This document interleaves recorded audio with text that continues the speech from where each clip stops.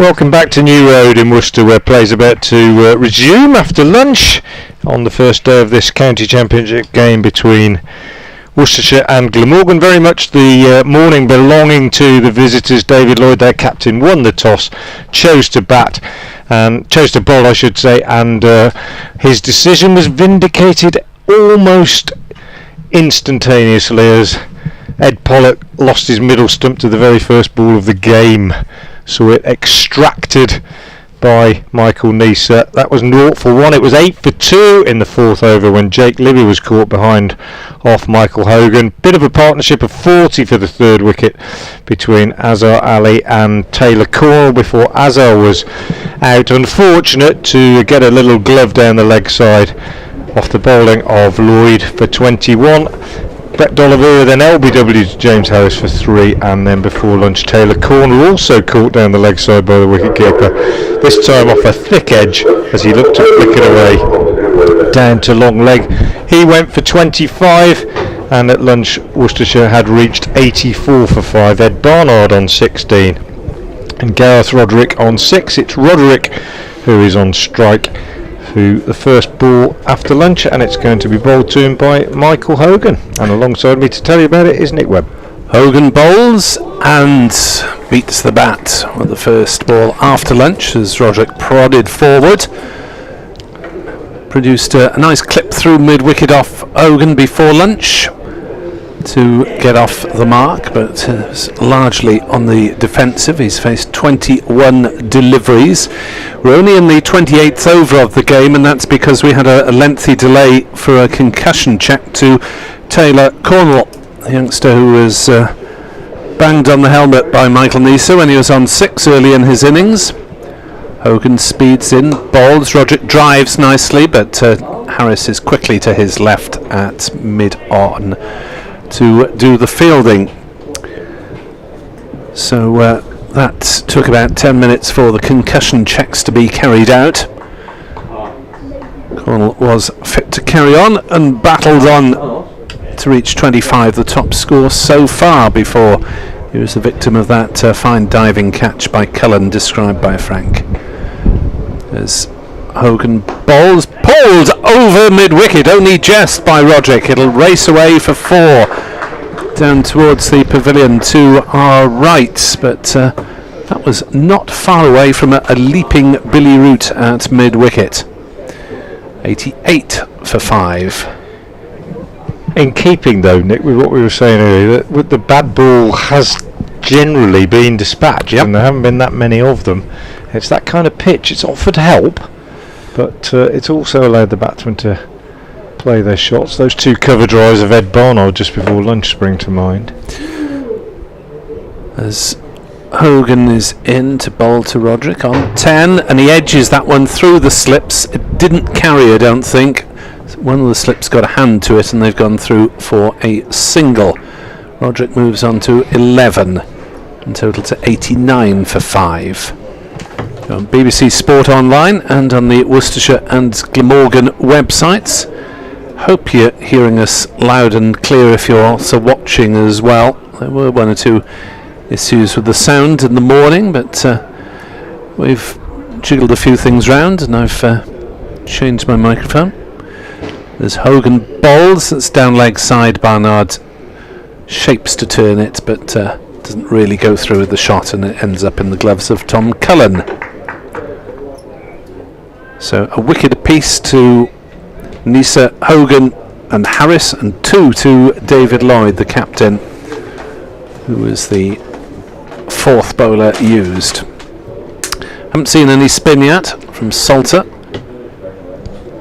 and Ingram is Glamorgan's backup spin option, as Hogan is in to bowl, allowed to go through by Barnard, playing no shot outside off stump, and 5 runs have come off the first over since lunch. Worcestershire 89 for 5, but with a long way to go to some sort of respectability from the lower order. The batting to come: Leach, Baker, Pennington and Morris.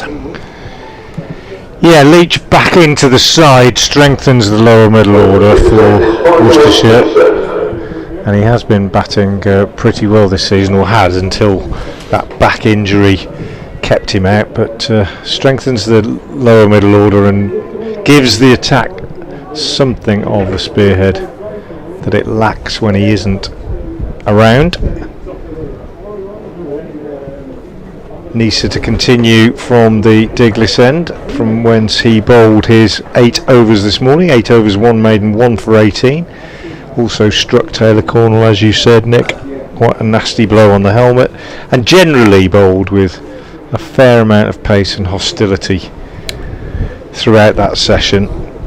Always looks as though he's giving maximum effort, Michael Nisa, the very physical approach. Yeah, very demonstrative bowler. Head in hands a few times when he went past the bat this morning as well.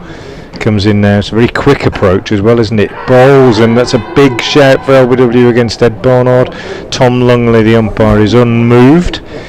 Nisa can't believe it. I wonder if there might have been a little inside edge. Roderick, not Barnard. Backing vocals from Kieran Carlson at cover. Watching a replay now. Just outside off, maybe. Looked as though it so probably would have hit the stumps. It's hard to say, wasn't it? But he certainly fancied it. But Tom Lungley was a bowler himself, so he wouldn't be shy to give it, I wouldn't have thought. Here's Nisa again, he's in, he bowls, and Roderick is forward and pushes out on the offside. There aren't many, I suppose the ideal, the convention for a seam bowler running up is to go through the gears and hit the crease hard, but there aren't many that actually get into top gear as early in their run-up as Nisa, but he really sprints in, doesn't he? He's absolutely flying when he when he's coming in. It's not a sort of 1, 2, 3, 4 going through the gears approach at all. He's right into it now, and in he comes and bowls, and that's a bouncer which Roderick saw early and ducked out of the way of. Quite a bit of hostility throughout the day from Nisa. Got one a bit too short when he really lost his temper and banged one in at whoever it was, Azhar Ali I think, and it cleared the wicketkeeper Cullen. Well, he made a half stop, didn't he? Sort of tipped it over the bar and saved a couple. But other than that, I think Nisa's been judicious and quite cute in his use of the short ball. He comes in again now and bowls, and that's a good length, and forward comes Roderick, pushes up to mid-off where Carlson is the fielder. 89 for 5 it remains. Second over after lunch here at a sunny New Road. Fairly sparsely populated New Road, I would have said, for a Sunday afternoon. A moderate breeze, but it's a pretty picture that we're looking out on from our position at wide third man. Michael Nisa in again, bowls, and Roderick is again forward and pushing out on the onside end of a pretty good over, that to be fair, from Nisa. So his figures now 9 overs, 2 maidens, 1 for 18. Hogan 7 overs, 1 maiden, 1 for 21.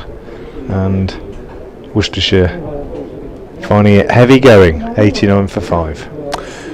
Heavy going as well for the Wales national county side, who are in action at Wimborne in Dorset. Wales 138 for 8 in 45 overs. So struggled to win that one, as that's outside off stump from Hogan and allowed to go through.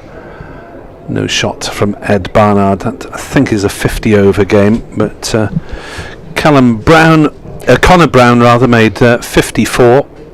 No one else really in the runs for Wales. Morgan Bevan's 21, the second top scorer. So Wales with 5 overs to go. Now 140 for 8 with just under 5 overs to go. As that one is outside off stump and allowed to go through again by Barnard. Wales national counties side having quite a successful 50 over campaign up until today anyway, and bolstered by the odd Glamorgan squad player.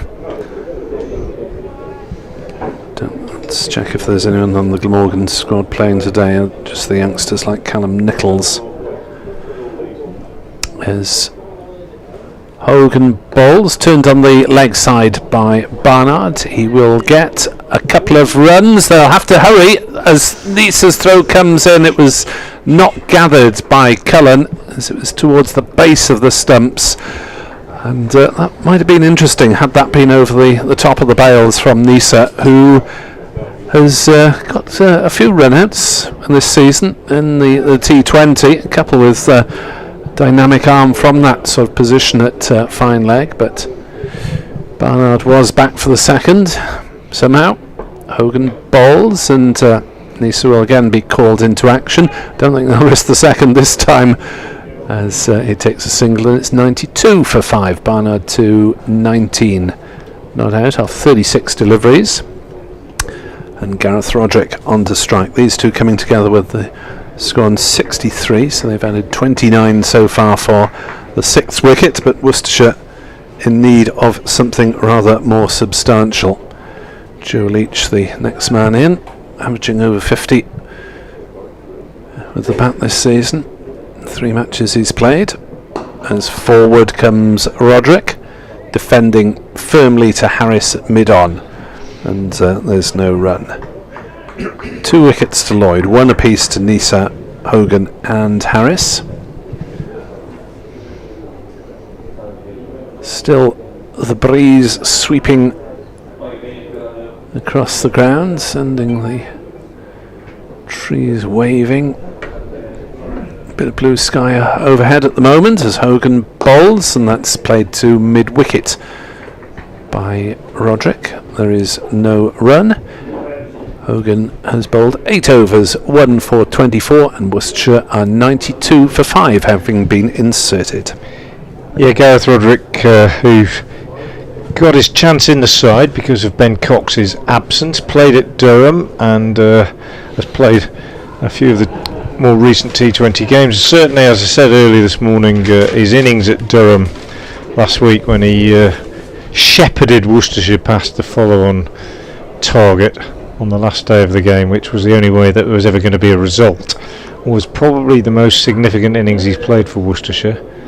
I'll just break off as Nisa starts a new over ball into Barnard, who lets that go outside the off stump, and it was significant in terms of how long he batted for, and it was significant in terms of how comfortably he looked at the crease.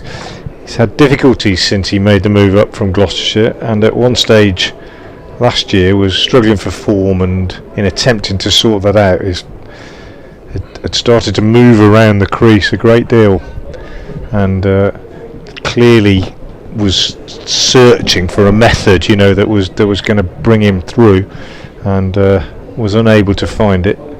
As Nisa comes in again and bowls, and Barnard just gets a run, running this very deliberately down to third man.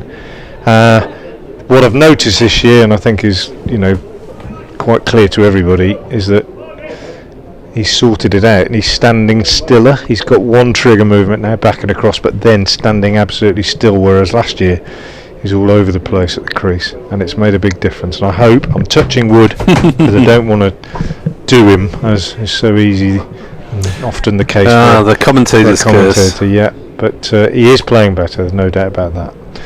93 for 5, he's on strike now as Nisa comes in, and he plays it out on the offside for, no run, straight to the fielder, but very solidly, I would like to say, and with absolutely no problem whatsoever. Unlike Michael Nisa, who, not for the first time today, collapses having delivered the ball, and then, as we said, Nick, then sort of scuffs away at that. He always does that. Bowler's end foot marks, as if to say, it's not my fault. I'm surprised he doesn't get on the wrong side of umpires, frankly, because he does scratch away at the crease after virtually every delivery. And you would have thought the umpires would say, "Oh yeah, I need that white line there." Anyway, he comes in again now. All appears to be well. And he bowls, and Roderick is taken on the pad. There might have been an inside edge because there's a kind of aborted appeal from both in front and behind the wicket. And the ball runs out to short mid-wicket where Billy Root is the fielder. 93 for 5. Worcestershire then. Well, it's just hang in there, isn't it? It's just bat for as long as you can. Absolutely. it'll be little targets. They won't have said let's be still here at tea. They'll have said let's get through the first 5 overs after lunch. Then we'll see if we can get through another 5. As Nisa is in and bowls, and Roderick is forward, playing back to the bowler. He does his own fielding. Yes, we in the commentary box tend to speculate about what will happen in the next session. As you say, I think the players tend to take it in shorter chunks rather than saying we want to bat for 2 hours, right? We want to bat for half an hour and score another 20. Whereas David Lloyd's message will have been just more of the same, boys. We bowled well this morning. Let's just make sure that we're patient, and when the catches come along, the chances come along, we take them. Nisa in bowls, and that's a good lead from Roderick to a good delivery just outside off stump through to the keeper Cullen, and that's the end of Nisa's 10th over. 2 maidens, 1 for 19, and it's 93 for 5 off 31. Still 65 left in the day. We had that long break this morning for the concussion issue. I reckon it's going to be a late one, but at least you haven't got far to go to get to your hotel room. Indeed, it's all of 60 metres or so. In the Test match, New Zealand's 6th wicket partnership is surviving and prospering. They've put on the best part of 100 now, have Mitchell and Blundell, and New Zealand 2-5, 4 for 5 lead England by 223. So still very much all results on the cards at Headingley, as Harris is into bowl, turned on the leg side by Barnard. No run. I read an article the other day that said Mitchell and Blundell, who have clearly been, well, more than a thorn in England's side this year as a partnership, being incredibly productive. But it sounds like a firm of 1950s solicitors in a Chipping Norton or something like that. For all your legal needs. 93 for 5. Harris to Barnard, and that's flicked away on the leg side backward of square. In fact, that'll run away for 4 to the square leg boundary in front of the hospitality marquee away to our right, and the surviving chestnut. And Barnard moves up to 20 and Worcestershire to 97 for 5. Just the green shoots of recovery in this Worcestershire innings, having been 5 down for 63 in the 21st over, now in the 32nd. 40 deliveries faced by Barnard. Elsewhere in Division 2, Nottinghamshire going well, 130 for 2 against Middlesex. Harris bowls outside off stump. Barnard plays no shot. In that game at Trent Bridge, the only game I can think of where, if you take what Worcestershire and Glamorgan would want, is for both teams to lose. Because they're out at the top, those two, aren't they? Middlesex and not. Yeah, Glamorgan played really well up at Trent Bridge to win that game on the final afternoon, but lost at home to Middlesex. As Harris is into bowl, flicked off his legs by Barnard, but fine leg. Nisa does the fielding on the ropes. Just the single. It's a frightening thought, isn't it, that we're into the second half of the championship campaign with today's play. Yeah, it is. The 8th game out of 14. It is. It's amazing, isn't it? As you said, we don't really seem to have had the summer yet. And then we've got a lengthy spell with very little cricket, really, haven't we? At county level, yes. As Harris is in bowls outside off stump, Roderick has nothing to do with it. But I'm sure the crowds will be flocking to franchise cricket at Cardiff, among other places. And I suppose here at Worcester, even more scepticism about the 100. Yeah, I think so. I don't think you'll find many Worcestershire supporters allying themselves to a Birmingham-based team, to be honest. I might be wrong. Harris into bowl, outside off stump. Roderick needs to play no shot and does play no shot. 98 for 5 with 32 overs bowled, so just a smidge over 3 and over the scoring rate. and a slightly soporific post-prandial feel to affairs in the last few minutes, but it was an all-action morning with those 5 wickets going down, and Worcestershire looking to rebuild a little bit. Be an update coming shortly for BBC Hereford and Worcester listeners, and then we'll be welcoming a guest commentator into the affair here at New Road, David Townsend, usually to be heard commenting on Middlesex or Irish cricket. This one left alone outside the off stump by Nisa and taken by keeper Cullen. Good afternoon, David. Good afternoon. Don't leave Yorkshire out of that one, Frank. And Yorkshire, of course. Yeah, done a fair bit with Yorkshire. Yeah. Last few But years. A guest appearance. A guest here appearance. At New Road. Well, staying down in Morton Marsh. What nicer part of the country could you be? Not far away at all. Spending a couple of months. Yeah. Not too far away from your own Cotswolds. good self, of course. No, indeed. Where the Vale meets the Cotswolds. Here's Michael Nisa from the Diglis end. Right arm over. Balls. Barnard plays that little dab that he tends to play so expertly, just down on the offside. Maybe just got a little bit too much bat on that one, and it was too square, and he didn't get a single. Immediately he played it, he started to go because he thought, oh yeah, I've just run that down to third man like I so often do, but just got it a little bit too square, and Salter was able to prevent the run. 98 for 5 it remains. Do you know what I've been noticing everywhere I've gone since we had lunch together? I'll have to think about that. It's a bit of a vague question, that.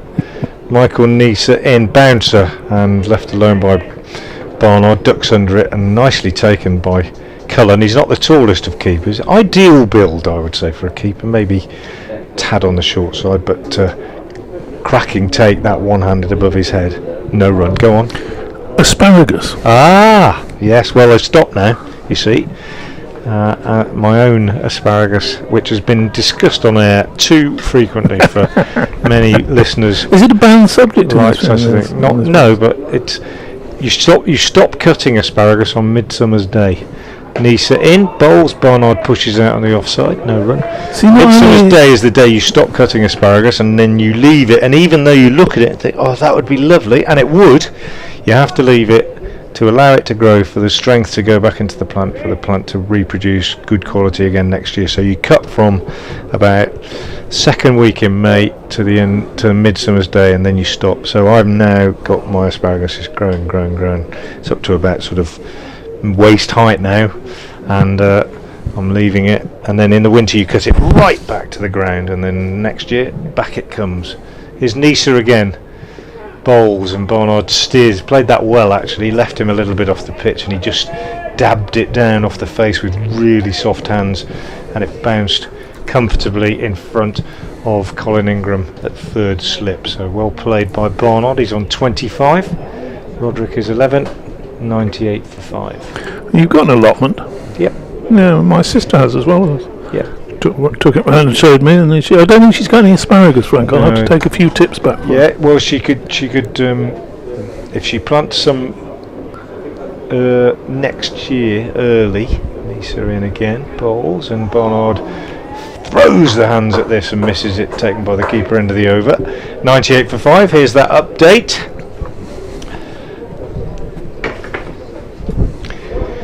Well, it was Glamorgan's morning. Worcestershire at lunch were 84 for 5, lost a wicket to the first ball of the game. Pollock out for naught, and thereafter Libby went for 4, Azarali for 21, Brett D'Oliveira for 3, and Taylor Cornwall for 25. Since then, a bit of resistance, Worcestershire fighting back. It's hard going. Ed Barnard's on 25, Gareth Roderick is on 11. We've had 4 overs since lunch, and the home side on 98 for 5.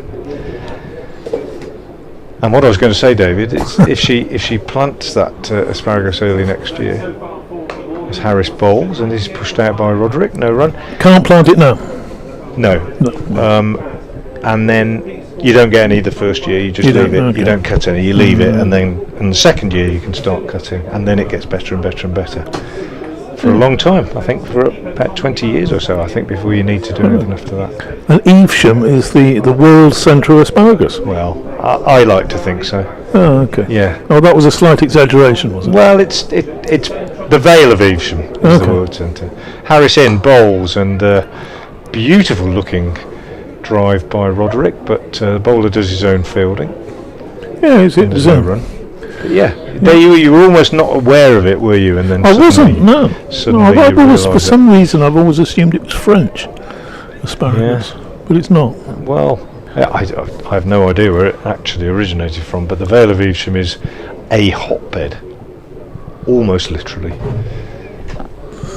Harris moves again from the New Road end and bowls, and Roderick is again solidly in behind this and plays defensively off the back foot this time up to mid-on where Hogan does the fielding. Well, having donned Nick's headset, I think I'll let him back in here because I don't want to sort of disturb you, disturb you blokes. And then at the end of this over, you can move into this seat.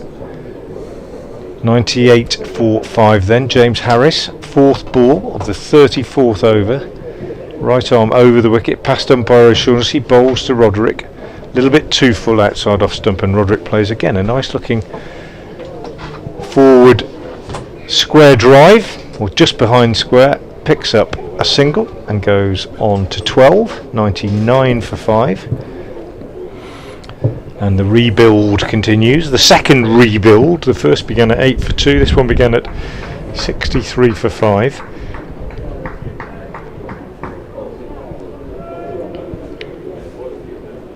Harris again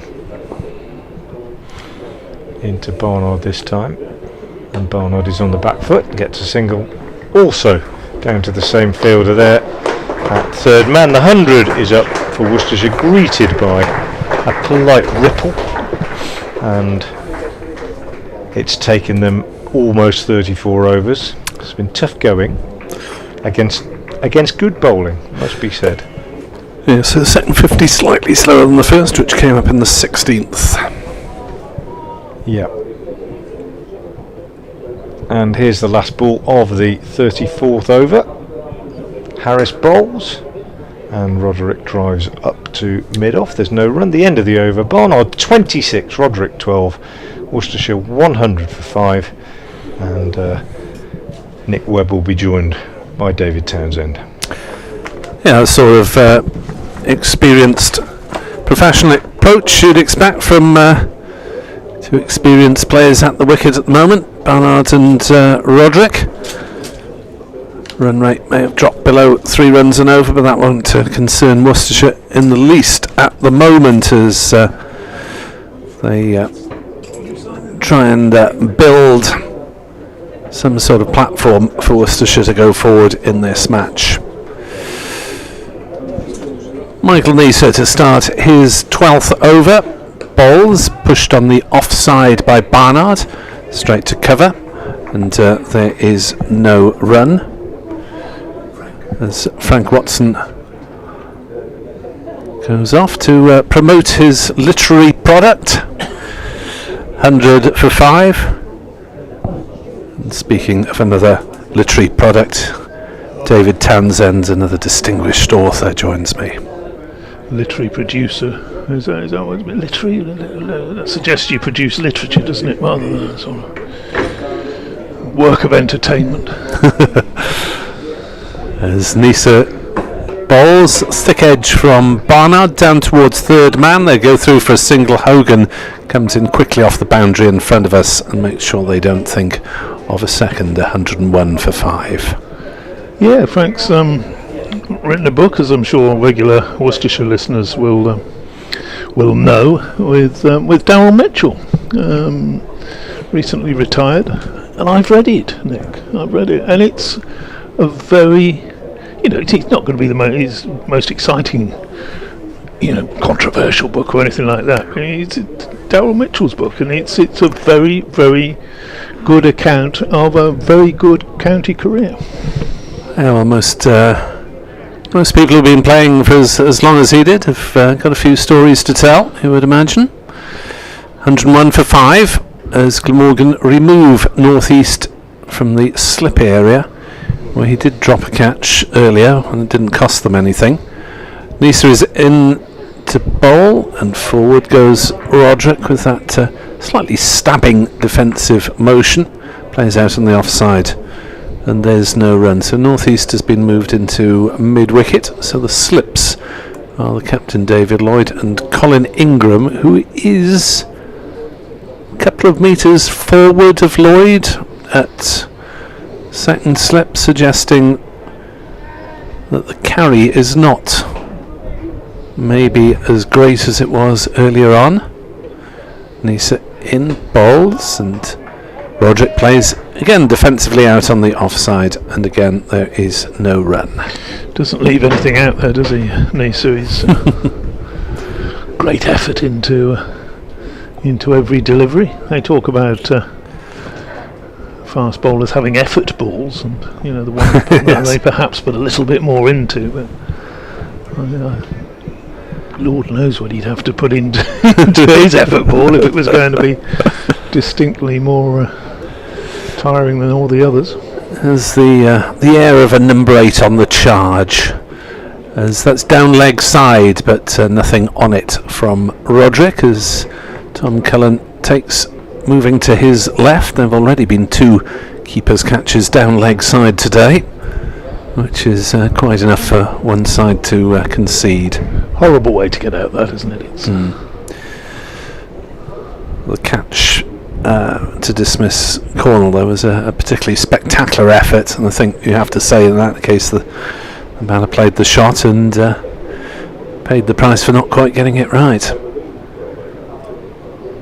As Nisa in from the Diglis end, bowls, short delivery that Roderick sways back out the way of, goes through to Cullen, who charges down the far end. Glamorgan's over 8 is still level, despite having operated exclusively seam, largely due to the fact that they had that 10-minute delay, so they'd probably have had another 3 overs were it not for that. Cullen likes a charge around, though. He's very enthusiastic, very competitive character behind the stumps, and I don't think I'd like to be batting with him in my Yes, they tend to be like that, don't they, wicket keepers? Lively little chaps, especially Australian ones.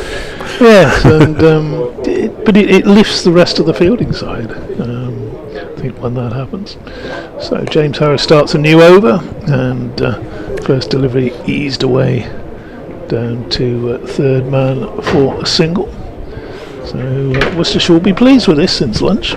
We've just seen the ship through that first half an hour or so of the afternoon session. Calmed it all down. Calmed it down. And that's what you need, isn't it? Often when you've seen a handful of wickets fall in the opening 2 hours. James Harris again bowling, and that's clipped slightly uppishly, but past square leg. There's going to be a couple of runs here for Roderick. He'll think about a third. He's coming back for a third.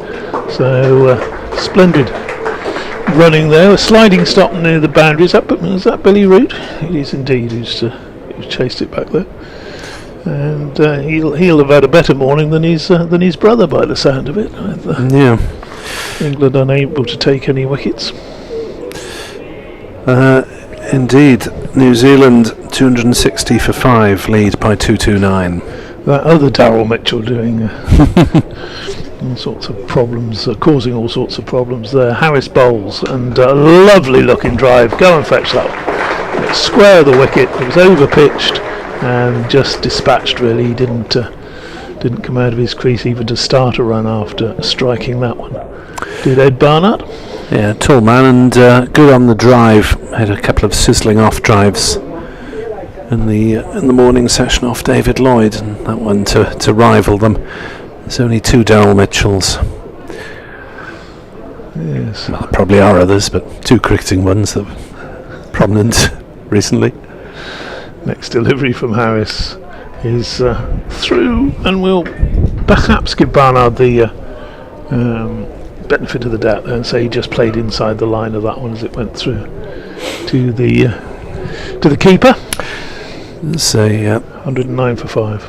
There's only 2 Tony Cotties was the title of the autobiography of our occasional colleague on commentary, Tony Cotty, former Sussex and Glamorgan batsman.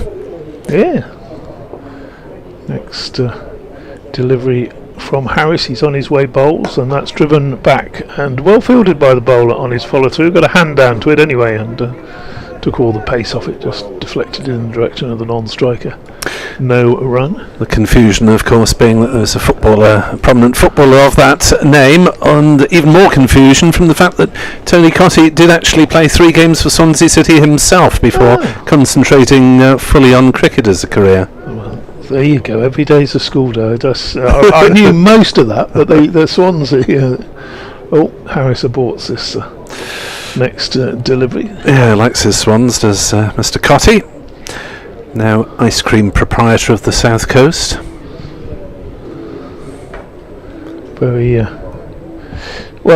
what should we say, very sort of consistent, wasn't he, in the middle order,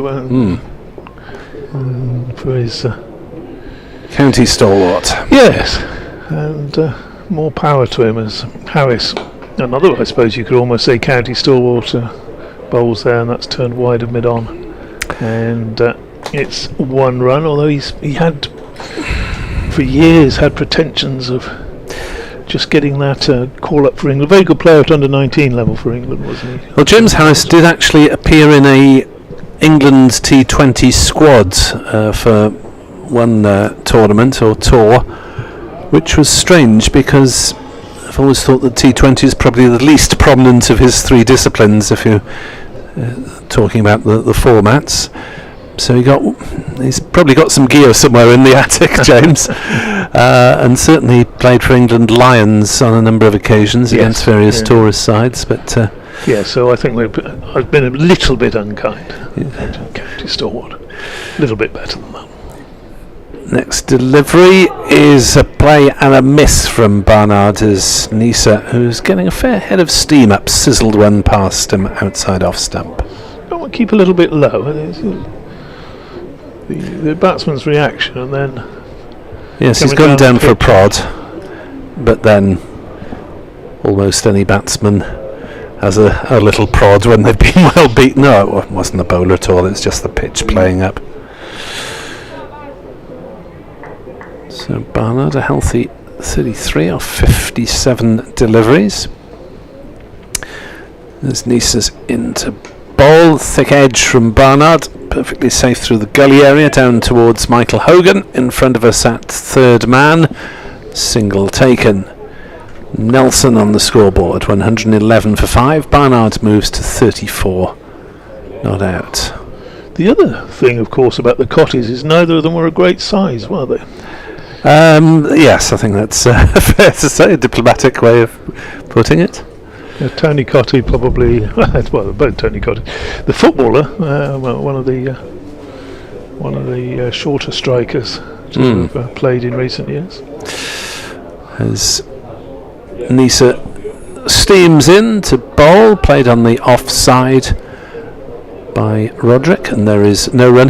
The cricketer Tony Cotty did take a fabulous jumping boundary catch at Ebbw Vale once in a vital moment in a 40 over match, and the location on the boundary edge was labelled by the then Western Mail correspondent as Cotty's Leap, which I thought was a nice turn of phrase. 111 for 5 as Nisa bowls, defended on the leg side by Roderick. I think the footballer Cotty actually spent a little bit of time in the Far East, didn't he, playing in leagues there towards the end of his career. All right. I think the joke going around with that was that he'd always wanted to be a target man, and the footballers tend to be smaller in that part of the world. So, but he was Harry Redknapp's little un, wasn't he? Harry Redknapp always liked a big un and a little un up front, and he was certainly a very fine player. Nisa in bowls, Roderick defends, back to Nisa, who tries to play a bit of football keepy-uppy, succeeds on about the third attempt, and then lobs the ball to Kieran Carlson for either inspection or polishing, or possibly both. No, there's no complaint to the umpire, so it's just polishing at the moment. Football a lot easier in those days, big one and a little one up front. now you have things like false nines, which I haven't got a clue what that is. Yes, you confuse the forward who isn't there. Confuse the defence by the absence of a target man. Those Nisa bowls, and Roderick turns it on the leg side. They think about a single, but northeast at mid-wicket fields, and there's no run. 111 for 5. Yeah, is it that the central defenders are running around the pitch frantically looking for someone to mark, and they're in the 10 channel. What happened to the 8 channel? I'm not sure, but the 10 channel. There's a 10 channel as well. There's a false 9 and a 10 channel. You've got to have someone in the 10 channel if you've got a false 9. I must admit, Nick, all the years that I've watched football and I enjoy football, is that I don't understand the game. I don't know what's going on. I just watch it as a spectator. With cricket, I'd like to think I know a little bit about what's going on, but football I just watch purely from a spectator's point of view, and false 9s and 10 channels and in the hole and all that stuff. Nah, doesn't work. Harris, number 9 on his back. He's not a false 9. He pushes that into the onside, or at least Ed Barnard does, to pick up his 35th run. Roderick's on 15. Good little partnership, this one, isn't it? Yeah, it's getting Worcestershire, certainly, if not on the front foot, they're certainly off the back foot by now. Yes. It's got a little rebuilding job, as Frank said. So Roderick on strike now. He's hung in there. Harris bowls to him and starts to come forward, then stands up and just pushes that square of the wicket. No run to be had there. It's a little bit breezy in the ground this afternoon. It's not as warm as you would like to think it would be for the 26th of June, is it? Something like that? It is, yes, according to my tablet in the United Kingdom, it is the 26th of June. It's probably the 27th in New Zealand by now. I think it would be. Almost be that in, not quite in Australia, be coming out towards midnight. Harris bowls short, and that's pulled. Played that well, gone on top of that, kept it down through mid-wicket. He's going to pick up probably 3 runs. Chase and turn there. Good bit of fielding and good running for the batsman to get through 3 runs. There's Billy Rooch doing his some sterling work there on this pavilion side of a beautiful county cricket ground, isn't it? I think we were discussing this the other day, Nick. The as far as headquarters grounds go, yes, this has got to be one of the yes, if not the finest. The view that we have from this angle. Harris bowls and up on his toes goes Barnard, plays that down to third man. He moves to 36, 18 with that 3 to Roderick, and the score ticks over to 116 for 5. I mean, rivals to it, I suppose you would say, in a way. Perhaps Hove has got a certain quirks and certain charm about it, and Taunton, of course, as well. Absolutely, plenty of greenery from our commentary position in Cardiff as well, with Butte Park in the background. Next ball from Harris is defended, and no run there. Lost the charm it had in the old days, I think, hasn't it? Well, it's a big stadium now, yes, rather than an old-fashioned county ground. It was somewhat rickety in its days. I think spectators are more comfortable these days, even if they do tend to rattle around for most county games in a large stadium. Yeah, I think county cricket is, for me, it's about grounds like this. Harris starts in and then gets halfway and slows down, just runs through the crease, doesn't bowl. Again, grounds like I was at Chesterfield a couple of weeks ago. What a gorgeous cricket ground that is, and I never thought of Chesterfield as being a particularly attractive town, and I don't want to say bad things about anybody listening, but Chesterfield, you don't sort of associate that with a gloriously green park, and lovely Queen's Park. Next delivery is helped around the corner. That's a good shot. That is a good shot from Roderick. Short delivery, 2 men out, and he's managed to bisect them, and that's gone down to the old tree over there in the corner.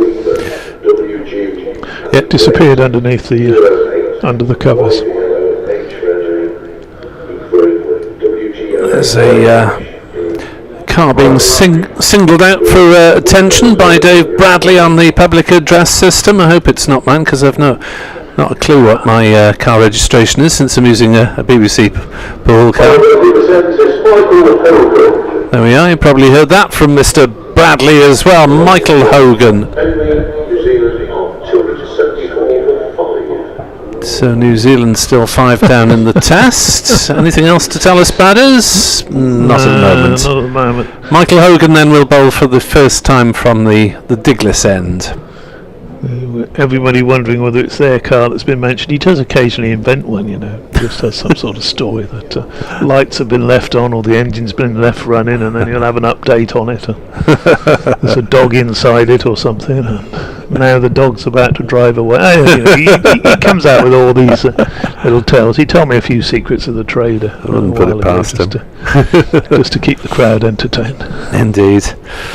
Yes, talking about Hove, I hope it's better for Glamorgan's championship game than it was for the T20 game, because it was quite unpleasant conditions down there, and it was so unpleasant that we opted for a very small commentary box rather than risk the great outdoors. It was sort of cool and breezy on a Thursday evening, and not many people there. Wasn't what you want from T20 at all. Hogan in, bowls outside off stump. Barnard plays no shot. So Glamorgan is Hove in the final game of the championship season at the late September, when you really should be back in school and all that. 120 for 5. Ian Holmes reports that he was hoping to have arrived by now, but was delayed en route by a great lunch. Oh dear. So hope you enjoy it when you get here, Ian. As that beats the outside edge of Barnard's defensive shot.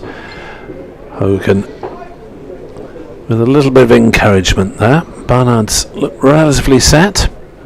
36 off 62 deliveries. If you want to tweet us, NickWeb 2017 and Frank Watson 58. I'm DO underscore cricket, which is a bit confusing because I used to be DT cricket, but DO underscore cricket. As that is noodled down to third man, Steve James style by Ed Barnard, as they go through for a single. Yeah, were you hacked on DT cricket, or did you just forget the password? It was my fault. I'm not blaming Twitter in a way, because they're a little bit rigid in their rules and everything. Were you subverted by an army of Russian bots or something? Not quite. Posting pictures of unquestioned raciness. That's cut shot from Roderick, and it's well fielded by Salter at gully, and there's no run. No, I was. I had my account was for some reason they said somebody tried to hack into it. Could I change my password? And my password was on my previous email, which I could no longer access. So any of you out there with Twitter, do make sure that your email is up to date. Gosh. Lisa bowls, and an inadvertent shot down to third man by Roderick, who I think was looking to leave that one. Let's run down to third man for a single. 122 for 5 here on BBC Sport Online from BBC Hereford and Worcester. BBC Sport Wales, be an update for radio listeners from a quasi-breathless Frank Watson in a moment. Well, we hope there'll be an update. They might not come. You never quite know on a Sunday afternoon. Hogan bowls, and Barnard has nothing to do with that one. Through to the keeper, 122 for 5.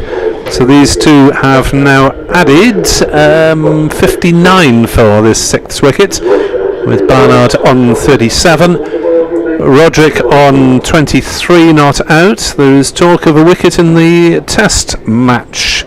And the screen updates. New Zealand 274 for 6.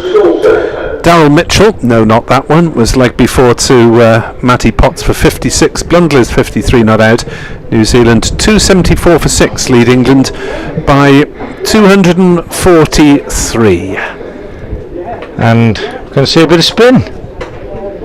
Nick, for the first time today, yeah, from Andrew Salter. Do you think there's signs that it's actually flattening out a little bit? Change colour a tiny bit, or am I imagining that? I might just have got difficult to tell. A little bit less green than it looked this you would morning. expect to, with a reasonable amount of sunshine on it, and Salter's been bowling well, and probably seems a bit weary by now. Here is that update.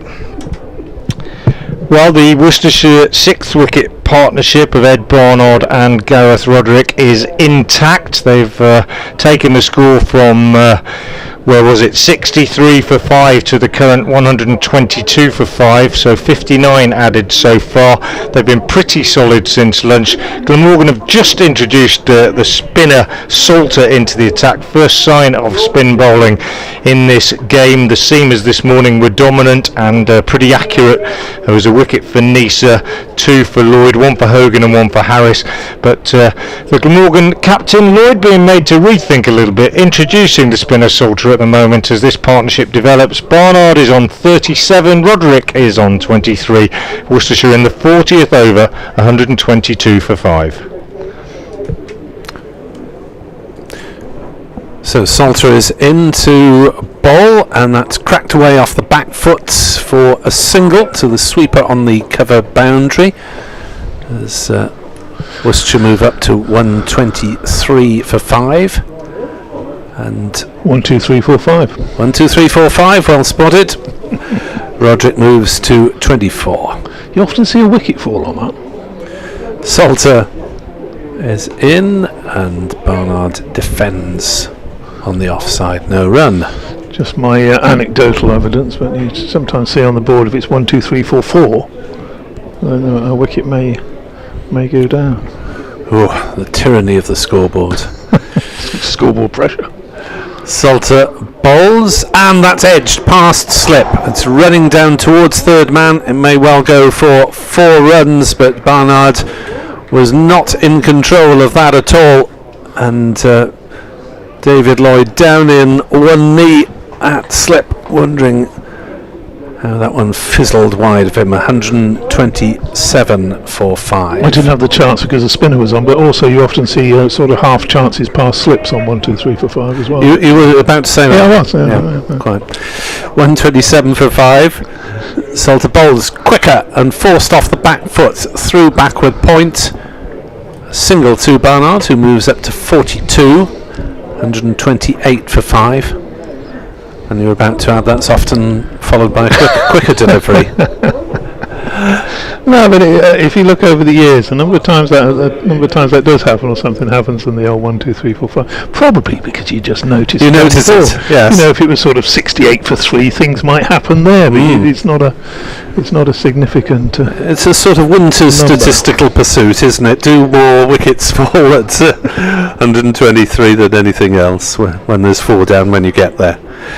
It's probably a load of hokum, but it's worth speculating about anyway. Needs to have more than double the score now. So it's Hogan from the Diglis end bowls, and that's through outside the off stump.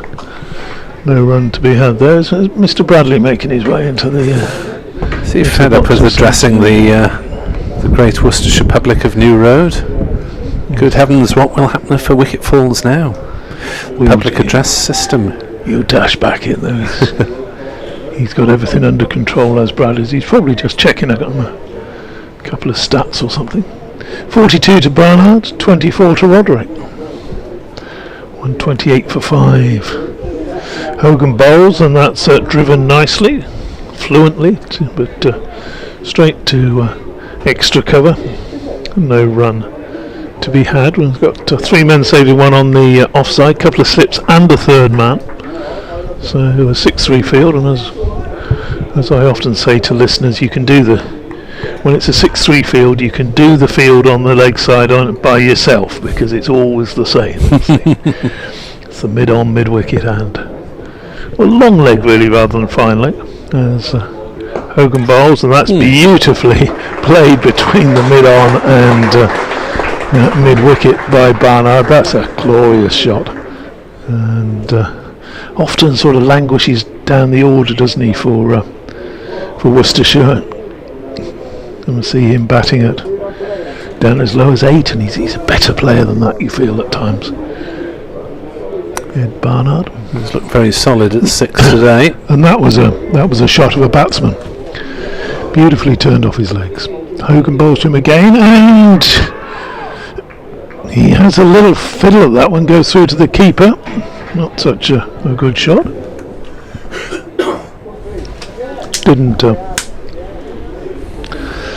Didn't get a touch, but it was one of those. His head snapped back as if to. I think I just got a little nick on that one. I flicked off something because there's a brief appeal.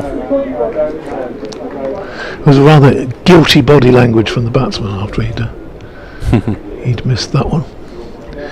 Hogan again bowls to Barnard, and he allows that one through to the keeper as well. Remains on 46, Roderick on 24. A little bit of breeze out there today, and nice sunny afternoon, and plenty of shirt sleeves down at the Diglas end in the Basil D'Oliveira stand.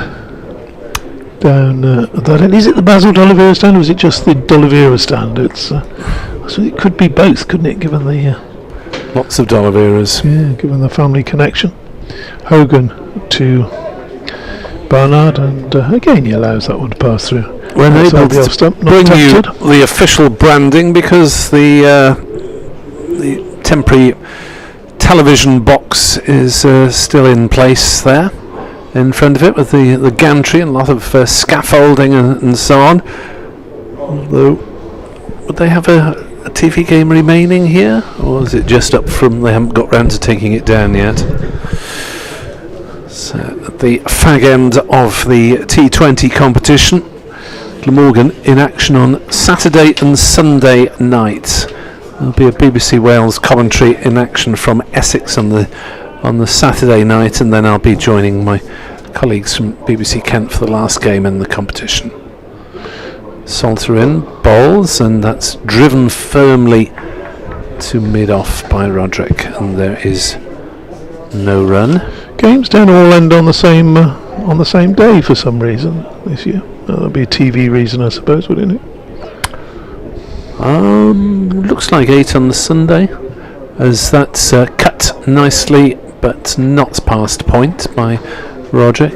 It was 9 in each. Well, according to this list, there's 8 on the Sunday night, which is on the Sunday. Actually, they're all floodlight, or apart from here, according to this. Yeah, well, this one can't be, of course. No, as that's played on the offside again by Roderick. Barnard thought about a single. Root was quickly in from point to field, so looks like they're all Sunday night apart from Worcestershire against Nottinghamshire. As Salter bowls on the back foot to a quicker delivery goes Roderick, defends. So Worcestershire are Friday and Sunday, both here. Lancashire and Nottinghamshire the visitors. Glamorgan 2 away games Saturday night and Sunday night. Salter bowls, again puts a bit of extra pace on it, it seemed, and it's comfortably worked away by Roderick for a single. 132 for 5. Roderick 24. 25. 133 for 5. The run going up a fraction late. Salter bowls, driven on the offside, and that'll be a single to Barnard, who moves on to 47, not out. Worcestershire on to 134 for 5. Andrew Salter just seems to be whipping it through a little bit rather than giving some air, and he's He's looked most threatening this season when he has given a bit of air and cut down the pace a little bit, but maybe he's still suffering slightly from one-day mode.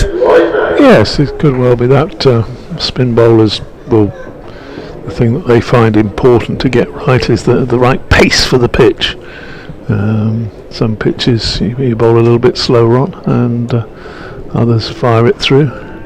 You'll be just trying to work out what is the best pace to bowl on for this pitch out there. He'll have a few minutes to think about that because it's Hogan in now to bowl, and that's through to the keeper. So that's that's 4 consecutive deliveries now. That's the first ball of this over, but the last 3 of the previous over were all allowed through by Ed Barnard, who has 47. Roderick on 25.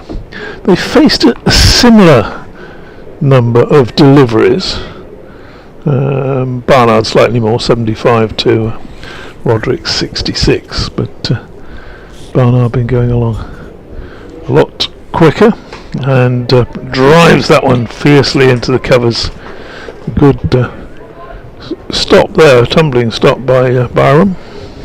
News from well though. Yep, news from the Wales National Counties game. They scrambled up to 181 all out against Dorset at Wimborne, with Connor Brown 54 and Jardine 37 the main scorers there. That's a 50 over a side game. Have to bowl well. Any relation, Jardine? Hogan bowls, and that's defended, pushed into the offside. That's an unfair question to ask, Nick, because you're not up to speed. I think it's Sam Jardine, I believe. Yeah, it's a good old cricketing name, isn't it? Yeah, I thought you were a bit unkind earlier on to them. You know, the 130 odd for 8 or something. You'd written them off. You can't write them off until both sides are batted. Indeed, I'm not au fait with the particularities of the Wimborne wickets. Exactly. Hogan turns at the Diglis end on his way, bowling, and it's a familiar little pattern for the last couple of overs. Again allowed through to the keeper, Cullen. Yeah, Tom Bevan, who was in the Glamorgan squad for a few games last week, having got a couple of hundreds for the seconds, got a first baller today. A few of that side have played for Glamorgan: Rheingold's, Brown, Herring, Pearce, Bull. So there's quite an overlap sometimes between the Glamorgan Wales, Glamorgan seconds and the universities sides. Hogan bowls and defended towards mid-wicket. Bevan, is he any relation to another great cricketing man? Not to our Edwards, no. His father was in the sports industry as an S&C man, I believe. It's also a pretty popular name in the rugby ranks, is it not, Bevan? Or am I showing my age there? Is it John Bevan? Hogan bowls through to the keeper. 2 John Bevans in the 70s. One was a wing, one was a fly half. Ah, okay. Well, that must have been confusing. Well, it's the same as there were 2 John Williamses, weren't there, who were real stalwarts of the 70s side. So yeah, but one was known as JPR, wasn't he? Well, was that another one? There were 3 of them. There were 3 John Williams. There was JPR and JJ, but JPR became known as JPR when JJ emerged into the national side. Okay. Before that, he was just John Williams. But when he was joined by his colleague on the wing, they had to. JPR, he's got much more about it, JPR, hasn't it? So new over started from Salter, and that ball is just played back to him. I'm nicking you over. Carry on, Nick. Don't worry. I'll put my feet up for the afternoon if you like. I've got enough other bits to do. Salter it is, bowling from this new road end, right arm over, and driven back to him on the bounce by Roderick, fielded in his follow through. No run. Slip in close attendance. David Lloyd. As Salter bowls, driven to mid-wicket by Roderick, no run. Interesting fielding position is that fine leg is up in the circle, you'd say, for a one-day game, and fairly square as well. Salter bowls. Roderick drives back to him. No run. Not much cover out there, is there? There's a deep mid wicket, but you think a firm sweep shot's going to bring you a few. There's Salter bowls driven to mid on by Roderick. No run. I suppose that's the trap, isn't it? To for the bowlers say, well, there's runs there if you get it right. On the other hand, if you top edge, there's a man poised for that. Salter to Roderick, who's forward, defending, back to the bowler. No run. That's the sort of over that'll do good to Glamorgan's over rate, which is a level par, if you like. 134 for 5, Worcestershire in 44 of our 96 hours of entertainment for the scheduled day. Frank will be heading back with writer's cramp very shortly, I imagine. He's selling a few. Hopefully, he sold a couple of mine. So, very much doubt it. It's always good to have people putting it under their nose, making them aware of it. I think it's marketing, isn't it? Something like that, Nick. Anyway, Hogan's about to start a new over. Bowls, and that's defended, and he wasn't quite sure why that had gone Barnard. He played it down into his crease off the back foot, and he's hastily looked around to make sure it wasn't dribbling back on the stumps or anything like that. But not too many Irish connections with either Worcestershire or indeed Glamorgan, I think. Although of course Andrew Brown the last couple of seasons. Brown has played the last couple of seasons, hasn't he? And I should imagine very popular man when he's in the Glamorgan side, very popular everywhere he goes. Next ball from Hogan, beats Barnard outside the off stump, goes through to the keeper. No run. What are you looking for? I'm trying to stop this monitor going off. It says press any key to cancel, but there are no visible keys whatsoever. Oh dear. There's no keyboard or anything. Is it tied up to this? No, I think I don't think it's linked to the iPad. Oh well. Something. Doesn't look like it's a touch screen. Hogan bowls, defended, no run. So. Oh, you nearly did something there. Oh, you're flickering now, Nick. No. Let's give it a tap. That works. Frank will be back shortly. Frank will fix it. Frank will fix it. How do we get this off the... Our screen is threatening to go off, but we can find no keys to push to stop it going off. Hogan, meanwhile, is not distracted by this, and he bowls. Oh! What It's an up and under, is it? What did he do? He had an up and Just like a second row binding firmly on the prop shorts in front of him, or hopefully on the prop shorts rather than any other bits down there. Yeah, indeed. Are you back, Frank? Yeah. Ah, okay. Well, There's no rush. Oh, okay. Have you sold out over there? Once a pair. Next delivery from Hogan. He's worked away down to third man for a single. He plays that shot well, doesn't he, Barnard? He just gets up and quite safely, and that's no doubt why we're seeing quite an early third man. Has he sold out? No, his integrity is intact. Book signing session today over in the marquee. Do we call him a co-author or a ghostwriter or collaborator? Hogan bowls, and that's played square of the wicket. I read mine all on my own, Nick. I'm sure you did. Yeah.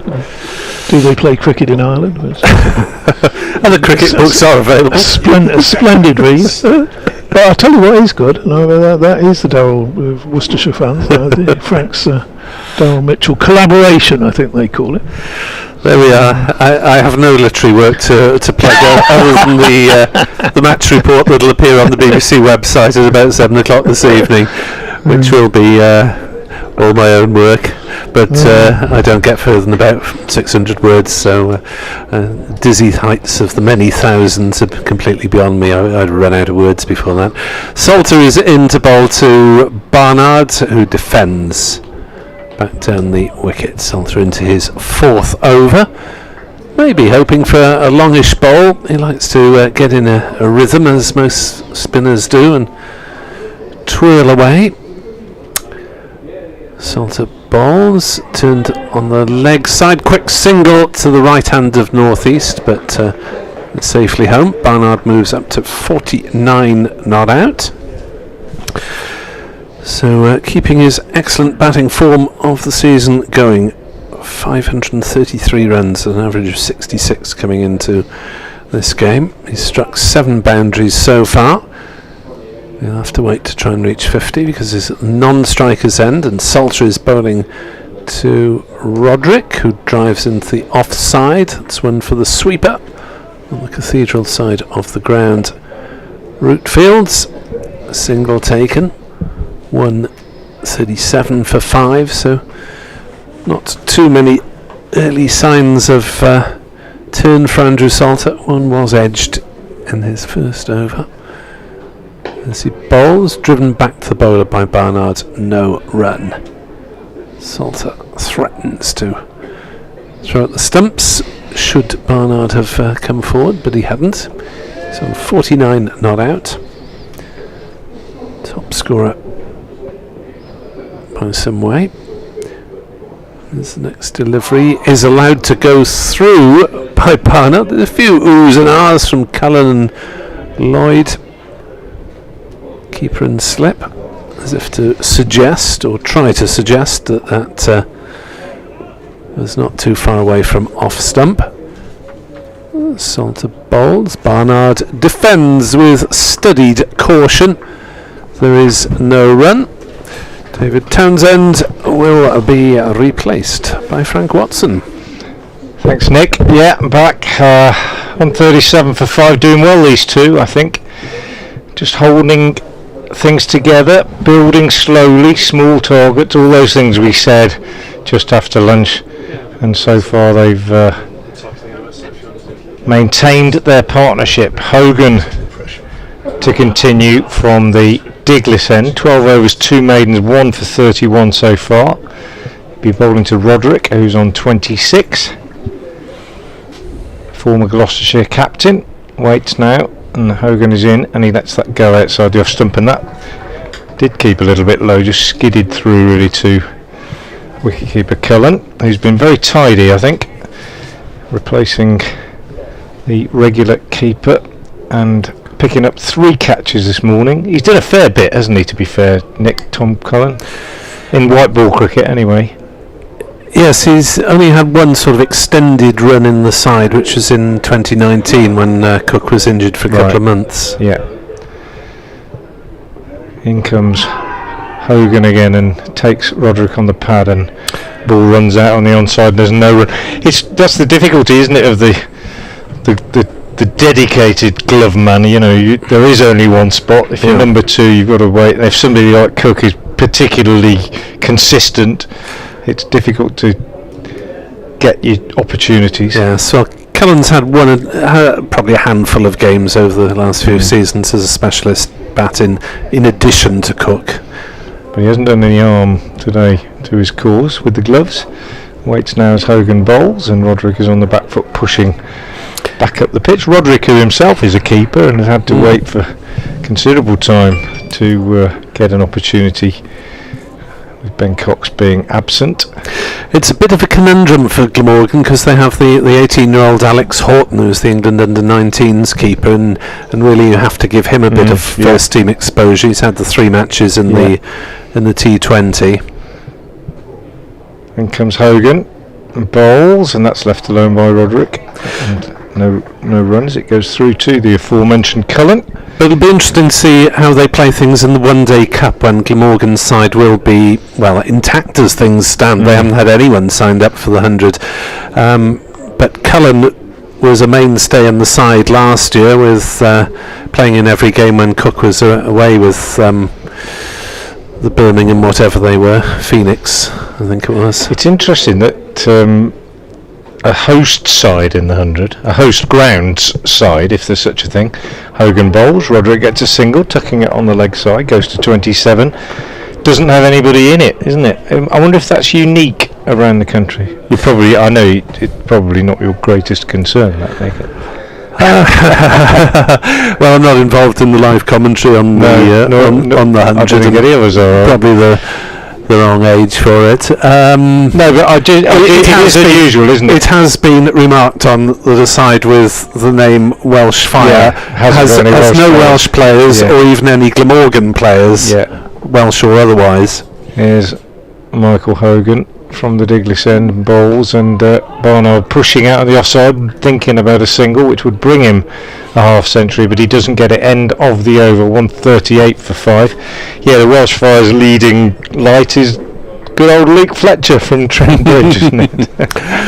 Hopefully we'll get a bit of Johnny Bairstow magic if he ever gets released by England in Cardiff. No, I've had this discussion with the Glamorgan Director of Cricket and Welsh Fire cricket manager Mark Wallace, and well, he's in a position to do something about it and I'm not, so he makes the decisions, or is a leading part in them. 138 for 5. Salter to Roderick on 27, defends on the offside, no run. And if I were in charge of the 100, I'd try and steer as many players as possible towards some sort of regional identity. Salter bowls and clipped through mid-on. That was better timed than I thought. Kieran Carlson is giving chase down towards us, fields and throws in one movement from inside the long-on boundary. It wasn't a great throw, but the key was that it was heading in the general direction as soon as possible and keeps them down to 2. Roderick to 29. Worcestershire to 140 for 5, having been 63 for 5 in the 21st over at the Nadia. As it's driven elegantly into the offside, but fielded by Harris, anticipating well to make ground to his left from mid-off. No run for Gareth Roderick. 140 for 5 remains the total. Barnard 49, Roderick 29. Salter in bowls. Roderick drives back to the bowler. Well, Salter must be bowling straight because the batsmen are hitting a lot straight at the moment. Pleasant sunshine overhead here at New Road. Salter bowls and no shot played by Roderick as the ball flicks off the pad, I think, to slip. No run, no appeal. Last ball of Salter's 5th over as he bowls to Roderick, who plays that one out into the covers. So Salter getting through an efficient over. 140 for 5. Barnard is on 49 not out. Roderick is 29 not out. I have a BBC Radio Wales update in a couple of minutes, so I shall leave you in the company of Mr. Watson and Mr. Townsend. Thank you very much, Nick. Salter getting through his over quickly and very tidily as well, I thought. Pretty good control, just the one ball slightly over pitch which was clipped through mid-wicket. And other than that, pretty miserly and pretty measured bowling from the spinner. No great turn in the pitch at the moment. David Lloyd bringing himself back into the attack, picked up 2 wickets this morning, both of them via catches behind, both of them down the leg side.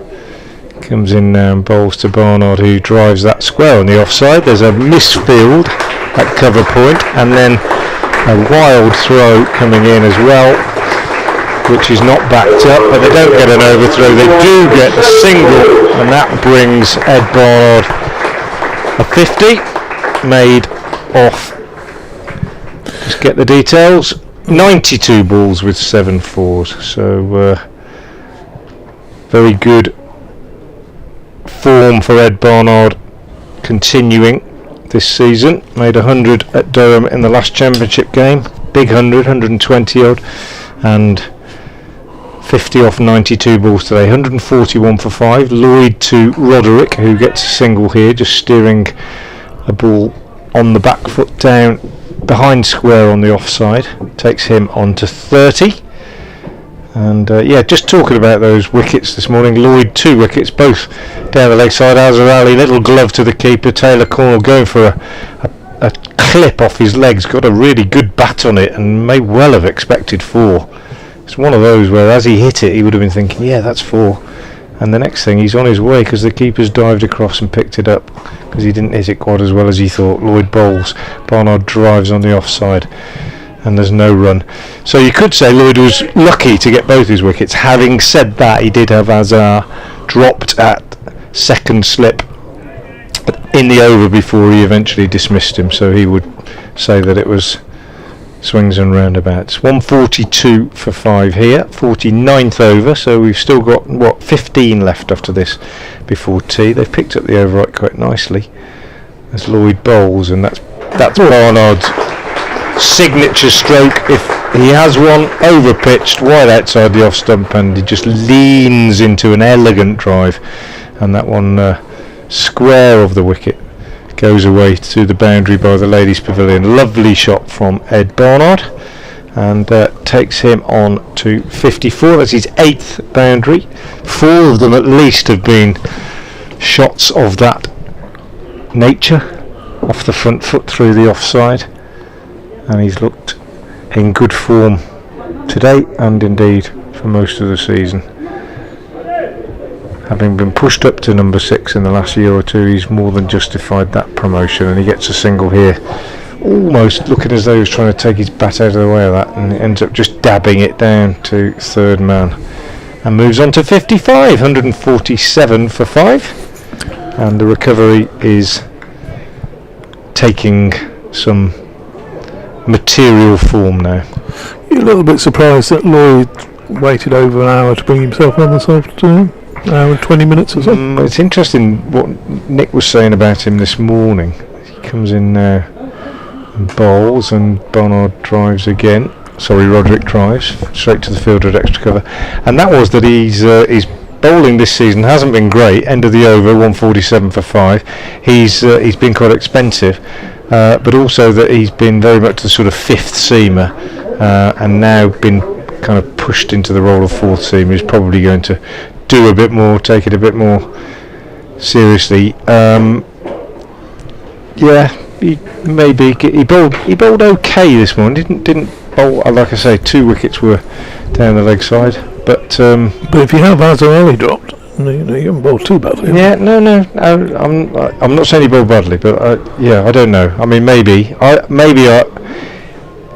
Hogan and Nisa are the front line seamers, aren't they, in this attack? Salter bowls. Sorry, it's yours, isn't it? Nice shot from Barnard, single. Yeah, it's pushed through the driven really through the offside out to the sweeper in front of the. But yeah, Hogan and Nisa are the sort of quicker bowlers who really did threaten the batsman this morning a bit more. Salter again, this time bowling to Roderick, who's forward, pushing that one defensively. We mentioned before, they faced a similar number of deliveries, these two, and Barnard's chased on. Salter bowls again, and Ristily looking for the drive, and doesn't beat the man at short mid wicket. Next delivery pushed through a little bit, and Salter's walked towards the batsman with his arm in the air, almost in a way that you would sort of celebrate a wicket there. Update for FM listeners coming now.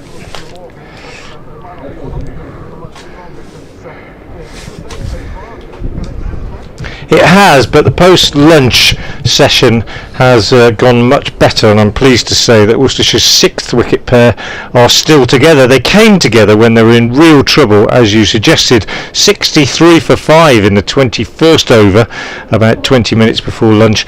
But since then, they've stayed together, and they're just beginning to find their feet now. Gareth Roderick stroking a short ball from the spinner Andrew Salter to the cover boundary as I speak. He's gone to 30. Ed Barnard has completed a 50 off 92 balls. He's currently on 56, and Worcestershire, after 50 overs, are 152 for 5.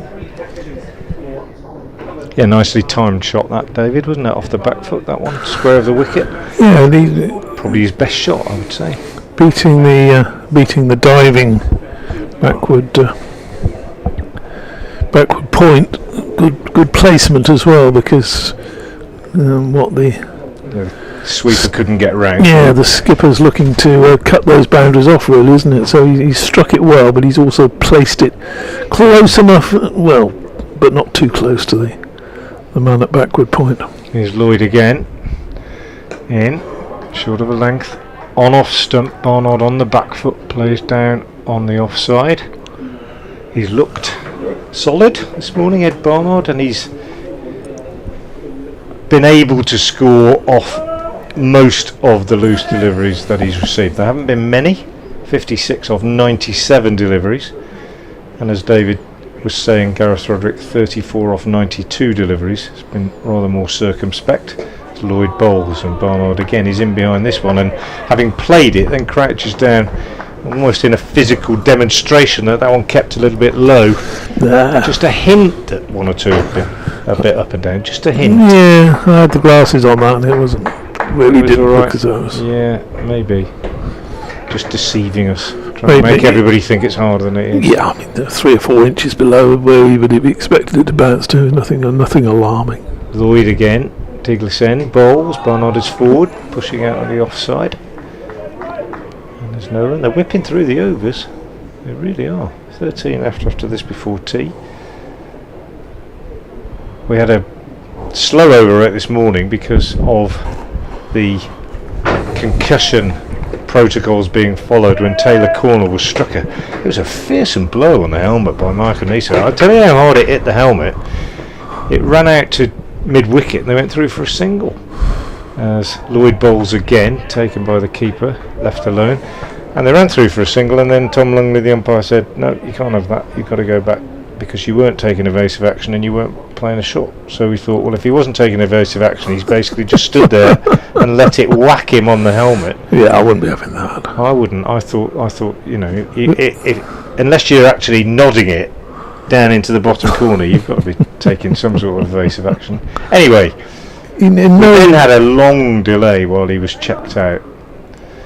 Umpire O'Shaughnessy, who's wearing a cap, the like of which I've never seen an umpire wear before, David. It's a white one, obviously, but it's a baseball cap. Oh. It's not the sort of Dickie Bird style cap that Tom Lungley's wearing at the Diglis end, and he lost it in the wind, and it's changed, it's blown away, and he's just gathered it, and it caused a pause in play. This one's turned on the leg side for a single by Barnard, takes him on to 57. Have you ever seen an umpire in a hat like that before?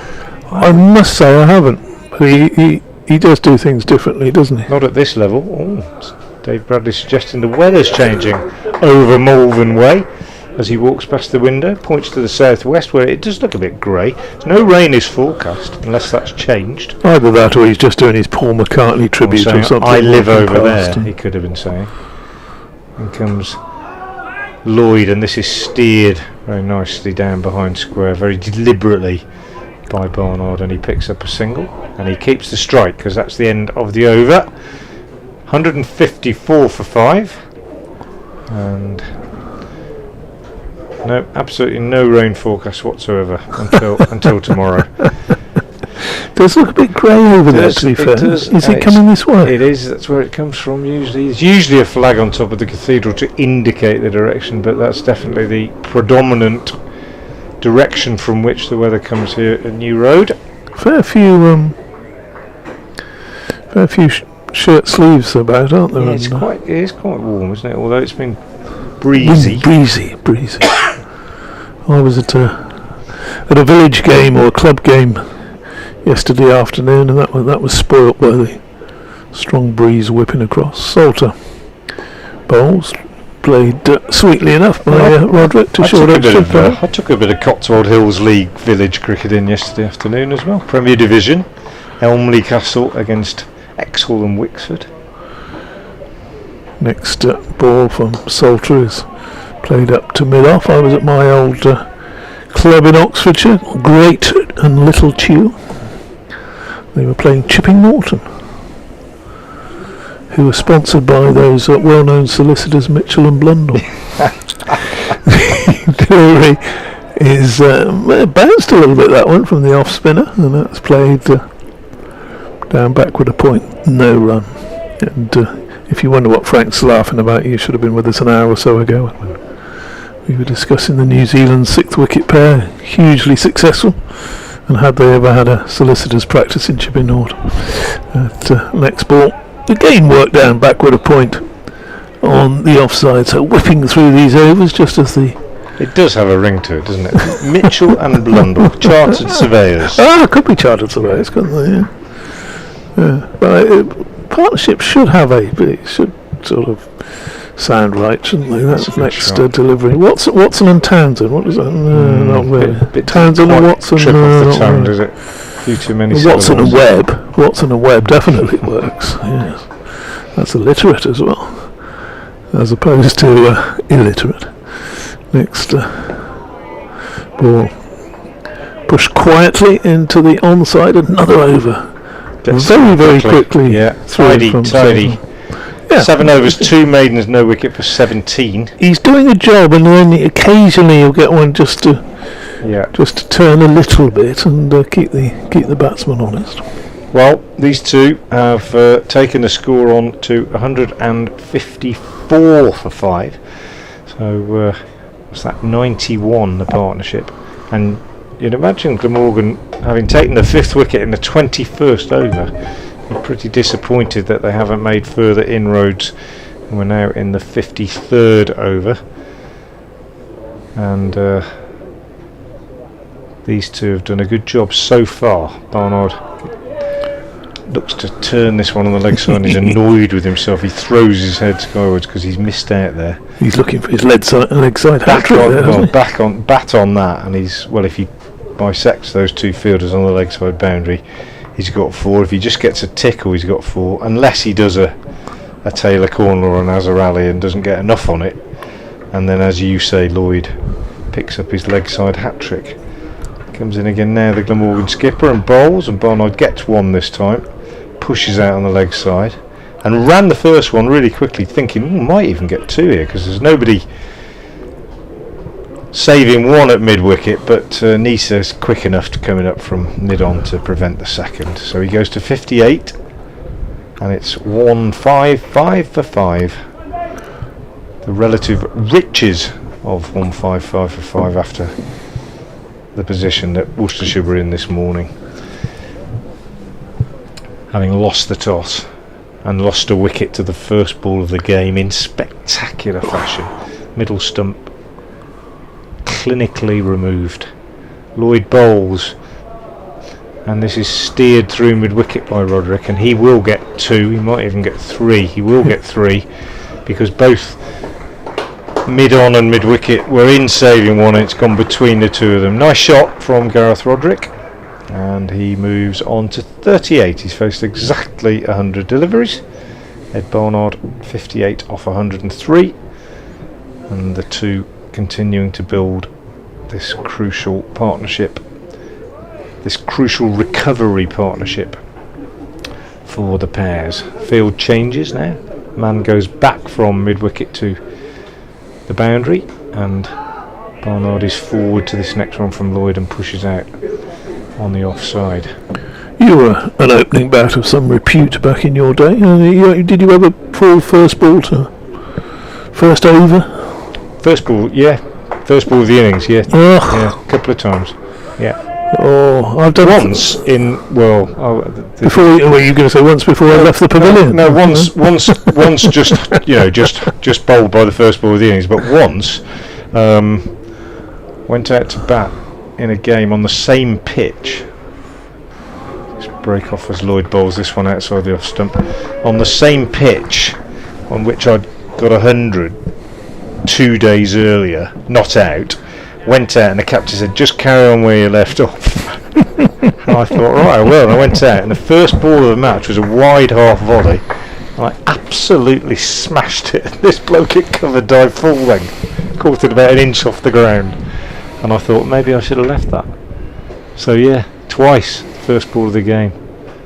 Lloyd bowls. This is dropped down by Barnard. Is going to be a run out? No, there isn't. And there could well have been, but Barnard dropped it down on the onside, looked as though he wanted to run. Roderick responded very positively, came charging down. Lloyd ran through. If Lloyd had picked the ball up and turned round, he could have rolled it at the stumps and run Roderick out. As it was, all in a tiz, he kicked it at the stumps at Barnard's end. Barnard was already in, so the end result was nothing, a dot ball. Barnard apologises to Roderick. It would be silly after all the work they've done to give it away. 158 for 5 at the end of the over. He was a long way down. He was. Wasn't he? He was a long way down, Gareth Roderick. 158 for 5. That's your water there. Thank you. So yeah, twice I was out the first ball again. Horrible feeling. I've been out in the first over. Salter bowls and hit in the air, and that was very nearly a wicket. They're going to get 2 runs. It's just sort of flicking it really over mid wicket. An attempt. It was one of those where you wish you were Joel Garner. Root, It's Sam Northeasters. Just got. Had he been, I don't know, 3 or 4 inches taller, he would have probably caught that one without too much difficulty, because it wasn't really travelling. Salter bowls again to Roderick, who's placed along the ground this time to bit of spin mid wicket. I think he's looking to play that on the offside, and he's got an inside edge. Might just have gripped a little bit. There's quite a bit of grass on the surface. So Salter bowls again, and that's turned into the onside again. And again, Sam East does the fielding. So really just these 3 players in it at the moment. And it's clouding over. It's getting chilly. Salter, Roderick, really defends. Is it Malvern way? Is it rain though? I don't know. I'm not sure. No. Light won't be great then. Next ball from Salter is eased up to mid off. So again, that one might have just turned a little bit, but he's back and plenty of time to play it and steer it to mid off. Bowls again and quickly through is over yet again. That's just pushed again into the offside. No runs. Weight overs 2 maidens, 0 for 18. My eyes deceiving me. 19 is out in the distance. 19. 10 overs to go before tea, and Lloyd to continue from the Diglis end. No wickets since lunch. A very different feel to the game from this frenetic morning session. And the ball now 54 overs old, not doing as much. The pitch, maybe it's just my eyes or an illusion, but it doesn't quite appear to have as green a hue as it displayed in the sunshine this morning. And batting becoming less difficult. And here we go. We haven't got a wicket for a while. Let's see if we can get the umpires to change the ball, he said cynically. But it's also this batch of balls that we've had all over the country this year that have caused problems. And Glamorgan are saying, well, we've tried everything else, let's see if we can get this one through the ring. And Steve O'Shaughnessy says, going through the ring, okay. Looking at it, you're going to have to carry on with it. Sorry, chaps. And so one changed it. Well, one of the fielders, I think it's Carson is saying, look, it's clearly out of shape, and Steve O'Shaughnessy put it through the ring, gave it back to him, and he held it up and he just grinned and said, but you can't be serious, it's not round. But it's round enough to go through the ring, so you better carry on with it. But it can make a difference. I was in Chesterfield a couple of weeks ago, and Middlesex got a ball changed and managed to take 7 for 21. complete sort of the ball started hooping around, which is what they're looking for. Lloyd in, bowls. Barnard works this one up to mid-on, takes a single, 161 for 5. This is why I'm quite cross about the whole idea of this batch of balls not being satisfactory. Martin Emerson did a piece on the BBC Sport website where he'd spoken to the chief executive of British Cricket Balls, the company that makes the balls, who insists that they're not doing anything different in the way that they're making them that they've ever done before. But clearly there's something wrong with what's inside these balls. That's my theory. It's not the outside, it's not the leather. Lloyd bowls outside the off stump, left alone. It's not the tanning, it's not the reddening, it's the inside of the ball, which is clearly not right, and they're going out of shape. But the annoying thing about it is that because of that, you get situations like that at Chesterfield where they change the ball and they get wickets, and you get situations where teams are trying to get the ball changed simply because they want that to happen when there's nothing wrong with it, and it's all basically because the balls aren't good enough in the first place. It shouldn't be allowed. It shouldn't happen. That's one of my hobby horses. Lloyd bowls. This one's played well by Roderick. Bounced a bit, hit his hand. Hands taken off the bat. Finger shaken as he runs along to the other end. 162 for 5. Roderick goes to 41. And my other bugbear with balls, David, is that I think the same ball should be used all over the world. Yes. I think it's bonkers. You can't. How can you have? I've said this loads of times. Excuse me if you've heard it before. How can you have a world Test match cricket competition when you use different balls in different parts of the world? It's simply nonsense. And I would say use the kookaburra everywhere. Lloyd again. Bowlers would agree with you. Lloyd again from the Diglis end, outside the off stump, taken by the keeper. No run, but they'd get used to it and they'd work out how to make it reverse, and they'd work out how to keep it shiny, and they do swing. I know it hasn't got as much seam on it as a Duke, so your English seam bowler wouldn't agree with you for sure, but I just can't understand how we can have a different ball in the West Indies to a different ball in India, to a different ball in England, to a different ball in New Zealand, South Africa and Australia. Lloyd bowls, Barnard swinging round, swivelling, looking to pull this. Didn't get up as much as he thought it might. Takes him on the thigh pad and dribbles to northeast at second slip. One ball left in Lloyd's 10th over. 2 for 32 his figures. I'd definitely like to see the kookaburra introduced over here, because I can think it would make a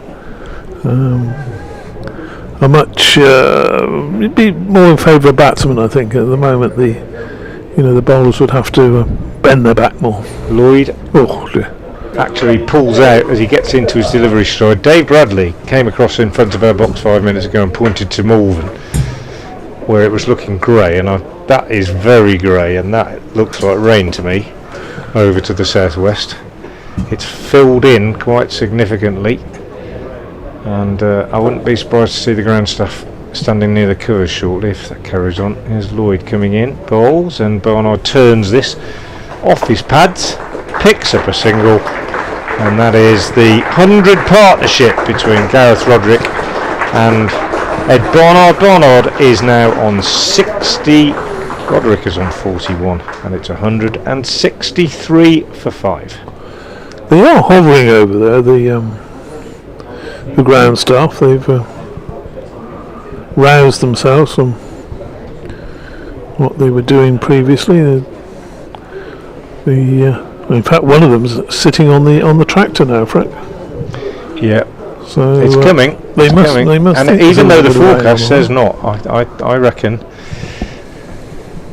that that is on the way. And there's almost like that downdraft that you get before rain as well. Of the tree, the chestnut tree over there by the marquee is waving significantly. Roderick getting a little bit of treatment for that knock on his hand that he got when he got a single down to third man, so you're not missing any cricket if you're listening and you can't see the pictures, but we're a bit concerned about the sky away to the southwest. Yes, if you're looking at the stream, you'll just see the sky over the cathedral. That's the southeast. That's blue, and that's But if you look across to the right of that, if you You can imagine your view extending away to the right as you look at the screen, over the Basil D'Oliveira stand, over the hospitality marquee and the ladies' pavilion. It is great in that direction. 163 for 5, and Salter to continue. Coates going back on as well, so the temperature's dropped a little bit. Oh, here we go, Frank. That wind's really getting up over there. That's usually the precursor to a storm, isn't it? Or rainfall. Squall, yes. The trees lifting up their skirts, as they used to say in the old days. That ball through to the keeper. No run, 163 for 5. Salter bowls, and he was into an appeal there. There was a fair chunk of bat on that. fair chunk. To be fair, The middle. to be fair, if he hadn't got the bat on it, it would have been a good shout for LBW. But that was the bit that rather let that down. As Salter bowls again and driven nicely. Oh, that's a great shot. Found the gap Against the and spin, away that's a great shot. through extra cover. And again, good positioning, good placement there by Ed Barnard. He does like a drive, that's for sure. 113 balls he's faced for his 64 runs. Just wants to mind his work here. Next delivery is defended. That's sensible bat, and he's got plenty of time before the new ball becomes available. So Frank was saying he had 1 century under his belt. He could more than one. He's got a couple of big ones. 160 odd at Trent Bridge, 120 odd at Durham. I must have missed the Trent Bridge one. One of the best innings I've seen in the last 10 years for Worcestershire, I'd say. In a losing cause, 168 not out, I think. Yeah, he's got another single there, just played round the corner. Salter now to Roderick, and that's and it included around the wicket. Finishes another over. Around the wicket, Stuart Broad barrage with 3 men back on the leg side. 163 not out, 448 minutes. Almost single-handedly got Worcestershire back into the game. It was a brilliant effort. Really, really brilliant effort. 168 for 5 at the end of that over. And what have we got? 8 before tea. It's filling in, isn't it? Well, the ground staff are a little bit more relaxed now, so they're not immediately concerned. Maybe it'll blow round. I don't know. Anyway, here's Lloyd. He's carrying on from the Diglis end, and he's turned away on the leg side by Barnard for 1. There's a massive gap there in front of square on the leg side. Just a man at mid on, and then fielder out on the boundary. It's fairly straight. Knows he's just got to turn it there to get a single. Fairly straightforward at the moment, isn't it, for Ed Barnard? You'd think if he just minds his work, it's there for the taking. Gareth Roderick will be keen just to get a 50, and he watches this one off the pitch, slightly suspicious as he plays it defensively out on the offside. Glamorgan, on the other hand, having dominated the morning, they haven't bowled badly at all, and they will just be keen to maintain focus, keep their patience, and make sure that when the chance comes along it is taken. I'm sure that's what David Lloyd will be saying to his men and thinking to himself as he comes in and bowls to Roderick, who steers one just back of a length outside off stump down to third man, and they take a single as Hogan does the fielding. 170 for 5. The recovery for Worcestershire is, well, it's not complete, but it's underway and it's substantial, with these two having added 107 for this 6th wicket so far.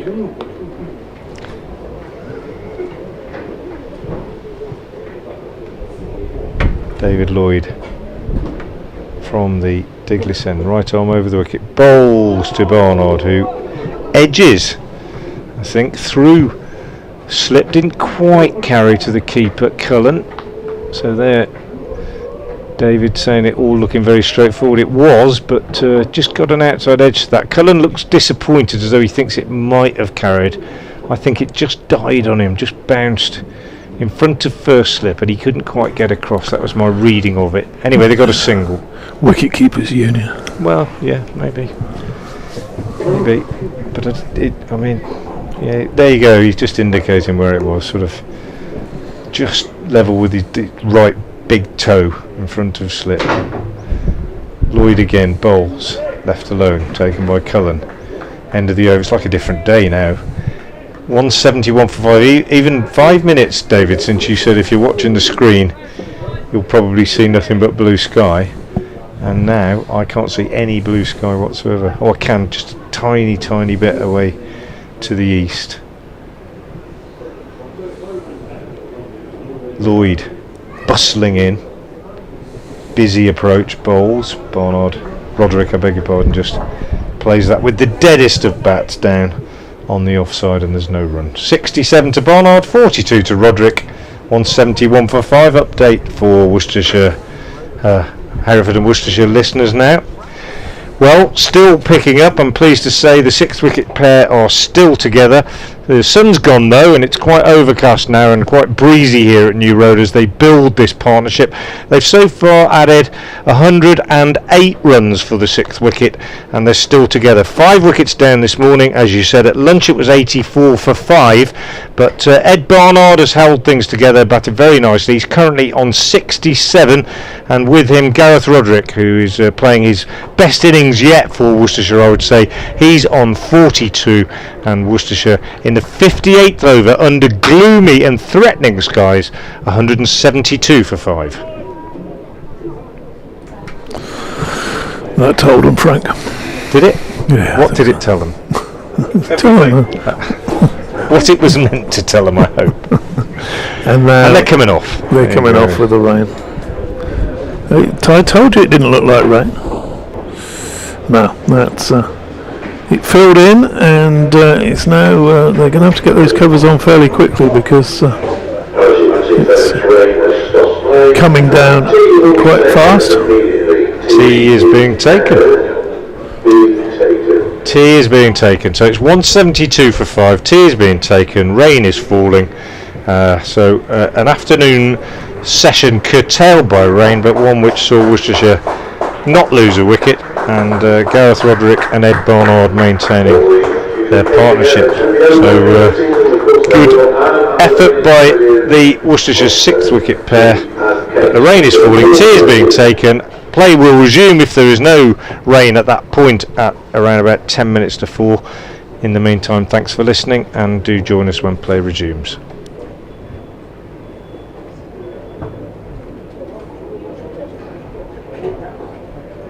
Elsewhere in the country, the Test match at Henley, New Zealand have defeated 22 for 9, so they lead there by 291 runs. In the County Championship, at the Oval, where Kent are the visitors, Surrey are 256 for 2. Nottingham, where Middlesex are visiting, Notts are 227 for 4. At Chelmsford, Essex are 170 for 8 against Hampshire. At Northampton, Northampton are 257 for 4 against Warwickshire. At Bristol, Lancashire are the visitors, and Gloucestershire are 126 for 2. At home, Derbyshire 207 for 5 against Sussex.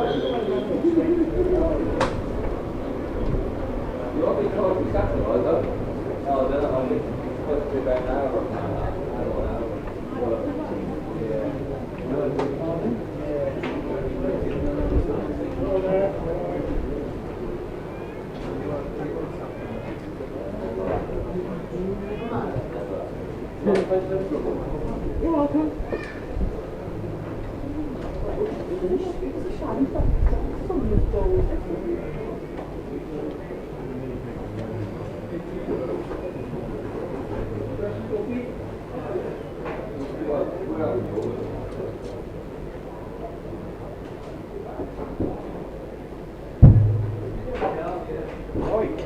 The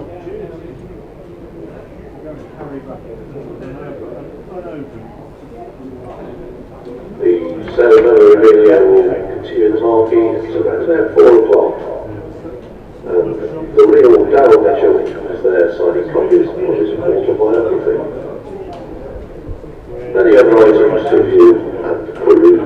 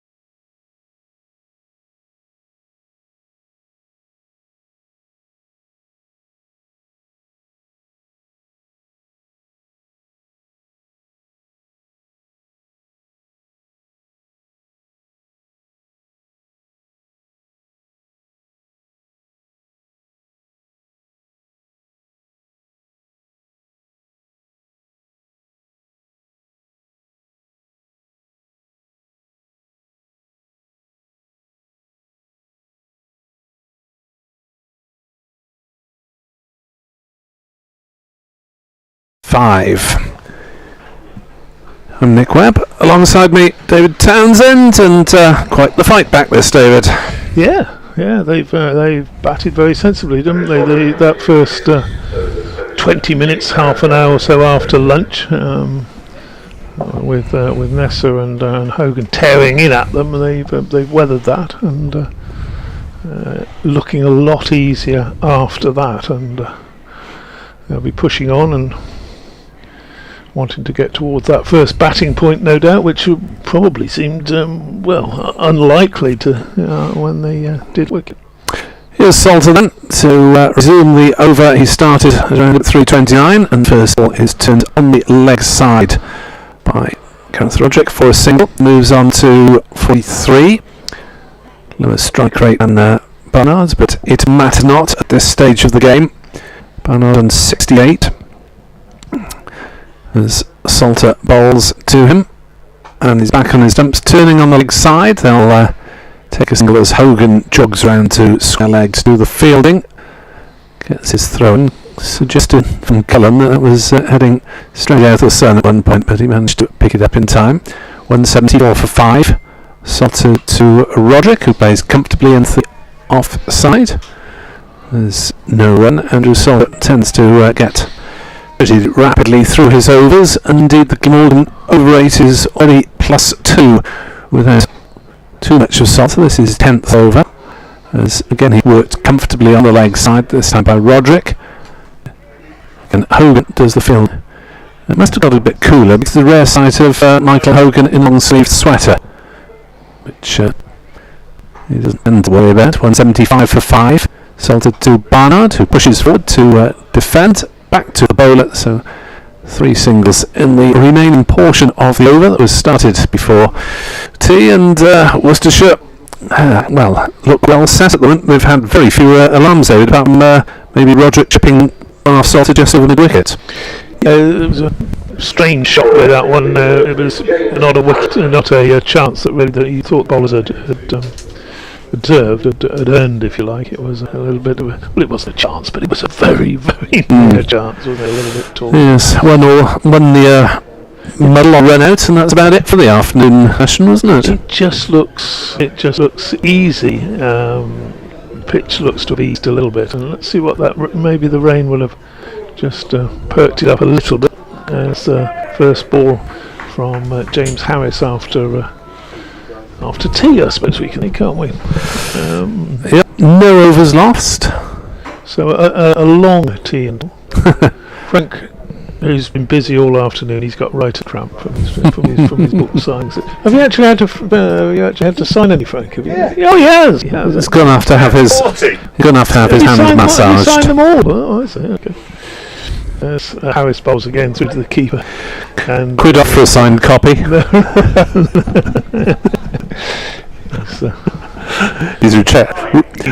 He's very proud of what's a pair, and so he should be. Actually. Absolutely, it's an excellent, and I can't imagine any Worcestershire fan who wouldn't want a copy. And myself, who's obviously doesn't have any close affiliations to the county, thoroughly enjoyed it. Here's Harris again, and that's sort of cut off the front foot really by Roderick, straight to backward point, and there's no run to be there. It might while away a rainy afternoon or two in Cardiff, Nick, or something if you're thinking. So I'm sure Frank will give you a discount. I'm sure he is that way inclined. Harris, Roderick bowls another drive, and again the fielded out to backward point, and again no run. So there's 3 of us in here this afternoon, and only one yet to be cut, I believe. Is there a book on the way from? I haven't got time. I'm published on the BBC website every day. Glamorgan season. If you add all those words through the season, it's probably about as many as yours. Indeed, I'm sure. And next delivery is just eased. Square of the wicket on the leg side. This time for a single, and Roderick moves on to 4,576 for 5. I'm sure you write more than Frank's. It's quite a short book. Once a pair. So think he's got to. What do you go? About 60,000 words, something like that. 57. 57. Oh, it's Weller, really. At least it doesn't bore the readers. Next delivery is played very sweetly to where the wicket. Not quite. Running a chase and a knockback. That was a splendid piece of fielding. This one's a Stoke northeast. I see. Yeah, Salter in the hard work, and the northeast end he will throw in and keeping the batsman out of 3 runs. Maybe just a little bit of the outfield, not quite as quick as it was. Yeah, that seems to have been timed quite nicely, didn't it? Punch lace, scrub the wicket, and yet it didn't go for. I suppose that side is the long side of New Road, will get towards the cathedral side of the ground, but expected one to reach the ropes. Thanks to the miracle of modern fielding, considerably improved in the last 20 years, even since the introduction of T20. You have to throw yourself at everything. You never know which run might be vital. Well, it's very true, particularly in the shortest form of the game, of course. Andrew Solder into a new over to Barnard, 72, and he'll get runs into third man. Root is off in pursuit. I'm not quite sure where he meant to hit that, but it's 2 runs to Barnard. Looks as though he's just aiming square of the wicket, doesn't it? Thickish edge, absolutely safe. 181 for 5. Worcestershire. Solder into Barnard, who's back defending, watching that ball off the pitch and pushing it back towards the bowler. And you get halfway there. Solder has to march down and pick it up. It on to Kieran Carlson, polishing as ever with the strapped right hand, which he's had for most of the season. Solder into Bantu drive straight to Carlson this time at mid-on, and there's no run. So these two coming together in the 21st over, where Worcestershire were 63 for 5. A very different scenario on the scoreboard now as Solder bowls, and that one's driven firmly towards mid-wicket. They're called for a quick single as Carlson retrieves from mid-on, and both men are safely home. It was somewhat risky because it was half-fielded by Maurice, who diverted it then towards Carlson, and it's a slightly risky single, but it's taken Barnard under 75. Roderick under strike on 45. Solder bowls. Forward comes Roderick to defend. His strike rate is considerably under that of Barnard, but they won't be quibbling about that as long as they are both together. Solder from this new road out to Roderick, who whips it wristily on the leg side down towards backward square. Hogan moves around from mid-wicket, fields, single is taken, and Worcestershire continuing to make almost serene progress really against this 5-man Glamorgan attack. They've taken the score on from 63 to 183, it's a partnership of 120 now for the 6th wicket, and Glamorgan must be wondering where the breakthrough is coming from. I wonder if we'll see a little bit of Colin Ingram, his leg spin at some point in the next hour. Oh dear, England have lost their first wicket in the Test match, chasing 297 to win. Harris bowls and bowls Roderick, who pushed forward with an immaculate looking forward defensive shot, only to turn around and see his middle stump has been pinged back by that delivery from James Harris. So Harris finding his way through Roderick's defence, and I think I better perhaps let Frank Watson back in with Worcestershire 183 for 6, and we'll have an update to do soon, and after a few words from Nick Webb. Thank you very much. Yes, we'll be updating BBC Hereford and Worcester listeners at the bottom of the hour, as no one says in Radioland. It's funny how the top of the hour is used as frequently, but at the bottom of the hour, 160.83 for 6, and Roderick simply beaten by a straight one there from James Harris, it seemed, from this angle. Haven't seen a replay as yet, as Roderick trudges off to be replaced by the powerful figure of Joe Leach, back fit and in the team, and looking to add further vigorous support to Barnard. So Harris has his second wicket, 2 for 55. in his 13th over, so a touch on the expensive side, but be glad to break that partnership. As it didn't seem really where the wicket was coming from at that stage, but a wicket Glamorgan have got. Yeah, 120 added for that sixth wicket. Good effort from Roderick. Be disappointed to miss out on a 50, having played so well. And it was a bit of a shock, wasn't it? I heard you just saying, Nick, a few minutes ago, how it was kind of just drifting along, and Glamorgan wondering where they're going to get a wicket from, and James Harris comes up with the goods. So Joe Leach is the new batsman. Only knows one way to play, the former Worcestershire captain.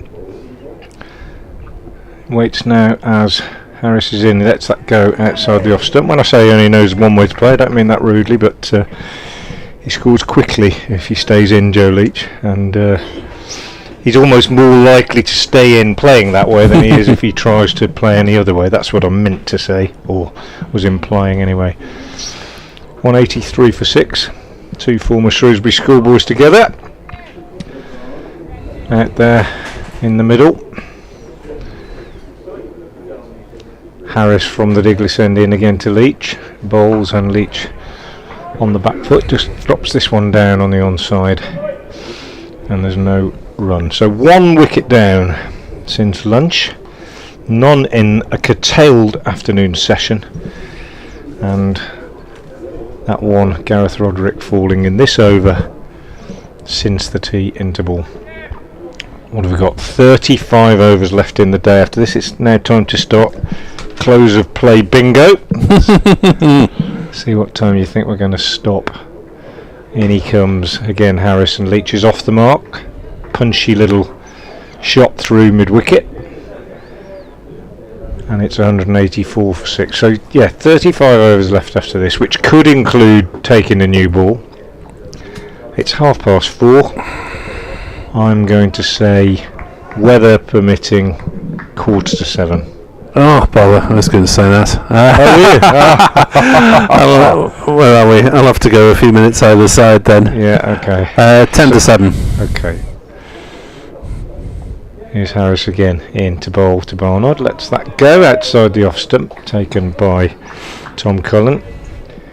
Yeah, the new ball being taken, which I would imagine they will take it when they can at 80 overs, if Worcestershire are still batting, of course. Could be over by then. But even if Worcestershire aren't still batting, then we'll have seamers involved all the way through, so we're not going to have Andrew Salter or Josh Baker or someone like that whizzing through a few overs to get an early close. Harris again is in and bowls, and Barnard eases him away square on the leg side for a single, keeps the strike, goes to 76 I think, and it's 185 for 6 at the end of that over. So 35 left in the day, 61 gone. Update for BBC Open Worcester's FM listeners coming shortly, but Nick, I think you got that wicket by just saying I don't know where Glamorgan are going to get their next wicket from. Yes, it did have that feel, didn't it? The curse of the commentator, in that case benefiting the side that I commentate absolutely on. The old Shrewsbury's old Salopians reached 238 for 8 with a century for Rory Smith, we're told. Salter is in to bowl, and forward comes Ed Barnard defensively. That's against the old Harrovians. So Salter is in again, and Barnard on the back foot this time plays it gently to northeast at short mid wicket, and there is no run. If you are having issues with the sound on the video stream, then try and sync it up with the BBC audio stream, which should be clearer. As Barnard defends on the offside, and Cullen runs out from behind the stumps. Yeah, it's a good idea. You can play about with the pause button, can't you, on both platforms until you get it right. That's what I usually do. 185 for 6. Salter in, balls driven to mid on by Barnard. Carlson fields, no run.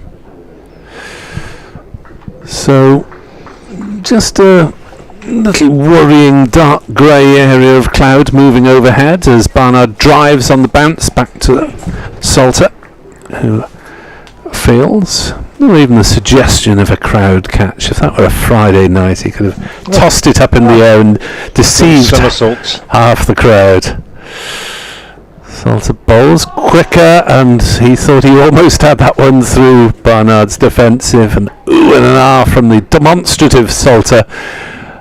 185 for 6, Barnard 76, Leach has 1.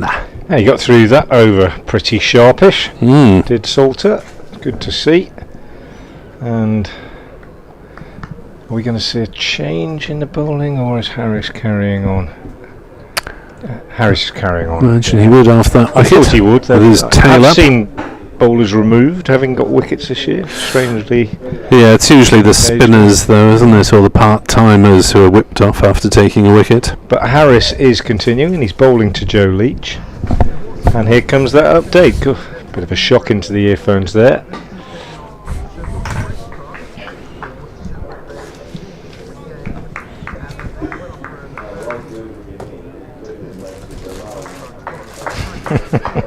It was an early tea. Yeah. It rained at about 3:30 and they took an early tea. At that point Worcestershire were 172 for 5, and that was a big recovery because they were 63 for 5 before lunch at one stage. The recovery was shaped by Ed Barnard and Gareth Roderick, but unfortunately their 6th wicket partnership of 120 was ended just a few minutes ago when James Harris bowled Roderick for 46, his highest score in Championship cricket for Worcestershire, I believe, after his 44 not out at Durham last week. So Roderick gone for 46, but Barnard is still there, playing extremely well. He's on 76, and he's been joined by Joe Leach, who returns to the side today after injury. Leach is on 3, and currently in the 63rd over, with 33 and a half overs left in the day, Worcestershire are 187 for 6. And James Harris will continue bowling to Joe Leach. He's in now, and Leach gets a bouncer, which he ducks underneath, and it didn't clear him by much. He played it well, he kept his eye on it, and it was one of those sort of squatting avoidances, but he then, as he squatted, realised that it wasn't bouncing quite as much as he thought, and he had to squat a little bit more, and he was slightly discomforted by it. He's alright, gone for a little walk, a little prod at the pitch. No doubt weighing up in his mind what it's going to offer him when he runs in with the ball in his hand in the not too distant future. Harris in, bowls again, and Leach throws the bat at this one wide outside the off stump, as he is wont to do, and he missed it. It would have taken some catching if he'd hit it, if he'd edged it, and would have taken some fetching if he'd middled it. As it was, none of those things happened, and he just missed it. The England wicket, by the way, in the Test match was Alex Lee's run out for 9. Run out. After a mix-up with Zach Crawley. Here's Harris from the Diglis end. And Leach drives nicely, but it's a really good diving stop at cover point. Got a hand on it. Is that Billy Root? That's Andrew Salter. Salter, I keep getting them mixed up. I think it's a 7. Anyway. It's usually Salter at point. Pushed to his right. I know it's a 1, not a 7. Having praised the big red, easy to read Glamorgan numbers this morning, just failed to unless Salter is bowling, you can assume that Andrew Salter will be at point or gully. So 99 times out of 100, if you say Salter in that position, you'll be right. Okay, he gets a 1 anyway. Leach goes to 3, and Harris bowls to Barnard, takes him on the pad. Big appeal, especially from extra cover, but given not out by umpire Lungley. 187 for 6 at the end of the over. Barnard 76, Leach on 3, and Nick Webb is going to be joined just for a few more minutes by David Townsend. Backing vocals from extra cover there, and they talk about runouts being not in the picture, and looking down at the BBC live text service, and there is a picture of Trent Bolt moving the bails, and quite literally there is no batter in the picture. 187 for 6, so England are chasing 296 to win, and They are currently 35 for 1. Salter starts a new over, and this one is driven back to him, and Salter fields in his follow-through. Barnard's hitting that one quite firmly, but straight back towards the bowler. 188 for 6 as Salter bowls, and an attempted cut shot by Leach there, so it's Leach on strike, and didn't make contact through Cullen. No, it was a poor shot, wasn't it? Good solid cricketer though, isn't he, Joe Leach? As he pushes forward, and there's no run. Certainly broad across the shoulders, the sort of physique that you need to be a fast bowler. It's his skills with the bat that are currently being tested, though, as Salter bowls to Leach, and he'll get a single out to mid-wicket as Hogan jogs to his right to do the fielding. You see quite a lot of Michael Hogan in the field for a fast bowler. In one-day cricket, he's often in the long-on, long-off positions. 189 for 6. Salter bowls, driven into the offside by Barnard, but fielded by the sweeper, running round to cover point. Single taken, 190 for 6. Barnard to 77. Salter, who's doing his best to make up for the rain delay, bowls and Leach defends. Ball dribbles back down the pitch to the off-spinner. There is no run. Just wondering whether we might get a drop or two of rain from that nasty grey cloud that's approaching us. It's not quite as filled in as it was earlier. No, it's if it is a drop of rain, that's what it'll be. It won't be prolonged, I don't think, like the previous one, because there's a band of blue behind it. So hopefully be able to push on and get these overs bowled, get towards the close. Worcestershire will be looking now to having recovered us, but you could almost say 100. You could look at 190 for 6 and think, well, okay, that's not a great about score, par for the day, but it's maybe par-ish. They will be a lot happier with that than Glamorgan. Harris bowls, and that's struck beautifully.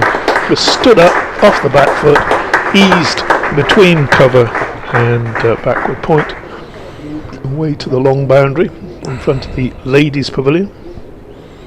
You weren't in there for a piece of cake at tea time, were you? Sadly, no. But we did have cookies brought to us, so They were fine. But last time I was here, the ladies' pavilion wasn't open, so it would be an absolute. I'll try and get there tomorrow if I get a spell off commentary. It's one of the traditions, isn't it, of New Road, is have a bit of homemade cake. Harris to Barnard, who just clips that one away nicely, but there's a fielder down there at fine leg, so he'll only pick up the 1 run at this time. Moves on to 82. Leach on 5, 100 and 85, 195 rather now for 6. So just the 5 further runs for that first batting point that seemed an awfully long way away when the 5th wicket fell. Harris bowls and eased, or attempted to be turned into the onside, just strikes him on the pad. How's James Harris been going on his return to Glamorgan? Hasn't been hugely prolific. He's been in and out of the first team. 7 wickets at 40ish coming into this match, which will have been improved slightly with his 2 for 65 today, but he's in good nick for the second team in their last game. 7 wickets in the match. Bowls to Leach, who drives, elegant looking shot up to mid-off, no run. Had a long spell with Middlesex, of course. Began his career at Glamorgan. He's the same vintage as Stephen Finn, isn't he? I think the two of them were playing England under-19 cricket, or it should be, I suppose, England and Wales under-19 cricket. Back back all those years ago. Harris bowls, and that's clipped through mid-wicket. No need to run. Nicely timed, picked up, and played away into the small little green seated stand. That's sort of almost like an afterthought over there on the far side of the ground, in front of the cathedral. It goes back about it only goes back about 6 rows or so. A nice little standette. Yes. Harris to Leach, and Leach again finds the middle of the bat. Bijou accommodation. No run. Yeah, Harris is 32, made his first team debut at 16 and had a 5-wicket haul at the age of 17. Steve Finn is, how old is he now? He's 33 now, so yes, roughly the same vintage. As Tom Cullen waves something at the dressing room. Is another helmet being called for? He's waving his cap in the air. Maybe he's wants the helmet taken off, does he? Because we've got Michael Hogan coming back on, so he won't be standing up and won't need his helmet. Presumably that is the situation. Yes. Yes, now he's waving the helmet, which makes more sense than waving the cap, which he was previously. He drops it behind him for the time being, as Hogan takes over from the new road end. Little bit of an odd time for Hogan to be bowling, with 15 overs before the new ball. Maybe just a short 3-over spell or something. And then they can get him and Lisa back together with the new cherry, as Hogan is into Barnard, an 82, and he tries a pull shot and misses, as Hogan has his arm in the air. Not a hugely demonstrative man on the field, Michael Hogan, but thought he might have found a tickle there for a moment. A good delivery first up, wasn't it? It certainly wasn't a loosener. He'd put his back into that and got the ball up head height. 199 for 6 then. Worcestershire on the verge of a batting bonus point. Hogan into bowl, and there is the point as Barnard smashes his way on the offside, only for a single because Billy Root is sweeping on that cover boundary, and Worcestershire reach 200 for 6, so they have 1 point to Glamorgan's 2. Hence the round of applause. In the National Counties 50-over match, Wales are somewhat on the back foot. They made 181 all out. Dorset 132 for 4 with 18 overs left. So your pessimism was justified. Wales may still go through somewhere as Hogan bowls, and it looked as though Leach was trying to work it on the leg sides, and the ball ends up at mid-off. Yes, he just got a leading edge there, didn't he? Thankfully for him, it wasn't in the air. So Wales have been going quite well in that 50-over competition, as they did last season, with a squad of players, many of whom have Glamorgan fringe experience. As Hogan is into bowl, and Leach defends that one on the leg side, and there is no run, with general mirth and hilarity going on in the written press area that you may pick up on our sound effects microphone. There's no pigeon nest. I remember doing a championship match with a pigeon nesting just a couple of metres away from our effects microphone and being fairly voluble. Hogan to Leach, who defends off the back foot, to Harris at mid-off. No run, 200 for 6 it remains. We had a gull down at Hove one year that parked itself by the effects mic. Oh yes. Was sort of wanting to join in, chirping away. And third voice. Yeah. That's one way of the BBC saving money. Mr. Seagull. Hogan bowls. Leach defends again off the back foot. This time to Carlson at mid-on. No run. So good, accurate return to the attack for Michael Hogan, who has 14 overs, 1 for 33. And must remain on 200 for 6. As finally the helmet is removed from the field. Oh, Tegged Phillips joins the field as 12th man, a rookie off spinner. Hasn't yet appeared for the first team. He's wearing 23, and Glamorgan have got at least 4 players here, spare players here today. So we've seen not only Gorvin and Douthwaite, but Phillips and Sisodia.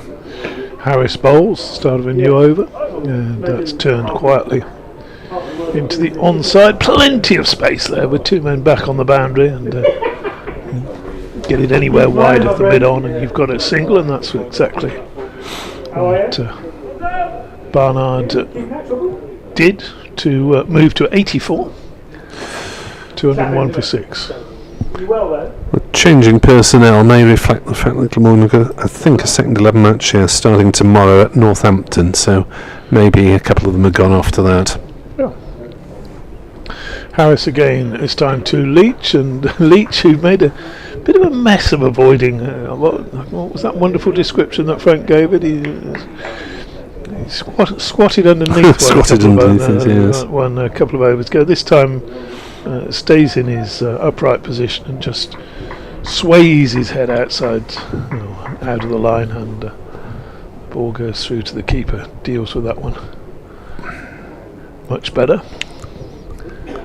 So that must have been a no ball, because the score's ticked over to 203 now for 6. Harris bowls again, and that's through to the keeper. No run. Yes, a screen indicating that was indeed the case. What of Worcestershire's second 11, I hear you cry? They are in action up the road at Mini Edgbaston against the Bears' seconds. Mini Edgbaston? Well, whatever they call their little ground. It's nearby, isn't it? Edgbaston Community Sports Ground. Ah, there you go.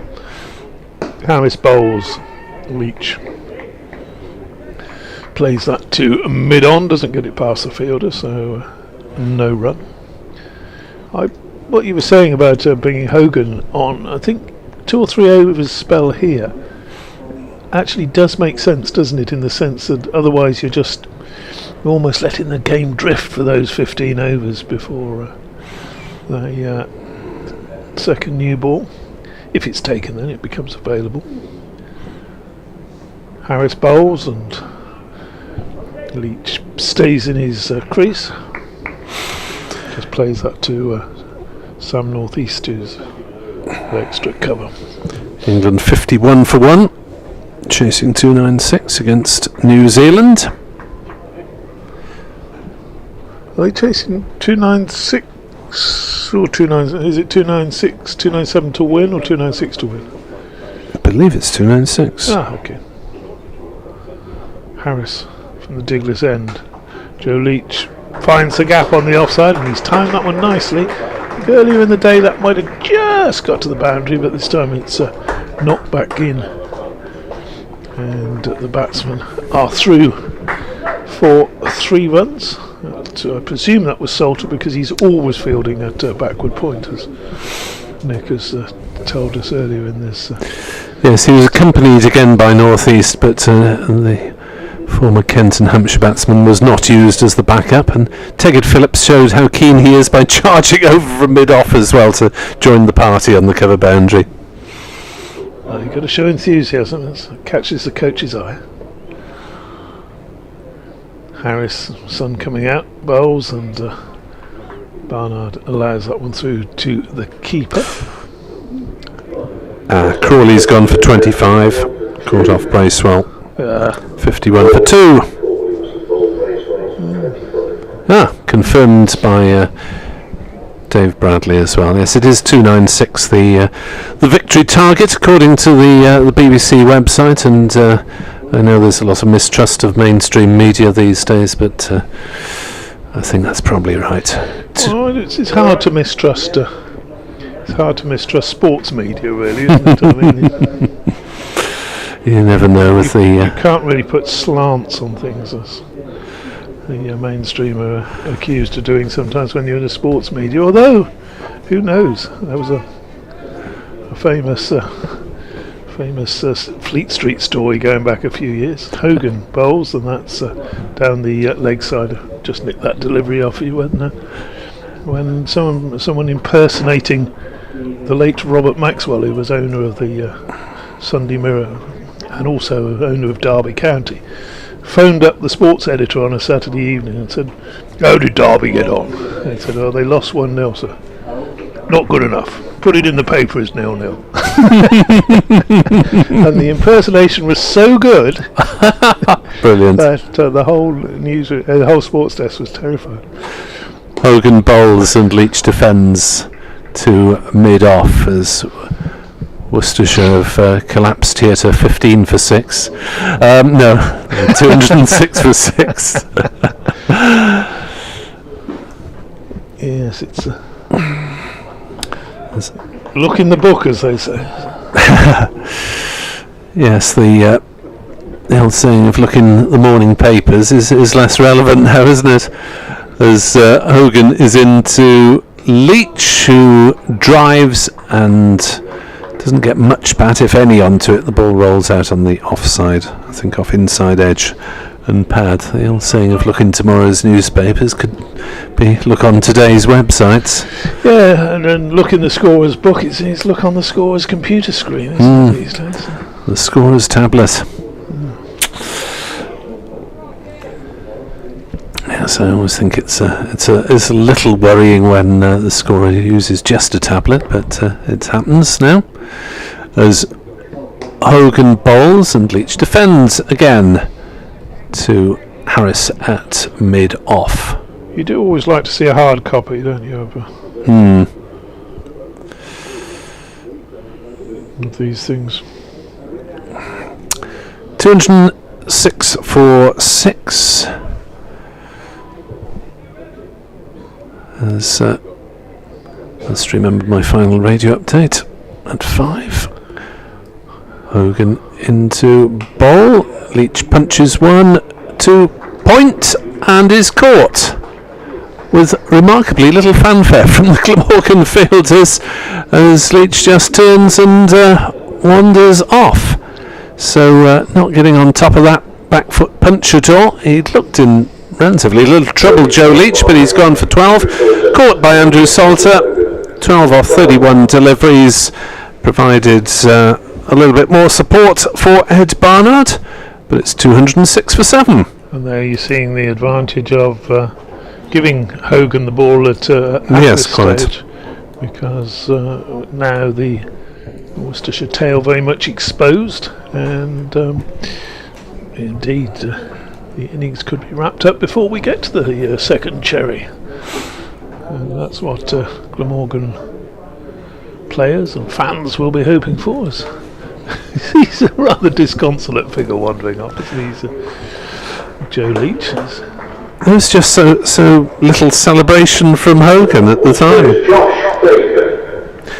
There's the young left-arm spinner Josh Baker comes over the boundary ropes. He's averages 14 with the bat this season. Has 15 wickets to his credit, and learnt a few lessons against Ben Stokes here as well. I wasn't going to mention that because I'm a nicer man than you. 34 off the over. Oh well, there we are. The last ball didn't quite get hold of it, did he? But to be fair to the lad, he kept going. You know.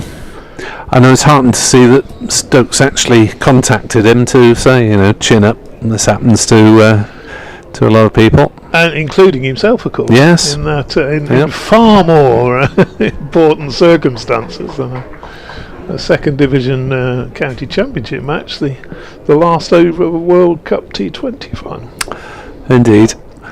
As Hogan bowls to the new batter Baker, who defends back down the wicket, and Hogan's flicked it onto the stumps, and there's a quarter of an appeal just in case Barnard had wandered out of his ground. 206 for 7 at the end of the over. I've rarely seen a dismissal with so little fanfare about it. Yes, it's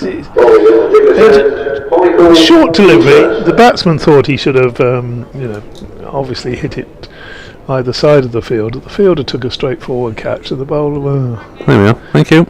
grumpy. And the only indication really that the wicket had fallen was Joe Leach turning towards the pavilion and sort of waving his bat in an annoyed manner, and then tucking it under his arm. Sunshine glorious again now.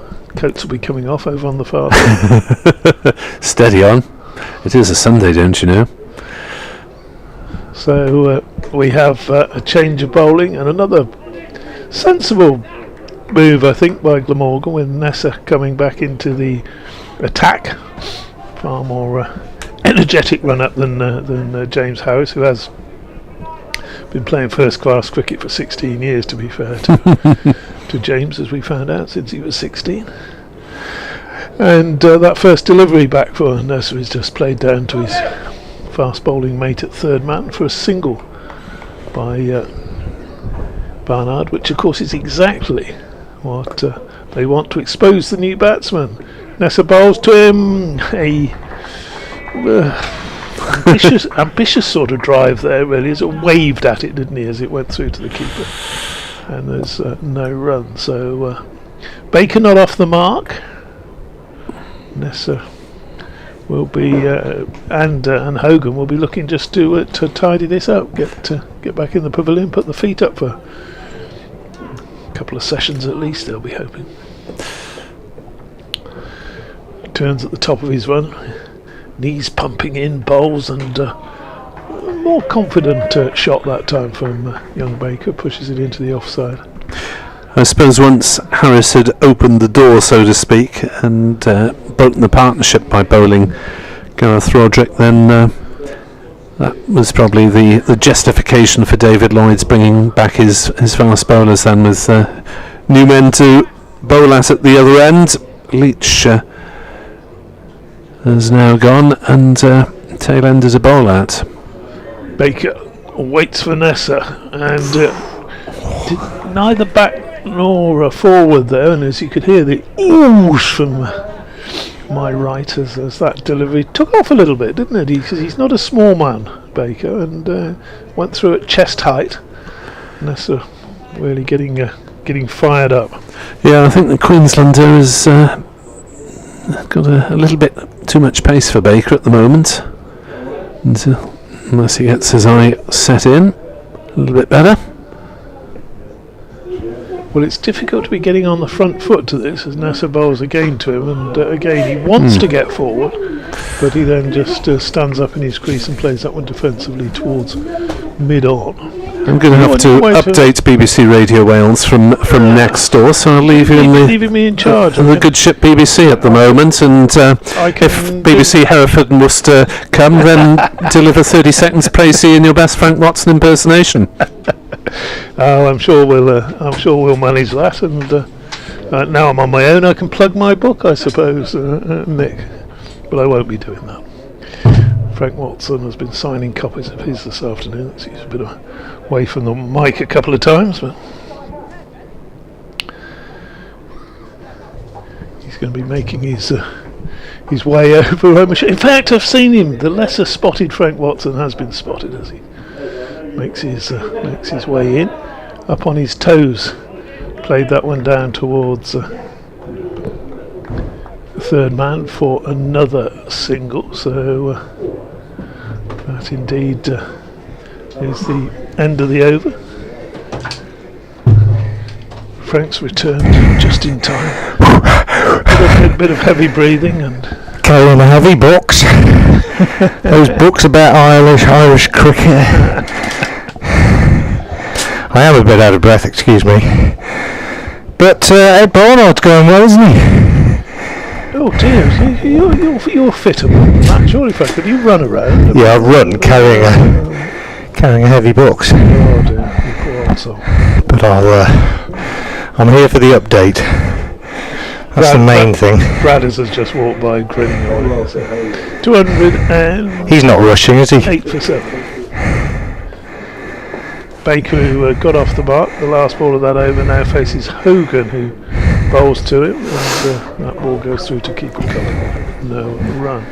Oh, you ought to... Sorry? You really have lost your breath, haven't you? Oh, I'm alright now. Quick recovery. Yeah, okay.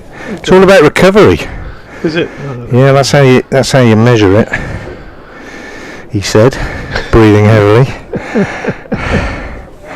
If you'd have sold all the books, you wouldn't have had to run them around here, would you? Well, if some bloke gave me some extra ones about Irish cricket. Hogan bowling, and that's striking Baker on the pad, going down leg side, not appeal for that. The book, as you know, Frank, is called Do They Play Cricket in Ireland? And the answer today is no, it's raining over Is it? Dublin. Is it? Yeah. That game against India, the T20, first of 2 T20s today and on Tuesday, has been delayed. Where was that? Belfast or was that Dublin? Dublin, It's yeah. in Malahide, where they played the Test match a few years back now. Next ball from Hogan. Bowling, he's zoning in on his target, but Baker equal to that, and he remains on 1 run, pushing that one up to mid-off. Sunshine here. We have had a little bit of rain. The tea interval was. Here comes that update. Another wicket has gone down since you were last with us. Joe Leach, the man out, caught by Salter off the bowling of Hogan for 12. That was 206 for 7. Josh Baker has come to the crease, and as I speak, he hammers his first boundary through the covers off the bowling of Hogan. Nice shot from him. He's moved on to 5. And Ed Barnard, the reliable number 6 this season, who's been in great form for Worcestershire, is still there. He's 85 not out at the moment. He's faced 142 balls, and he's pretty much held it together. Disastrous morning, 84 for 5 at lunch. Better since then. Worcestershire in the 70th over, having been put into bat, are 212 for 7. Good shot by Baker, that, David? Turn my mic back on and say, yeah, again. It's a very fine shot. Full and wide. But Hogan tempting him with another delivery outside off stump, but he's having nothing to do with that, just watches it go through to the keeper. 212 for 7. So a couple of things here that will be on the mind of the Worcestershire players and fans. Obviously they would like to get up to that second batting point, and 250 on the board would be respectable. It wouldn't be as what you would expect on this pitch at that next delivery, and again turned nicely into the onside for a single by Baker, but it would be considerably more than they were expecting when the 5th wicket went down this morning. So 213 now for 7, Baker on to 6, and oh dear, he's nicked the strike again, Frank. That's consecutive overs he's done, which is not the best of. Well, he's obviously got confidence to face Nessa. well, I suppose if you come in at 9, you've got to. It's a difficult situation if you're going to try and protect a number 9, isn't it? I think he's probably at 9 on merit. Really, Baker's a better batter than the 2 that come after him, so he'll probably take what's on offer, whatever the situation. Got a first-class 50 at Lord's last year in one of his early games for Worcestershire in a quite low-scoring game, and he faces now as Nisa comes in and bowls to him, and he pushes back up the pitch to the bowler. Nisa 14 overs, 3 maidens, 23 for 1. Pretty tidy from him. economical and accurate and threatening, pacey. Hit Taylor Cornell a fearsome blow on the helmet this morning, and comes in again now to bowl to Baker, who pushes into the covers, and there's no run. So the men out for Worcestershire. If you're just joining us, people do just join us all through the day. Pollock to the first ball of the game, lost his middle stump, bowled by Nisa for naught. Thereafter Libby caught Cullen, bowled Hogan 4. Azza caught Cullen, bowled Lloyd 21 down the leg side. D'Oliveira LBW bowled Harris 3. Cornell caught Cullen again down the leg side, this time off Lloyd for 25, or also off Lloyd for 25. Lunch 84 for 5. Nisa again, bouncer to Baker, ducks out of the way of it. No wickets down in the afternoon session, 172 for 5 at 3:30 when a brief rain flurry took the players from the field, and they had an early tea, and then since tea Gareth Roderick out for 46, having added 120 for the 6th wicket with Barnard, and about 10-15 minutes ago Joe Leach caught by Salter off the bowling of Hogan for 12. 206 for 7 at that stage, 213 for 7 now, and that becomes 214 for 7 as Baker steers this one down to third man for a single. Baker moves on to 7, and Barnard is on strike. He's not seen much of the bowling for a while.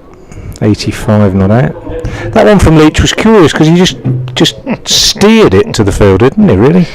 Well, I think he was caught in two minds between actually hitting it whacking firmly it and steering it to third man. Nisa bowls to Barnard, bouncer, goes for the swivelling hook shot, misses it, and looks disappointed with himself. He's quite demonstrative, Ed Barnard, in his body language. You can tell sometimes when if he gets hit on the pad and he thinks he should have scored runs off it, he looks very disappointed, and at other times he sort of throws his head skywards and you think, yeah, he fancied that one. 85 not out. Key man if Worcestershire are going to turn this into a 250 plus score, you would think.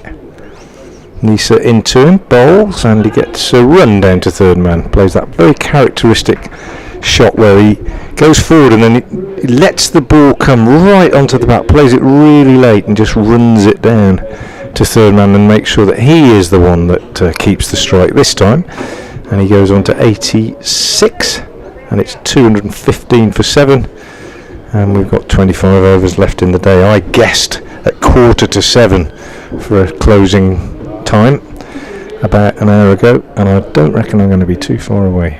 Good on you, Frank. You're talking about him just waiting for that ball to come onto him, and so watching a reasonable quality club game yesterday. But the one thing you do notice is the club players, or the good village players, if you like, they're all playing it out in front of them, rather than just waiting for that extra foot going hard at it, looking for it, rather than just sort of playing it from under their nose. Something I've really noticed with Azhar Ali this year is the number of times that bowlers bowl to him and they throw their arms up because they think there's going to be an appeal, and then he just gets the bat on it very late and pushes it away. It's a really common sight. He plays as late as anybody I've seen, but Ed Barnard does play the ball very late generally, and it's a good quality. Played very well today. It's a good quality for any batsman, but particularly for an opening batsman.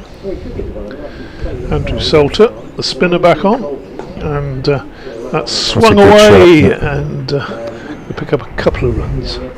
Chase around the boundary for mid wicket. He's a good sweeper, Barnard, and he's got two targets in mind here. He sweeps again there, and this time he's only going to pick up the single as it picks out Nessa at odd sort of position, really. He's not saving one and he's not on the boundary. It's about 3/4 of the way back, maybe looking for the top edge sweep. there, but he's not going to get one. That brings Baker on strike. He's got 7. Barnard 89. So he's got 2 targets. He's got the personal one, which I won't mention to jinx it. Salter Bowles defended, no run, and of course he's got the team one, which is getting his team from 218 up to the 250, which I think is the minimum really. Well, if you'd have offered them 250 at 63 for 5, they'd probably have taken it, I would suggest. I think they probably would. Extra delivery. Although not necessarily. I mean, these days they often tend to say, well, you know, we believe we can have a big partnership between any one of the batsmen, the pairs of batsmen from sort of 5-6 down to 8-9. Next ball is allowed through to the keeper by young Baker. Yeah, I know, but I mean, you're almost getting to the point you're looking at teams these days that are always recovering from the middle order, aren't they? Next delivery is down the leg side, not taken cleanly by Cullen, and that is the end of the over. If you look at this test series that we've all been following, it's a fantastic series. Yeah. But the number of times both sides have been 3 or 4 down for not very much, and still clambered up to 400. England in this test now, they've what was 6 down for 60 odd, something like that, 65 for 6. Managed to get a first innings lead, 300. I mean, they can all bat, but you begin to wonder, well, what are those batsmen at the top? What are they in the side for? James Harris is coming into the attack at the Diglis end. Well, it's interesting, I was discussing the T20 campaign with an ex-player recently, and he was saying that a lot of the counties now, I'm not saying it doesn't matter who bowls, but they have 9 people who can properly bat, and they just all go for it, and if 3 of them come off, they're going to get a decent score, and it does seem to be the modern way to play it. Here's Harris with a red ball at his hand, coming into bowl to Barnard, who drives nicely up to mid-off and hurries through for a single, and he had to be quick because it's a good piece of fielding from mid-off. The throw hit the stumps, and he ended up getting 5 because there's buzzers, there's overthrows as the ball flies away towards the short boundary off the stumps. Having hit the stumps, it ricochets away for 4, but Barnard won't mind that. The 5 takes him on to 94. It was a decent piece of fielding by Carlson, I think. The throw hit the stumps, but he was in. I mean, you could see that from here. He is quick, Barnard. And then it whizzed away out through square leg for 4. So he gets 5. He's now at the non-striker's end, and it's 223 for 7. And Harris is into bowl to Baker, who gets on the back foot and pushes defensively up to mid-on. And there's no run. So Barnard, 94 off 147 balls. Came to the wicket with the score on 57 for 4. He's applied himself pretty well throughout the day. Pleasant evening. Small crowd, and Harris in again, bowls short. Baker, tall man anyway, but up on his toes, pushes that down on the offside into the gully. Plenty of grey cloud around at the far end, the Diglis end, and Nick Webb's back. If you do that, careful. Finish that over. Finish the over, and then we'll do a little swap over. I'll do a pithy comment. Yeah, as you always do, and then I'll slide across into that chair. Harris bowls. Baker defends again off the back foot, up to mid-off. Because I should be off to catch a train back to Morton. Oh really? What time's your last train? Oh, it's not a last train. Oh, got to get back home. Sister's probably cooked a bit of Sunday lunch and Sunday dinner. Can't miss that. You do. I tell you what, all your movements around the country are timed by free meals. You're right here, just in time for lunch. Here's Harris and bowls, and Baker tickles this one down to long leg for a single, which takes him on to 8. That wasn't 224 for 7. You know what I'm going to say now is that when you were last here, David, which was on the day that Worcestershire were welcoming the England Disability 11, you arrived just in time to join your old friend Mike Gatting for lunch in the marquee, and there wasn't much left fairly shortly afterwards. Well, the one thing I've learnt over the years is not to be behind Gatting in the queue for the buffet.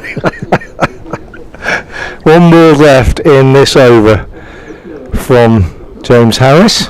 He bowls to Barnard, and it's a bouncer, which keeps Barnard off the strike. That's what he wanted to do, I suspect. End of the over, 224 for 7, and after that pithy comment from David Townsend, Nick Webb will be back alongside me.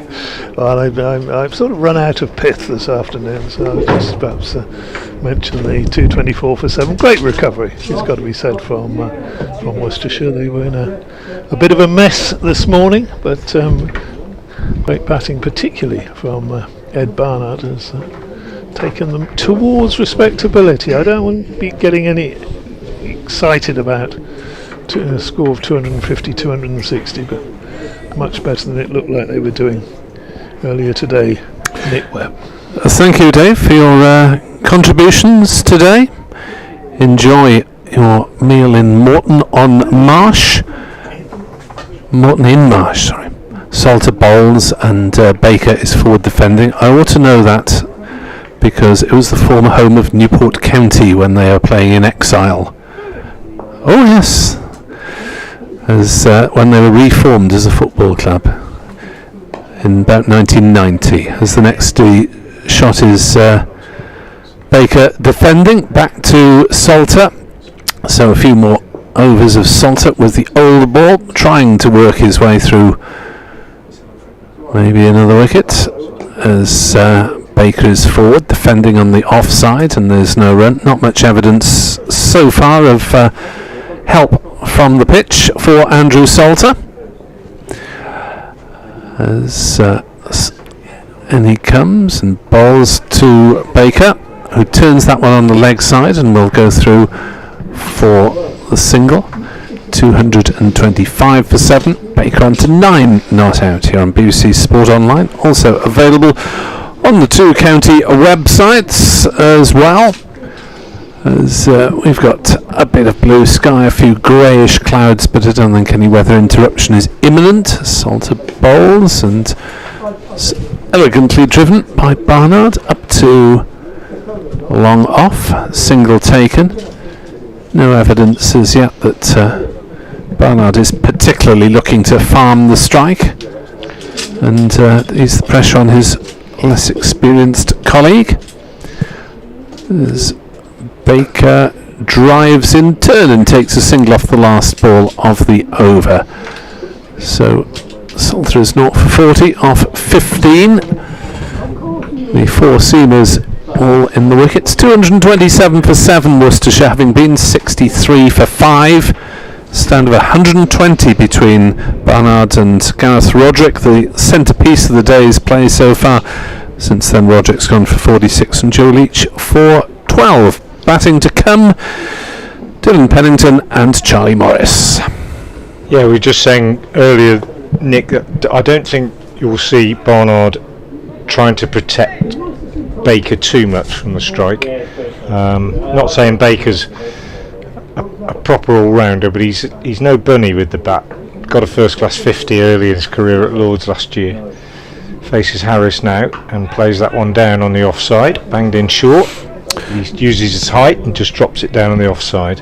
Chaz Fox on Twitter suggested that Mitchell and Blundell were brewers rather than solicitors. I think he was hinting at the old Birmingham brewery of Mitchells and Butlers. Yes. Famously brewed a beer called Brew 11 that was a sponsor of County up the road when they won lots of things. I didn't quite get that local reference. Yeah.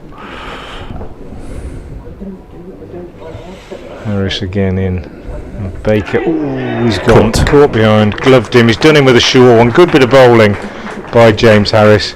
Just up in front of the face, really, and Baker just almost,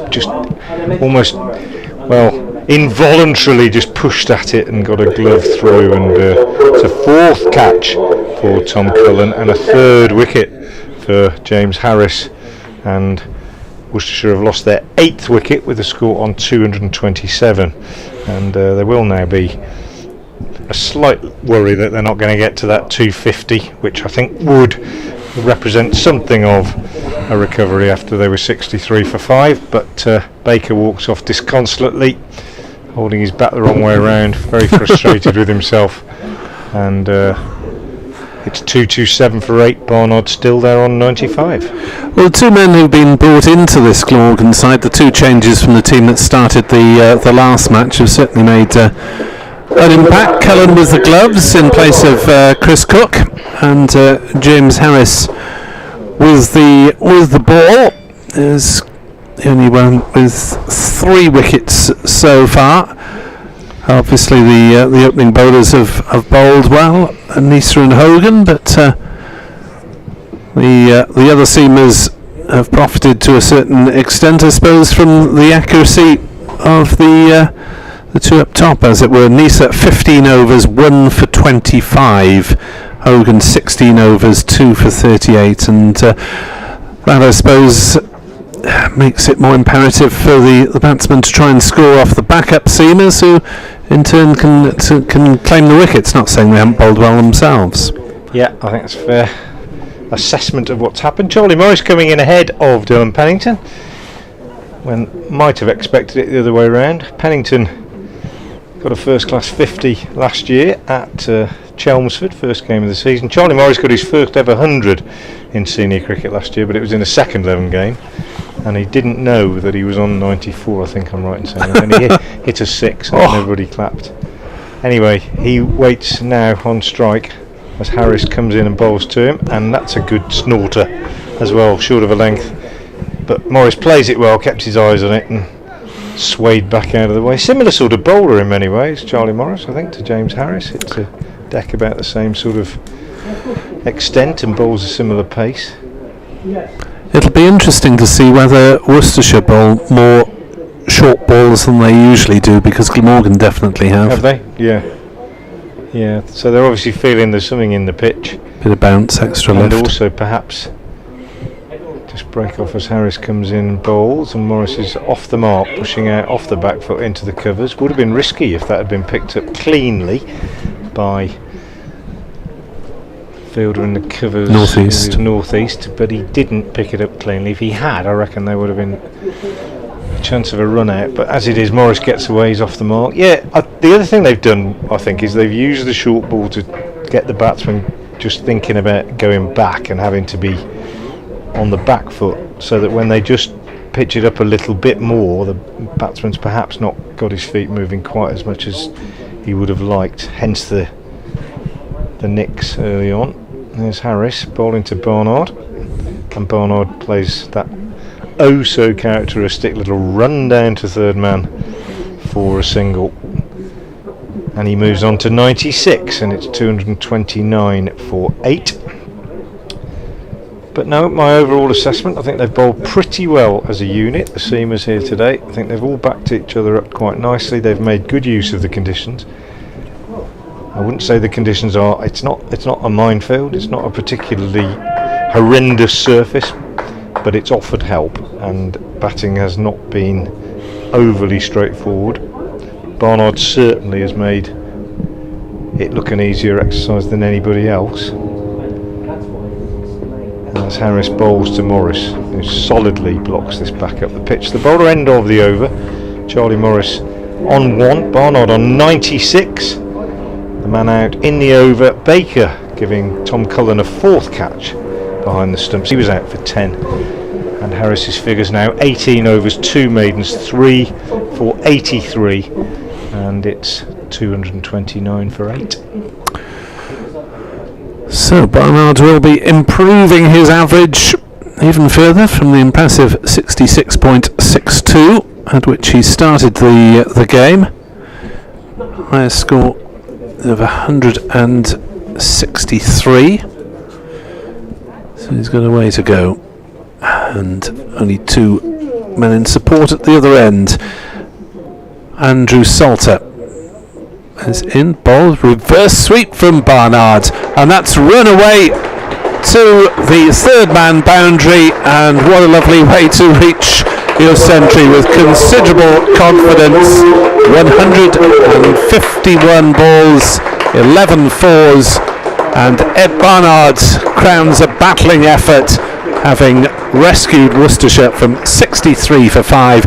Barnard goes through to his 100. Apologies, Frank, for not allowing you the not a problem. chance to commentate on it. Not something I bother about at all. It hadn't quite registered with me that he was that close to his 100. It's not one of those conventions I'm too bothered about. 11 fours, 151 deliveries. Next delivery is quicker from Salter, as if to say, don't mess around reverse sweeping me. Third 100 of the season for Barnard. Yes, it's a man in form with the bat, isn't it? As a conventional sweep this time, and that one goes bouncing down to fine leg for a single. So away to go to beat his CB. Will he have enough support to attempt it? As Morris on strike, and Barnard goes down to offer a few words of advice to his number 10. Don't get out. Let me do the run scoring. Just block it, maybe. Salter bowls, and Morris turns one down to short fine leg for a single. No run, rather. The Glamorgan commentator has just said, he said to Morris, that I might not have enough support to get to a career best. So perhaps you might want to have a think about that. Salter bowls, and that's played defensively on the leg side by Morris. I wonder what he did say. I think it might have been something along the lines of, let's make sure we get this next batting point, I think. Yeah, that's the professional way to go about it, isn't it? Same for 16 more runs, as Morris turns another one defensively on the leg side, and Salter's over comes to an end. Andrew Salter still to get in the wickets column, not for 45 off 16 for the off spinner. I often say that quick update for the FM listeners first, and then I'll expand on that point. Well, another wicket down since you were last here, and it's Josh Baker, the left-arm spinner for Worcestershire, who came in at number 9. He was out, caught behind by Tom Cullen, a third catch for the Glamorgan wicketkeeper off the bowling of James Harris, a third wicket for Harris. Baker made 10. The other men out since T. Roderick for 46 and Joe Leach for 12. Still there, Ed Barnard had just brought up his third 100 of the season off the 151 balls with 11 fours. He's 101 not out. Charlie Morris is 1 not out. Worcestershire are 234 for 8 and were 4 overs away from the new ball,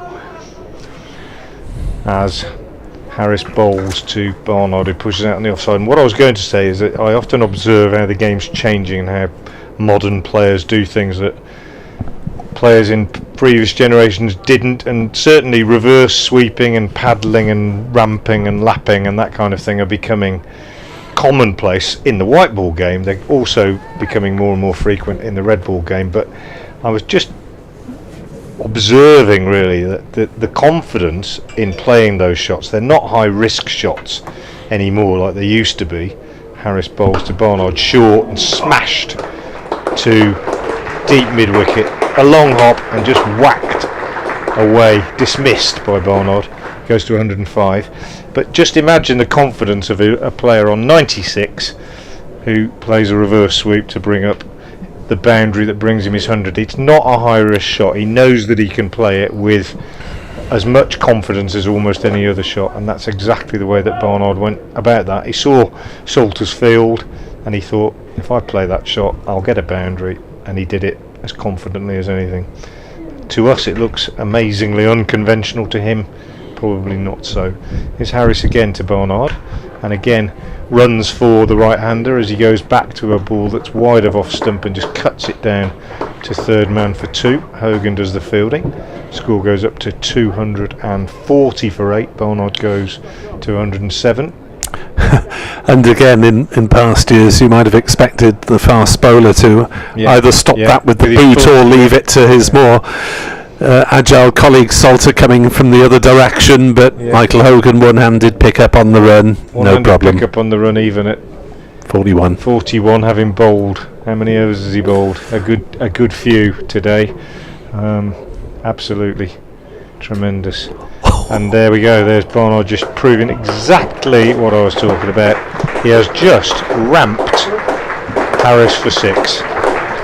James Harris stands with his hands on his hips as if to say, what on earth is going on? Just as cool as you like, Barnard just walked inside it and played that shot as easily as if it was a forward defensive, and just ramped it away for 6. Just going back to Hogan, 16 overs he's bowled, 2 for 38, tidy figures. But as you say, 40. Did you say 42 years old? 41, just turned 41 years old. Yeah. Remarkable. They've looked after themselves well. These fast bowlers who make it into their 40s still playing first class cricket. Extraordinary. Well, he started at 28, but I think he's one of those players, Hogan, who keeps himself fit for playing cricket by playing lots of cricket. Yeah. Well, it's working. There's Harris in to Barnard. Bowls, another run for him.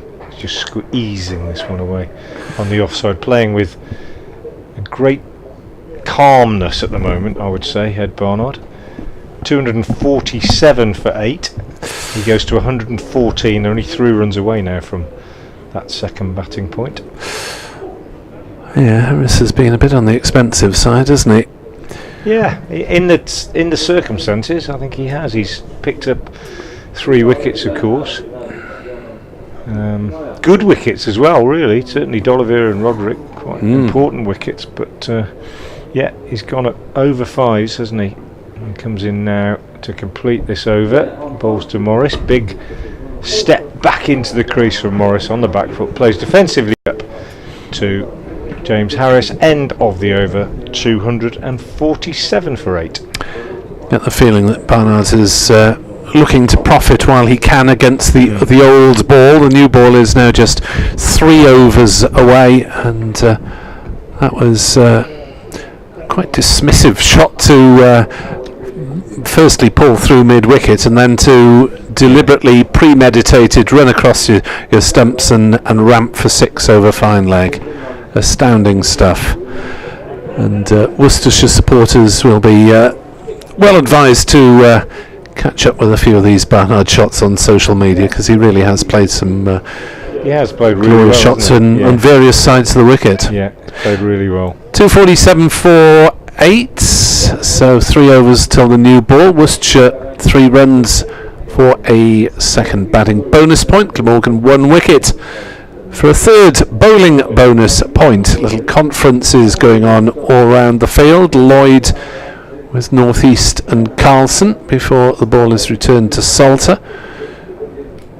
Batsman Barnard and Morris getting together as well. And they're saying, shall we give him 1? And the answer is in the affirmative, as every fielder retreats.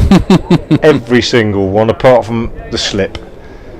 So you can have 1 if you want it. Ed, I wonder if he might dab it and look for 2. Square of the wicket on the offside would be the best chance of a 2, I would imagine, or just behind square.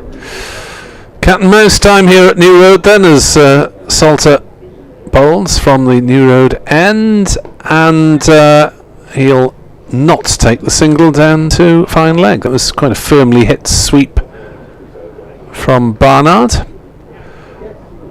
But looking now for boundaries or 2s, certainly for the first 4 balls of the over, and no doubt that he is trying to protect the number 10 as Barnard pulls hard towards mid-wicket. North East fields only about 10 metres in from the boundary ropes, and no run is taken.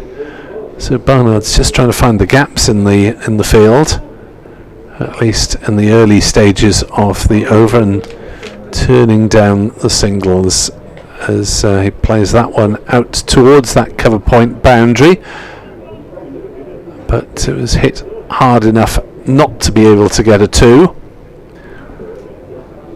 Strange cricket. It'd be difficult to explain this one to a newcomer to watching.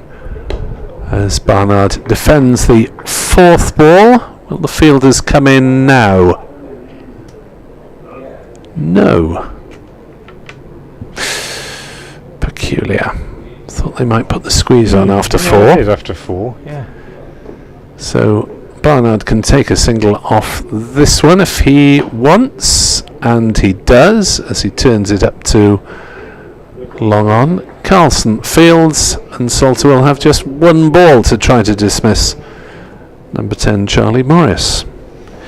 Averages 6 with the bat so far this season in first class cricket, but it's not giving themselves that much to work with here. Just the 1 ball against the tail ender, who just pokes it out on the offside, and he's done his job for the over. 248 for 8, 2 overs to the new ball. And drinks coming out for the Worcestershire batsmen, which they haven't requested, so there's obviously some sort of message here coming out. The coach says, which is let's get, what have we got? We've got 18 overs left in the day, so get the 250 and then see if just play for the end of the day, maybe, or I don't know. Try and crack on and see if we can get Glamorgan in for 10 overs or so tonight. Could be.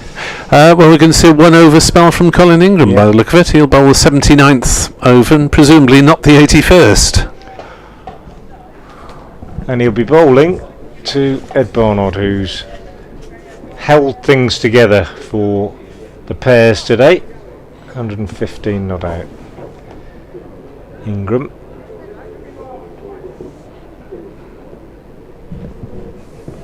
Just setting his, well, he's not setting his field, he's spreading his field. That's what he's doing. He's just saying, off you go, I'm going to give him 1. He comes in now and bowls right arm leg break, which Barnard turns on the leg side and says, I do trust you, Charlie Morris, to face Colin Ingram, because he takes a single off the first ball. Well, that's peculiar, isn't it? He's turned down singles off the first 4 balls against Salter, and exposed Morris to potentially 5 balls from Colin Ingram. That's peculiar. But as I say, maybe he just thinks Morris will be able to handle Ingram better than the off spinner. I don't know. 2 for 65 across the 2 innings of the last match, Colin Ingram.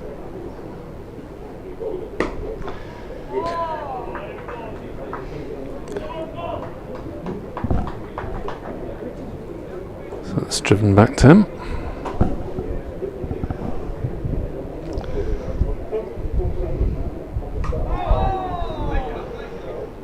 Next ball turned away on the offside, no run.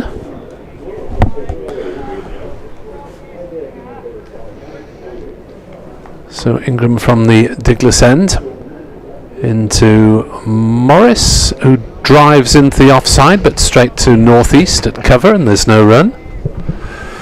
A couple of good shots for no runs. Might be a bit frustrated by that. Charlie Morris. Mid-on is halfway back in case Morris tries to drive over the top, and he plays that one on the offside, watching it off the pitch. David Lloyd with arms outstretched at slip, and the reason he's got arms outstretched is he's telling his fielders to skedaddle, get off into the distance, boys. Give him a single if he wants one. So another slip is brought in. Apart from that, 2 slips, everyone else in the outfield as Ingram bowls, and it's driven back to the bowler by Morris all along the ground. So he's survived 5 balls of Colin Ingram, which I suspect will be the end of Ingram in this innings in a bowling capacity, and Salter to deliver the last over with the old ball. Yeah, when you look at all the kits of the counties around, don't you, when you play against them, you look at all the training kits and everything else, and some I like, some I don't like, some are a bit garish and everything, but not just saying this because it's Glamorgan. I mean, I'm not overly keen on necessarily on the design, but the navy blue and yellow is a nice combination, isn't it? I've always thought that. Yeah. I've always thought that ever since Wimbledon wore it in the first division way back in the day. Vinnie Jones didn't make it look pretty though.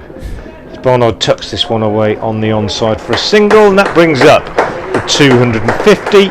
Ed Barnard moves to 117, and Worcestershire have their second batting bonus point, which looked a long way away when they were 63 for 5 before lunch. But a good recovery led by Barnard, well supported by Roderick, and there they are, 250 for 8. Oh, dropped just short. Oof. Is it me or you? It's you, isn't it? I did the last over. Did you? Oh, it's me. Oh, yeah, you did, didn't you? Sorry, I've lost it, haven't I? Well, you'll have the new ball. Well, I'll give you the new ball. Thank you. Salter in again, bowls, and Morris turns this one on the onside. The reason I went a bit quiet on the previous ball, it dropped just short of mid-off. Morris chipped it up, and it dropped just short of fielder diving in at mid-off. Nearly a wicket with the last over with the old ball. Salter is in again and bowls to Morris, and that one popped at him. That one really did go through the top a little bit, and Morris went on the back foot and then just sort of plopped it down in front of him, really. Looks very bemused, Charlie Morris. Yes, the first one Salter's got to spit. Yeah. Gone through the top a bit, that one. He bowls again now. Morris is back to this one, pushes out on the offside. So no suggestion that they're going to try and do anything silly before the new ball. It's of course the case that the new ball often travels a bit further off the bat and a bit harder and a bit quicker off the bat than the old one. As Salter turns to bowl the last ball of the 80th over, and it's left alone by Morris outside the off stump, taken by the keeper Cullen, and it's 250 for 8, and we just look to see if we're going to get a signal from the umpires. I can't see any reason at this point why No, Glamorgan wouldn't take the new ball, as umpire Lungley, is he waving anything in the air? He's got Michael Nisa ready to do business. Has he shown it to the scorers, or will they just leave it a ball or two? The old one has been rolled up to low. They're keeping the old one. Maybe he's going to bowl one with the old one before he takes the new one. I never quite understood why they do that, but you can have your loosener with the old ball. Michael Hogan is also loosening down on up the 41-year-old body. On the boundary. David Townsend is also limbering up, ready for his run up to Foregate Street Station. 250 for 8 then, as Glamorgan take the new ball here on BBC Sport Online, also available with the video stream on the Worcestershire and Glamorgan websites, as Nisa will bowl to Ed Barnard, who defends it on the offside.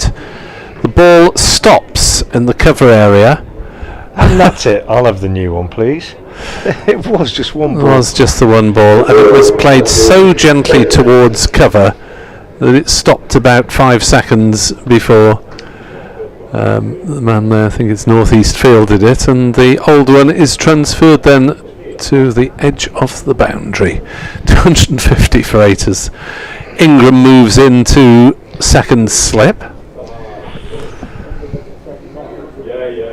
Nisa ultra economical, 1 for 25 as he starts his 16th over. And David's off to the station.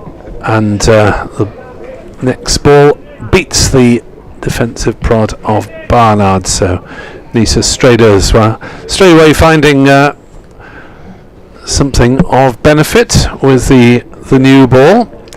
Thanks to David Townsend for his contributions through the afternoon.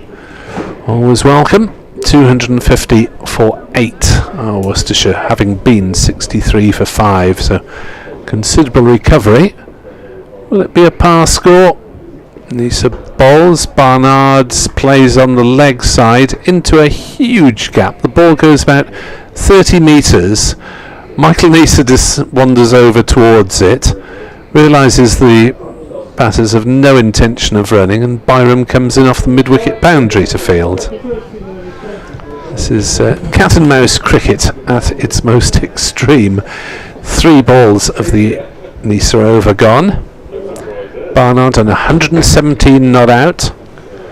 Faces up and straight drives that one towards the long on boundary. It will be fielded. They wander through for a single. So single taken off the 4th ball of the over. And Michael Nisa has 2 balls to bowl at the number 10. Charlie Morris. I'm just wondering why he's been brought in ahead of Pennington when Pennington has a better batting average of 14 to Morris's 6 this season. Yeah, I said that. I'm not. I was surprised as well.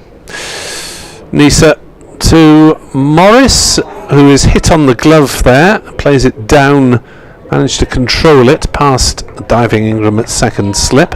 I think, to be honest, if I were backing somebody to stay in, I'd maybe choose Morris. If I were backing somebody to score runs, I might choose Pennington. That might be the thinking, I don't know. Okay. Last ball of the over, 3 slips. Lloyd, northeast, and Ingram. As Nisa's conceded the single off this over. Steams in, bowls, and it's defended by Morris towards mid-on. No particular urgency for the Glamorgan fielders because they know that they're not going to attempt to run off that particular delivery. Nisa 16 overs, 1 for 26, 1 off, 251 for 8 as we meander slightly towards the close of play. Glamorgan will be keen to make sure the game doesn't meander slightly away from them, even though it'll mean a bit of batting to do tonight. Yeah, I think they'd settle for 10 overs or so, wouldn't they, tonight, if they could pick up these last 2 wickets fairly quickly. So I guess there's a slight disappointment. I mean, they're long in the tooth. They've all played enough cricket to know that anything can happen, and you don't always capitalise on a great start. But at the same time, 63 for 5 with Libby, Azhar and D'Oliveira out of the way. I think David Lloyd would have been hoping to be chasing something under 200 certainly, but it's one man really, well 2 with Roderick, but Ed Barnard, the key man, stood in the way. England 107 for 2. And here's Hogan from the New Road end with the new ball, short and wide. Barnard cuts hard away on the offside, and he gets nothing. He could have easily had 1. He possibly could have had 2 if they'd have run straight away, because it was fielded by Salter out at backward point, diving to his right, couldn't hold on to it. As it was, they turned it down. So 2 slips and the rest of the field is spread all around, and Hogan comes in again to bowl to Barnard, and bowls, and Barnard is going to be lucky because he gets one that is banged in short, and he got into a bit of a pickle with it, and it hit the splice and went straight up in the air, but it didn't have enough on it to stay up in the air long enough for Hogan coming through in his follow through, or for northeast at second slip to come up and manage to take the catch. May I praise your change of direction in the course of that sentence, having been prepared to say he's going to be caught. Yeah, we all have to do it now and again, don't we? Yeah. In comes Hogan and bowls, and short, and that's good from Barnard, pulled away for 4, straight down in front of us, hits the rope now. And that's what Barnard was waiting for when he turned down that run earlier on. Hard to find boundaries when the fielders are all out on the boundary like this, apart from the slips, but that one's short and he's quickly onto it, sees the length early, smashed it away to deep mid-wicket, and he goes to 122, and it's 255 for 8. Hogan comes in again to bowl to the Salopian. He bowls, and Barnard is pushing this one up to mid-on and does take a single, so he's trusting Morris to face the last 2 balls. But yeah, that change of direction that you're talking about, seriously, mid-sentence, is something that I suppose we all find ourselves forced to do now and again, isn't it? And you go, and he's dropped it. Smashed it. Yeah. And yeah. And he's out of control. It's out, or should have been. It did look as though he was going to be caught and bowled, didn't it? Anyway, here's Hogan to Morris. 3 slips now, and the rest of the field is in now. It's conventional. And Morris is on his toes, just dropping that one down on the offside. So 1 ball left now for Charlie Morris to survive. He's faced 21 balls so far for his 1. And as I've said, I think that's probably the reason that he came in ahead of Dylan Pennington, is his stick ability. As Pennington probably has a few more shots, but Morris perhaps more likely to occupy the crease. Hogan into Morris, bowls, and he's forward. Not much movement of feet, slightly forward, no, a slightly stiff front leg as he pushes it up to mid-off, but he does survive. It came out of the middle of the bat, and it's the end of the over. 256 for 8 and 14 left in the day. No doubt as to who's winning the battle of the pace setters in Division 2 at the moment. On the first day at Trent Bridge, where Nottinghamshire have piled up 348 for 4 against Middlesex. Hasib Hamid made 101. Lyndon James is 73 not out, and the skipper Steve Mullaney is 66 not out. They've got depth, haven't they? That's the thing about knots. If you get the early ones out, or you get Slater out, you get Duckett out, and some Hamid sticks around. And Mullaney's been struggling a bit this season, but he's just come in and got key runs today. Lyndon James, promising young all-rounder. They've a lot of depth, I think. Yeah, they brought the best out of Glamorgan at Trent Bridge, because Glamorgan really good win. Won by, I think it was 7 wickets off the top of my head. It's not an easy place to go and win, Trent Bridge, is it? I don't think. Not in red ball cricket. They bowled Notts out twice and left themselves chasing 166. As there's a drop off the first ball of the Nisa over, and Barnard edged to slip, and I think that carried. Yeah, I think it did. Nisa kicks away at the crease, a gesture he always makes with particular venom on this occasion. That's good replay, that. We saw the nick, but we didn't see the drop. I think it well, was it between first and second? It was like neither one nor the other. I think North East went for it. Not North East, is it North East? No, it's not. It's Ingram. Ingram went for it. Nisa bowls, and a swing from Barnard, which was looking to smash a window in the cathedral. Ingram went for it, second slip, low down, ankle height with his left hand, and they either stick or they don't, those ones. It was pretty sharp, to be fair, and it didn't stick. So Barnard looking to fling the bat on that occasion.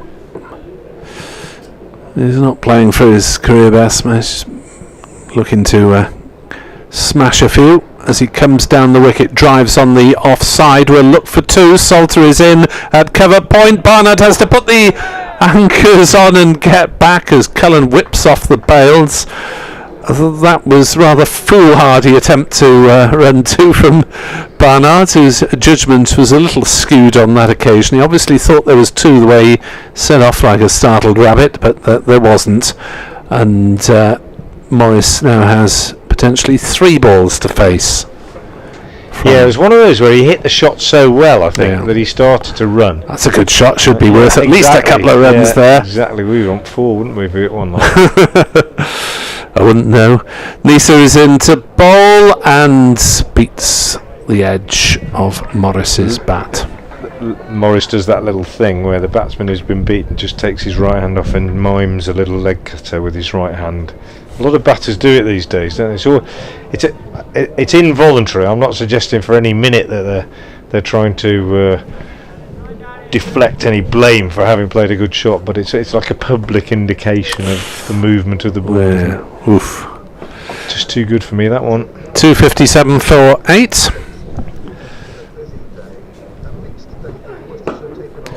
Single on the leg side. 104 on the leg. Well, Worcestershire are still out there. Ed Barnard has brought up a brilliant 151 balls and 11 fours when he went past three figures. Still there on 124, kind of marshalling the strike now, holding things together. 3 men out since tea. Roderick 46, Leach 12 and Baker 10. The new ball has been taken. We've still got 13 overs left in the day after this one, and Charlie Morris is giving Barnard good support. He's just hit his first boundary. He's on 5. He's faced 24 balls, and Barnard, as I say, holding things together for Worcestershire. A brilliant innings from him. He's 124 not out, and Worcestershire currently are 261 for 8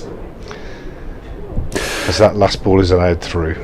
As Morris did better than hold out the last 3 balls. He actually turned one to square leg for the boundary. So 261 for 8. Can Worcestershire maybe start dreaming of a third batting point? Are you really trying to jinx them now? Having been 63 for 5. You really try. You do your best. No, it's been a good recovery, and the more I think about it, the more I think that decision to send Morris in was based entirely on this scenario, really. That if Pennington were out there, as you might see shortly, he might have a higher average and score a few more runs and play a few more shots than Morris. But whether he'll stick around and support the batsman at the other end for as long, he'll try, of course, but whether he'll have that capability is a different thing. As Barnard steers this down to third man and sets off for the obvious single, and then says, "Oh no, I can't have that one." Oh dear. And that's quite frustrating as well. Not something that many of us or club players ever have a scenario like this, but to know that at the end of the day you scored 130, say, but you could have had 150 is... Yeah, I'd be with Charlie Morris on this, only without the bowling element. It's just hold up an end, will you, while I have a bash. 261 for 8 as Hogan comes in, and that's hit Barnard smack on the helmet, I think, and the umpire has called for some support from the physio. Barnard started to walk down the pitch, and he seems fine, but we're going to have another lengthy delay. That's a fearful crack on the helmet, I think. I'm pleased to say that most players wear these helmets these days with that extra padding and support at the back, since the tragedy suffered by Phil Jakes. New helmet is being called for. He seems pretty unperturbed, Ed Barnard, but that was a pretty firm smack on the bonce. Yeah, well, he was coming down the wicket, as you say, and Hogan reacted by digging it in short, and there really wasn't much time for Barnard to get out of the way, considering that he's facing an opening bowler, and he was probably a couple of metres nearer to him than he would normally be. And it's a new ball which is going to come off the deck fairly firmly. So we're going to have a longish pause here. I'll give you the story of the day while we do that. Worcestershire lost the toss. Glamorgan put them in, and they lost a wicket. Ed Pollock out to the very first ball of the day, losing his middle stump. Michael Neese of the bat. That was 0 for 1, 8 for 2 when Jake Libby was caught behind by Tom Cullinoff. Hogan for 4, and 40 then added for the third wicket by Azhar Ali, and just turn down that effects mic. We'll do the scoreboard if we need to, Azhar Dave. Ali and Taylor Cornell, who came in at 4. Then Azhar was caught down the leg side by Cullinoff Lloyd for 21. The glove, I fancy, a little flick down the leg side. Brett D'Oliveira, LBW to Harris then for 3, and Worcestershire were in disarray really at 57 for 4. It only got worse. 63 for 5 when Taylor Cornell was also out, caught down the leg side by Cullinoff Lloyd for 25. At lunch it was 84 for 5, with Barnard and Gareth Roderick having started something of a recovery. They continued that in an afternoon session that was curtailed by rain, and by tea they'd taken Worcestershire to 172 for 5, an early tea taken when the rain came at 3:30. So a lengthy evening session during which we've seen Roderick go to Harris for 46 after a partnership of 120 for that 6th wicket, and then since then Leach out, caught at cover point, or deep gully you could say, by Salter off Hogan for 12, and Baker then giving Cullen a 4th catch behind the stumps. Harris the successful bowler once again.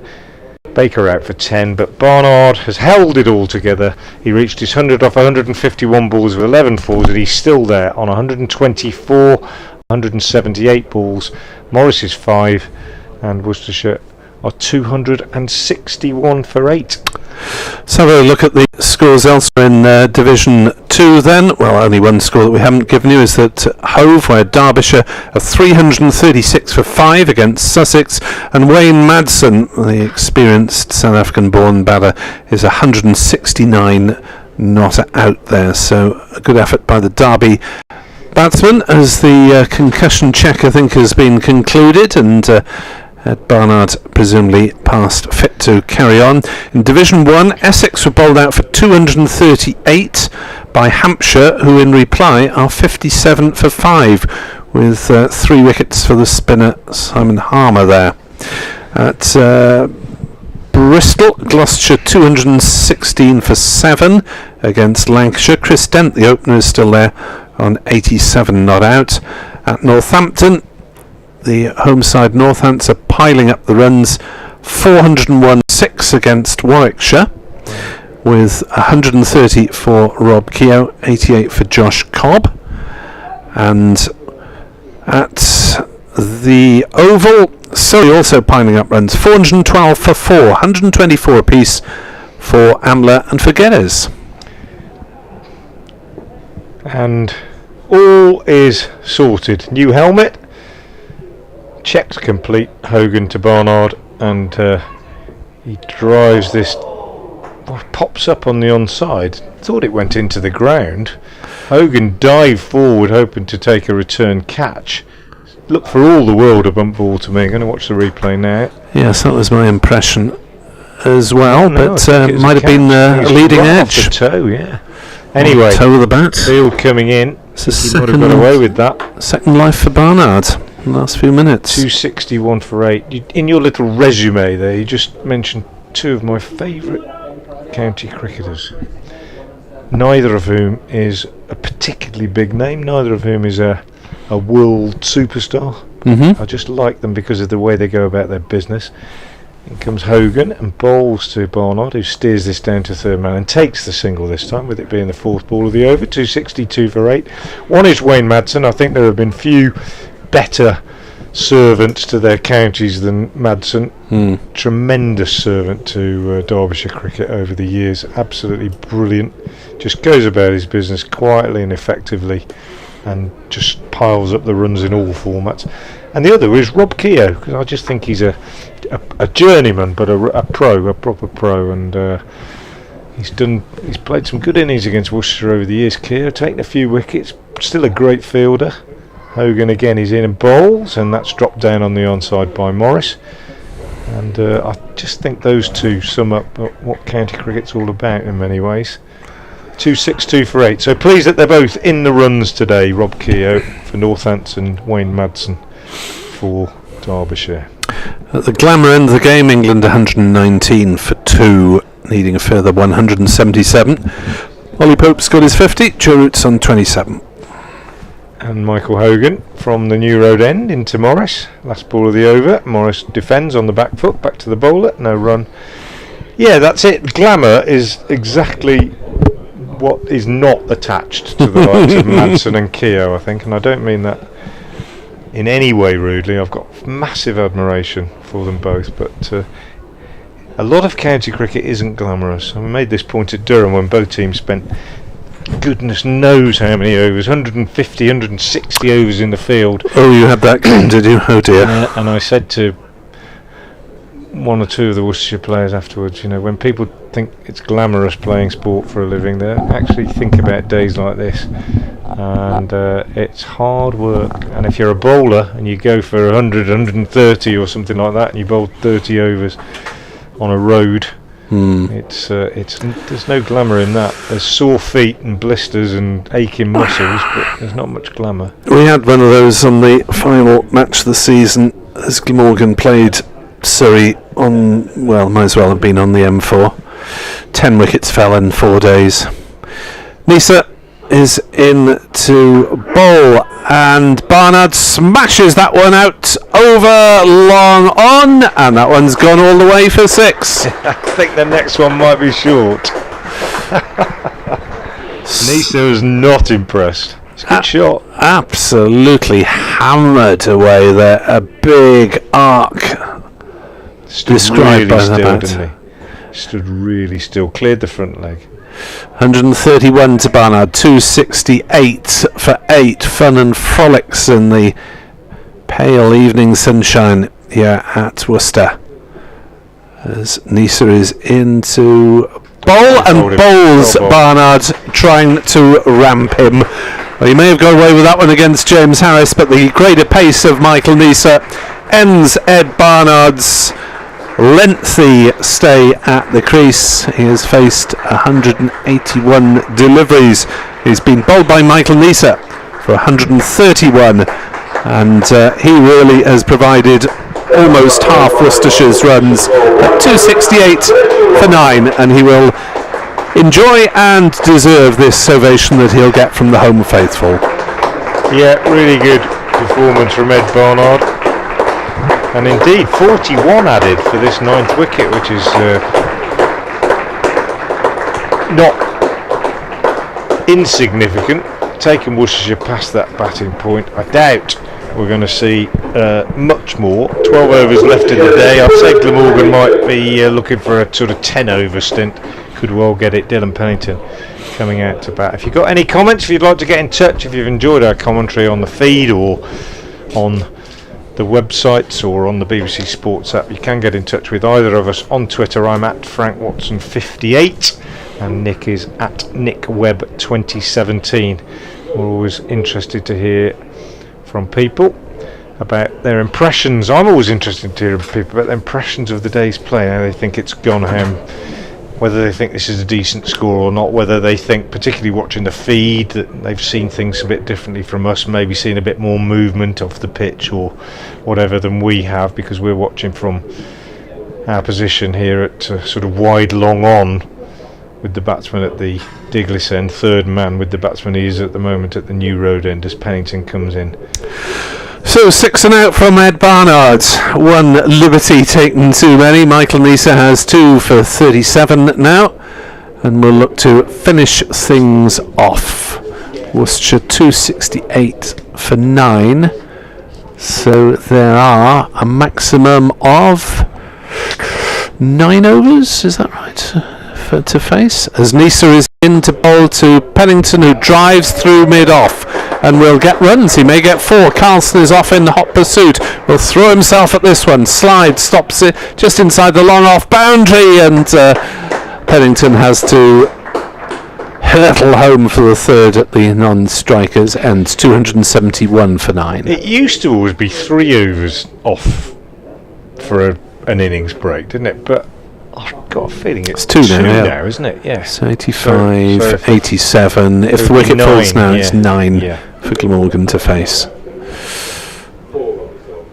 There's Nisa into bowl, short delivery and a caught behind, and Nisa finishes the innings off pretty quickly as Charlie Morris goes. Court Cullen bowled Nisa for 5, 271 all out. And Tom Cullen has his very own 5 for Glamorgan, 5 catches behind the wicket. Morris caught Cullen, bowled Nisa 5. Pennington is left not out 3. And Barnard's 131 account for nearly half of Worcestershire's 271 all out.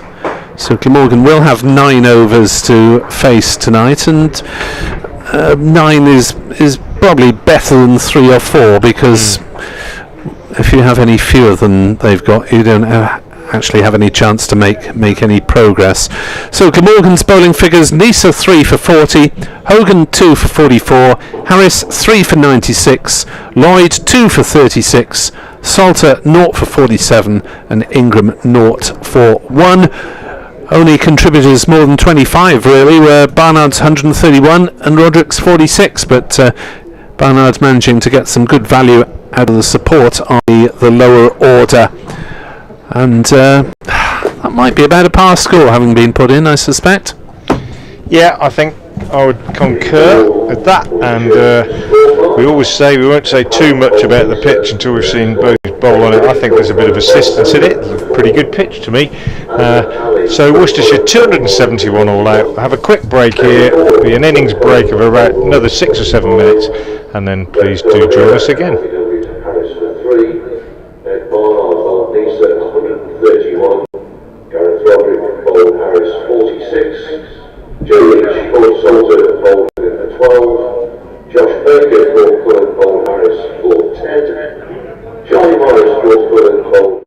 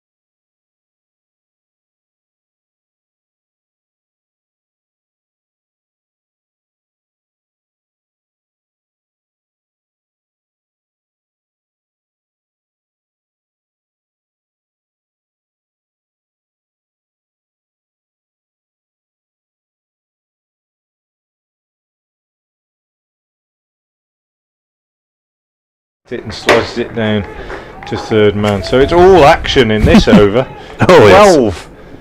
12 for 1. A wicket off the third ball of the over and successive boundaries for Harris. This is like a T20 scorecard, isn't it? Isn't it? Yeah. 4 wicket 4-4 this over so far.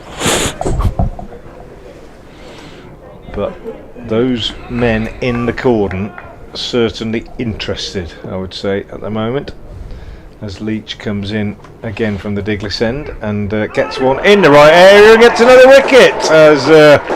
Oh, he doesn't. I beg your pardon. I thought there was a nick. It was taken by wicketkeeper Roderick. The whole cordon went up in celebration, and umpire Lungley said no, didn't nick it. So it was a strange one. Look for all the world as that was out. Just have a look at replay now. Fairly slow motion. No, off the thigh. Nipped back, took the thigh. Definite sound, obviously, but good decision from the umpire. 12 for 1 at the end of the over.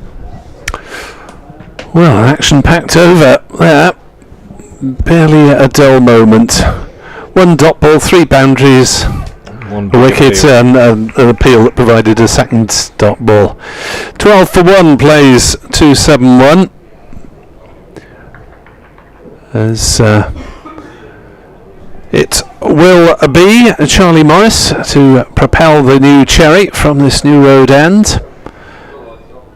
And he'll be bowling to left-handed Eddie Byram, who's standing at the non-strikers end for the drama of that first over, and is beaten by the first delivery, I feel, although Byram has got something of a misleading leave. Curtain rail leave. Playing just inside the line, so maybe doing him a disservice.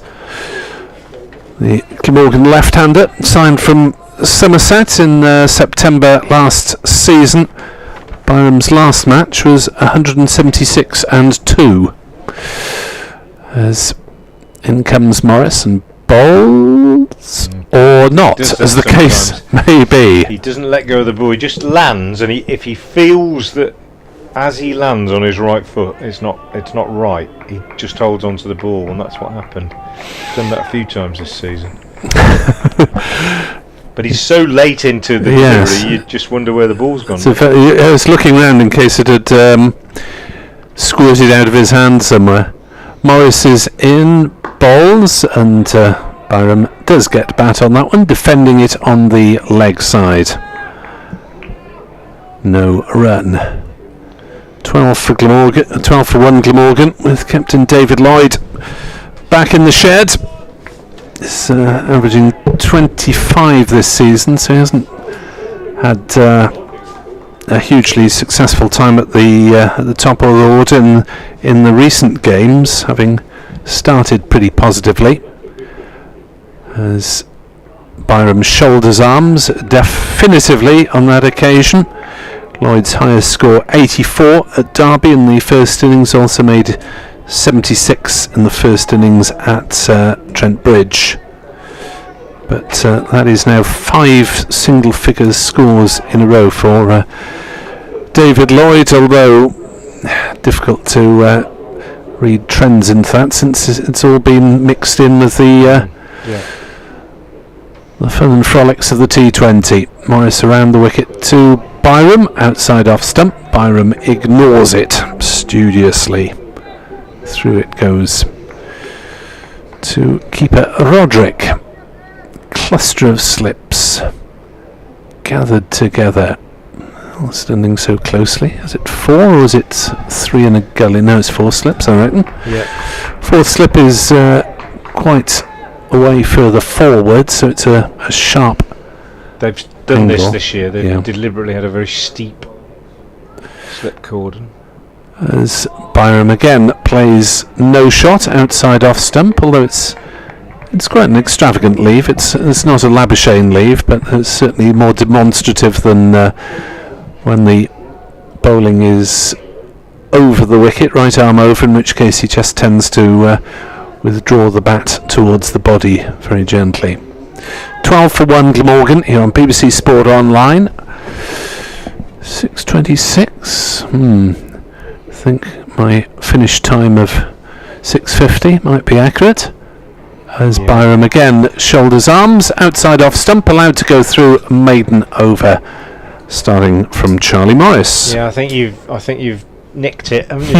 I think we'll go past your suggestion of 6:45. I think the change in innings hasn't helped me because although it's 2 overs, they take a little bit longer. So I think that might have not helped me, but no. We were only guessing, weren't we? I think you're going to be right. Azarali's coming into short leg, helmet's going on, shin pads, etc., or box at least, for Leach. Bowling to the night watchman Harris, 12 for 1. All the runs came in that first over. Morris's over was a maiden.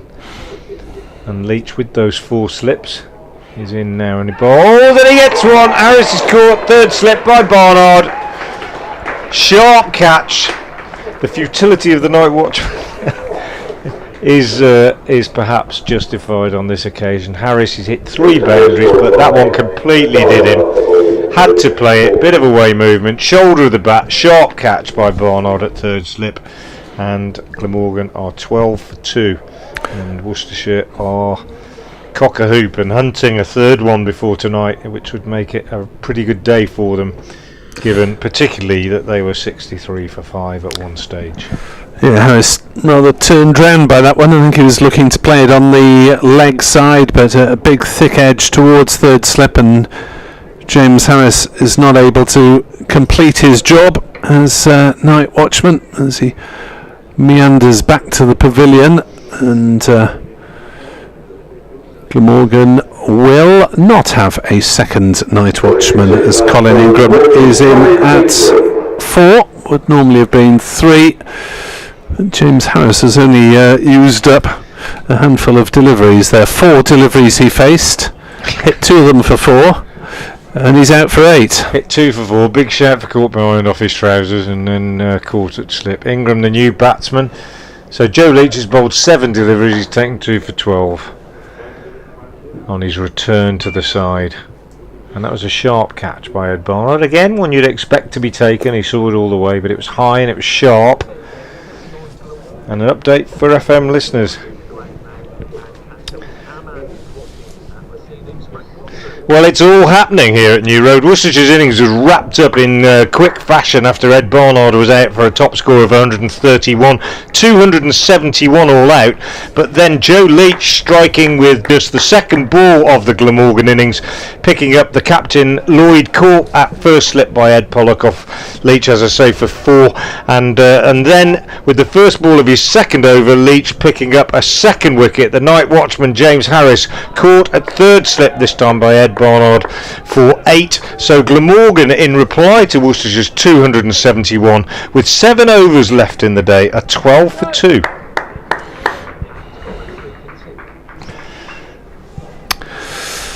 Yeah, you just felt it was a little early for Glamorgan to go to the night watchman, didn't you? Yeah, probably. I mean, the night watchman's job is still to be there at the end, and if he isn't, and then you bring in, you expose your batsman anyway, it all looks a bit silly, I suppose. And if you then lose your next batsman, that makes it even worse. Leach passing Ingram's outside edge as he pushed at that one. This is a very, very tense little session now for these Glamorgan batsmen. They do not want to lose another one tonight. Even at the start, Worcestershire would have settled for 2, but now, with still 6 overs left after this, and 2 men already back in the pavilion, they'll want another one, I would think. Brett D'Oliveira and Jake Libby, the captain and vice captain, both clapping their hands in encouragement as Leach comes in again round the wicket, and Ingram with a very extravagant leave lifts the bat well above his head and allows that one to go through. But every ball's an event at the moment. It's a real bit of tension, isn't there? This is Ingram's 3rd first-class match of the season, and before that he'd played 1 first-class match in the previous 4 seasons, having concentrated on white ball cricket for a few years, initially for fitness reasons and then for tactical ones. So he won't have been in many situations like this recently. Leach bowls, he's forward nicely to this one though, pushing up to Pennington at mid-on. I would imagine we'll see Leach and Morris bowl most of the overs. We might just see Pennington have a little roll. He's certainly loosening up, possibly the quickest of the bowlers in this side, and he'll fancy a little go before the end of the day. Morris, however, is still exercising down in front of us at third, fine leg now with the left-hander in. As Leach comes in round the wicket, bowls, and Ingram gets an edge, and it goes through the slips down to third man for 4. I don't think it was a catch. It went between fourth slip and gully, really, down to third man, but he was not in control of that whatsoever, and it was a sharp intake of breath moment, literally in the box here and around the ground metaphorically as well. 18 for 2. Didn't know much about that one, did he, Nick? No, it's a question of survival for Glamorgan at the moment. Those 4 slips settle again. Last ball of Leach's second over, 2 for 18. His figures. He comes in now and bowls, and Ingram is taken on the pad. There's a massive shout for LBW, and he's given. Tom Lungley, the umpire, raises his finger, and Joe Leach is on fire. He's conceding runs, but he's picking up wickets. 18 for 3. Leach 2 overs, no maidens. 3 for 18. Well, this is quite an extraordinary start to the Glamorgan innings, and Worcestershire roaring back into the game, having been almost on the ropes at one point in the second hour of the day's play, and it really has been some fight back with more than 200 runs from the bottom half of the batting order, and then 3 wickets for Joe Leach with a quite superb return to the side after his back injury. And Glamorgan in disarray there, with Ingram first turned around a little bit and finding the edge, and next ball wrapping him on the pads, as we get a replay on the video stream. And well, Ingram got half a stride in, but not quite enough to save him. He bowls at the stumps, Joe Leach. That's one thing he tends to do. He bowls at the stumps. He threatens the stumps. He threatens both edges, and he makes the batsman play. And that often makes him a little bit more expensive, I think. As you know, batsmen are playing shots at him, obviously, but there's not a lot of leaving going on, is what I mean. But it gives him a chance, doesn't it, if the ball does a little bit early on? And he's definitely Worcester's most threatening bowler with the new ball early on, and that's why they've missed him.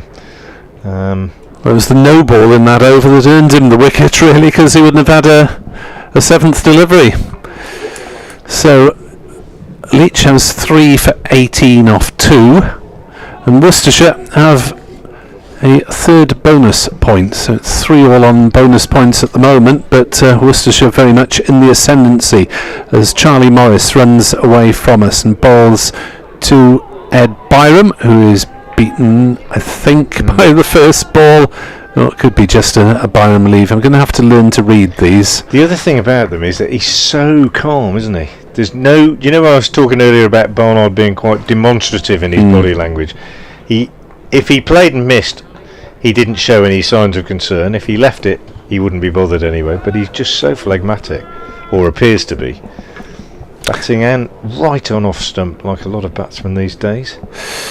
As he faces up to Morris, who's in, bowls to Byram, who plays this hard down into the ground. New batter, by the way, is, as scheduled, Sam Northeast, who is 5 rather than 4 because of James Harris going in at 3. And Glamorgan in all sorts of disarray in the evening sunshine. And it is now some of the biggest expanses of blue sky of the day. And the ground looking a picture, and the home supporters enjoying this sight. As Morris into bowl to Byram, who I think was beaten by that one. And he betrayed it too, didn't he? Because he threw his head back on that occasion. He's proving my theory of his phlegmatism. But good delivery from Morris. Not so threatening, Morris, but he's nagging. That's his greatest quality, I always think, as a seam bowler, is his accuracy and his persistence and his determination. So Barnard and Leach between them stealing the headlines for Worcestershire today. As next delivery is left alone by Byram, outside off stump, allowed to go through by Morris, who's yet to concede off the 10 balls that he's delivered. Not very often that you see 2-0 18-3 in a championship scorecard, particularly in the first innings, but that's what is against Joe Leach's name at the moment. As the remaining home spectators will have enjoyed this. Morris bowls, Byram leaves through to the gloves of Roderick.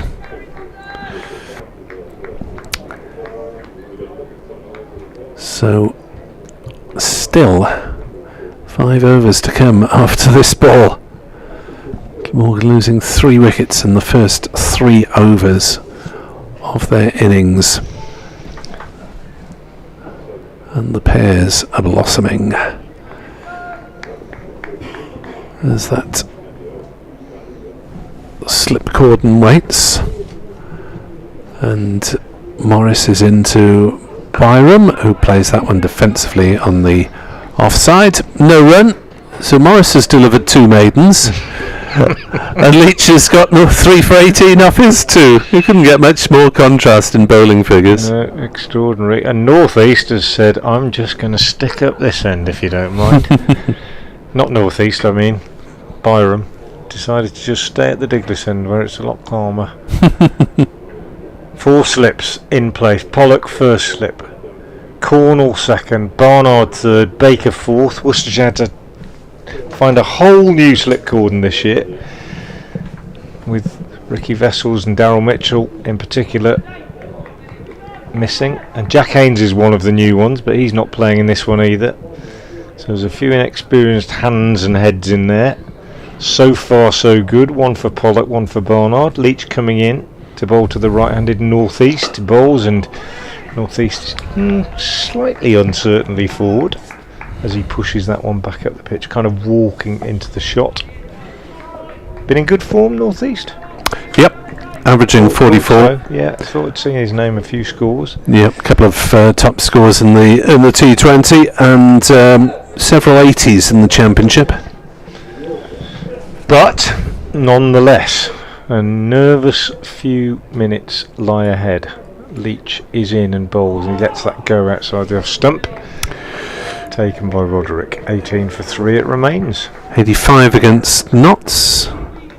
81 second innings in a victory, or attempted victory chase at Derby in the second innings. 84 in the first innings of the win against Leicestershire, and then quite an important 45 not out, with Glamorgan wobbling a bit in a low victory chase against Sussex, which they got home.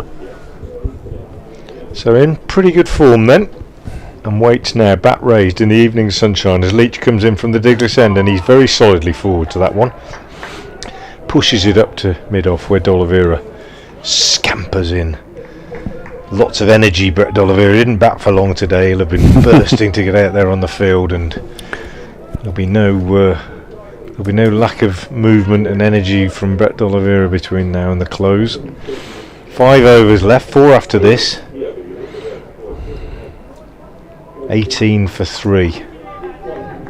Leach has all 3 wickets to fall, and he's steaming in now from the Diglis end and bowls to North East, who drives him out on the offside, and they have to hurry as D'Oliveira throws to the striker's end, and well, I've got a feeling that Byram might have been struggling if that had hit, and he doesn't miss very often. Brett D'Oliveira pushed out on the offside to risk taking a single to him, but they got home, and North East gets off the strike, and it brings Byram down to face Leach for the very first time. You didn't like that, did you? No. North East, you would have thought, would not be so keen to get off the mark, particularly with an ill-judged single like that almost stitched up his partner. And they know Brett D'Oliveira as well. I think he's pretty much known around the circuit as being fleet of foot. Leach round the wicket to Byram. He's in and bowls, and Byram is forward, pushes out on the offside. It's the end of the over. I think Pennington It's not the end of the over. Sorry. I think Pennington is going to replace Morris at this new road end, despite Morris's 2 maidens. That's harsh. Yeah, but 2 maidens off you come, mate. Pennington's a bit quicker. I think Brett D'Oliveira just might think just worth giving him a couple tonight. There'll be 4 left after this, so he'd just have a couple, wouldn't he? Yep. As Leach comes in and bowls, and that's outside the off stump, left alone by Byron. Pennington is definitely coming on because he's just discarded his cap to join his sweater over the rope, and he's running in eagerly to the end of his mark. 19 for 3 with 4 overs left in the day. Very well called. As Pennington does indeed take over from Morris at this new road end, and he'll have 2 overs to see whether he can add to Worcestershire's current dominance of the match. But Worcestershire managed to fight back from a dreadful start once the ball had got a little bit older, so Glamorgan will be hoping that tomorrow brings a similar script to this game. Yeah, another wicket would make a big difference tonight. Don't be greedy, Frank. No, Don't be just a in greedy terms of little balance.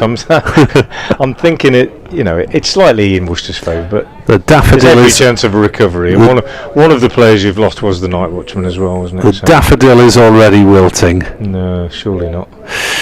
As here comes Pennington then from the new road end, bowls to northeast, who again tries to pinch a quick single. This one was slightly better judged, and yes, there's playing positive cricket, and there's taking unnecessary risks. The first quick single from northeast was definitely in the unnecessary risk category, but that one was slightly better judged as northeast goes on to 2. Byram has faced 14 deliveries without scoring, as Pennington will come around the wicket to the left-hander, who plays that one defensively out on the offside, and there's no run.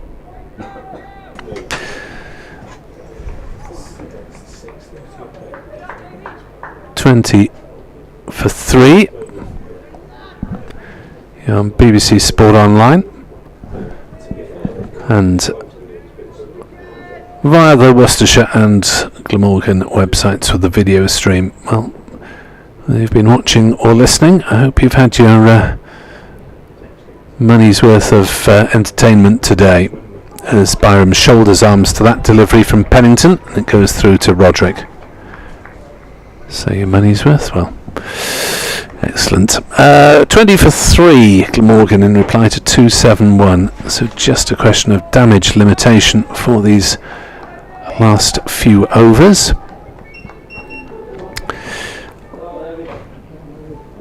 And the ball is transferred back to Pennington,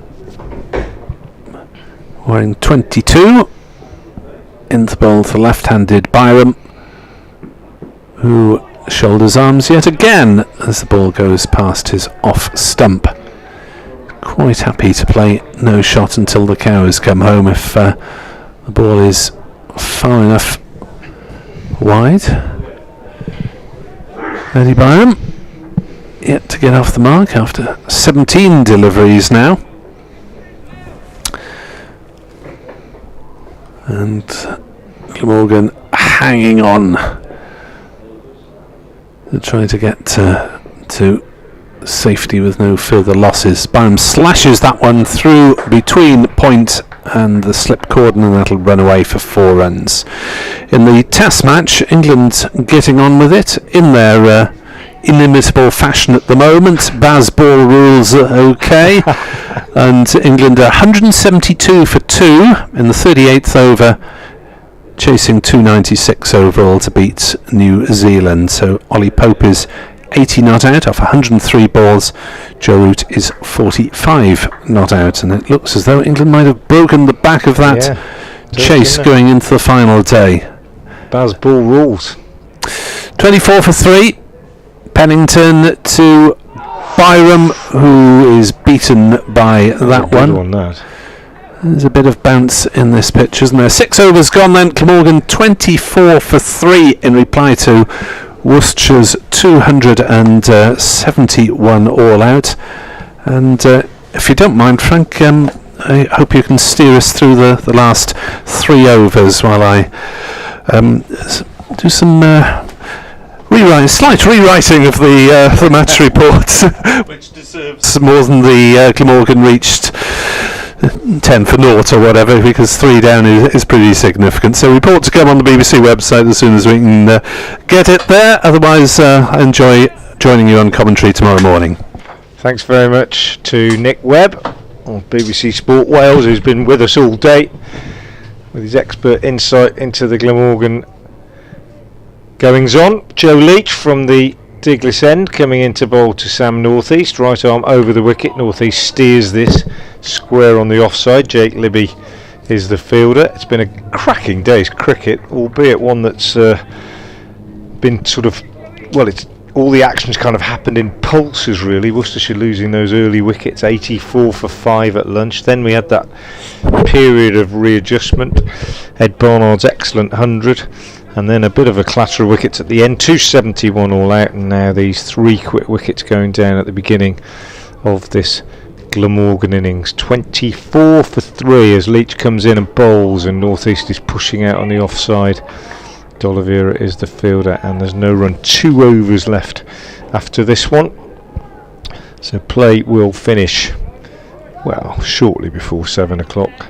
We had that rain delay, an early tea taken, but we didn't lose any overs. Lovely evening now. Quite a few spectators have stayed, and it has been a very, very entertaining day's cricket. Worcestershire just hoping they can finish it off with 1 more wicket as Leach comes in and bowls to Northeast, who lets that go outside the off stump, and I don't think that missed the stumps by much. Leach has got his head in his hands. A couple of the slips have got their hands on their heads, and it possibly nipped back a little bit after it passed the stumps, but a good leave by Sam Northeast. He's on 2. His first run was a bit risky to D'Oliveira in the covers. Byram is on 4. The men out. If just joining us in this Glamorgan innings, Lloyd caught at first slip by Pollock off Leach for 4.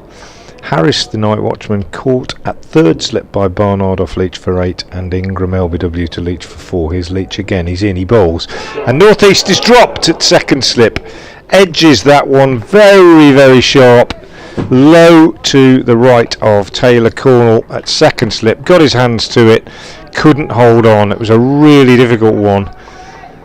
Went down off the bat, sharp, low to his right, and Cornell, who held a good one at Durham last week on his debut, unable on this occasion to cling on in the cordon, and Northeast escapes and picks up a single and goes to 3.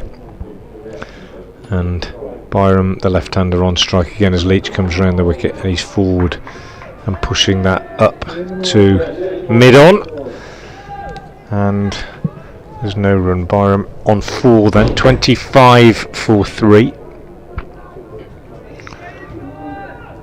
and Leach 3 for 20, 1 ball left in his 4th over, and unfortunate perhaps not to, well, unfortunate definitely not to have picked up a 4th, and comes in again now round the wicket and bowls to Byram, who pushes out on the offside, and there's no run. End of the over from Joe Leach. 4 overs, no maidens, 3 for 20 his figures, and Glamorgan, with 2 overs left in the day, are 25 for 3. And Dylan Pennington will bowl the first of those 2 overs from the New Road end, and he'll be bowling to Sam Northeast for the first time, I think. Those 4 slips still in place as Pennington moves away from us in the evening sunshine. Number 22 on his bat, bowls outside the leg stump to, well, on leg stump really, to Northeast, who steers this down to long leg, where Joe Leach makes a brilliant stop, running around to his right, tumbling down, and flicks the ball back just inside the rope, and everybody thought that was destined for the boundary. Pennington, at the end of his run up, just applauds Leach again. Bit more pace from Pennington, but slightly more scoring opportunities for the batsman than against Morris, who started with 2 maidens. Pennington bowls. Northeast rather uncertainly tucks this one away on the onside. Azhar Ali coming in from mid-wicket to do the fielding. So 13 wickets have gone down in the day. Worcestershire losing 1 to the very first ball of the game. Eventually 271 all out. And Glamorgan also losing 1 in their first over. Pennington in again now, bowls to Northeast down the leg side, misses it, taken by a tumbling Gareth Roderick. So 1 over left after this. I'll briefly, for those who haven't been with us all day, recap the day's events before the close in as full a fashion as I can. I'll start after this ball from Pennington. 27 for 3,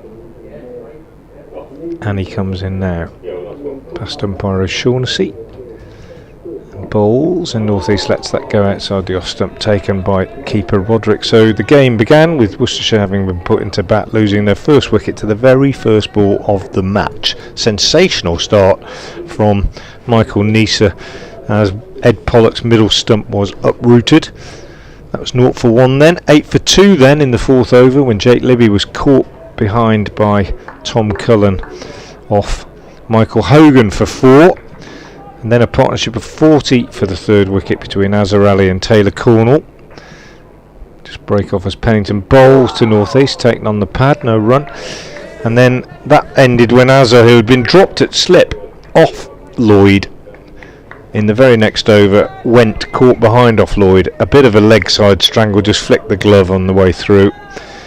A second catch for Cullen. D'Oliveira was then LBW to Harris almost immediately for 3. That was 57 for 4 at that point, and it got worse, 63 for 5, when Taylor Cornell, who'd battled through a difficult spell, including a horrible bang on the helmet from a short ball from Michael Nisa,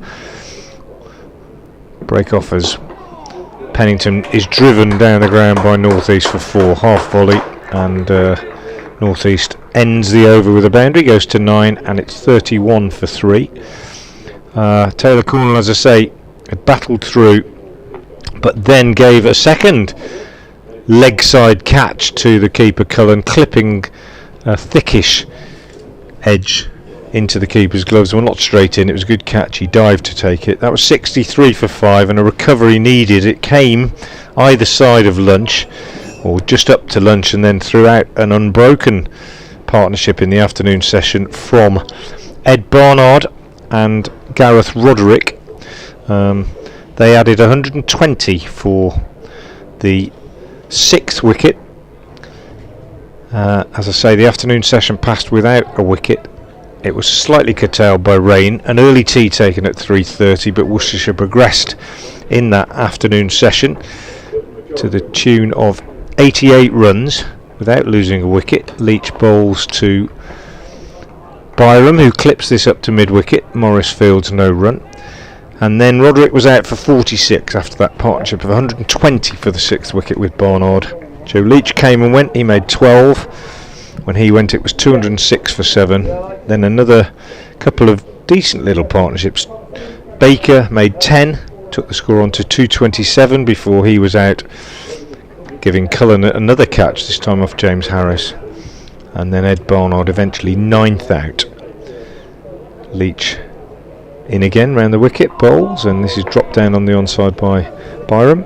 Leach, Barnard, I beg your pardon, eventually 9th out, 131 runs from him, faced 181 balls, hit 13 fours and 2 sixes, and then shortly after that the innings wrapped up when Charlie Morris was caught behind. A 5th catch for the wicketkeeper Cullen off the bowling of Nisa for 5. Nisa finished with 3 for 40.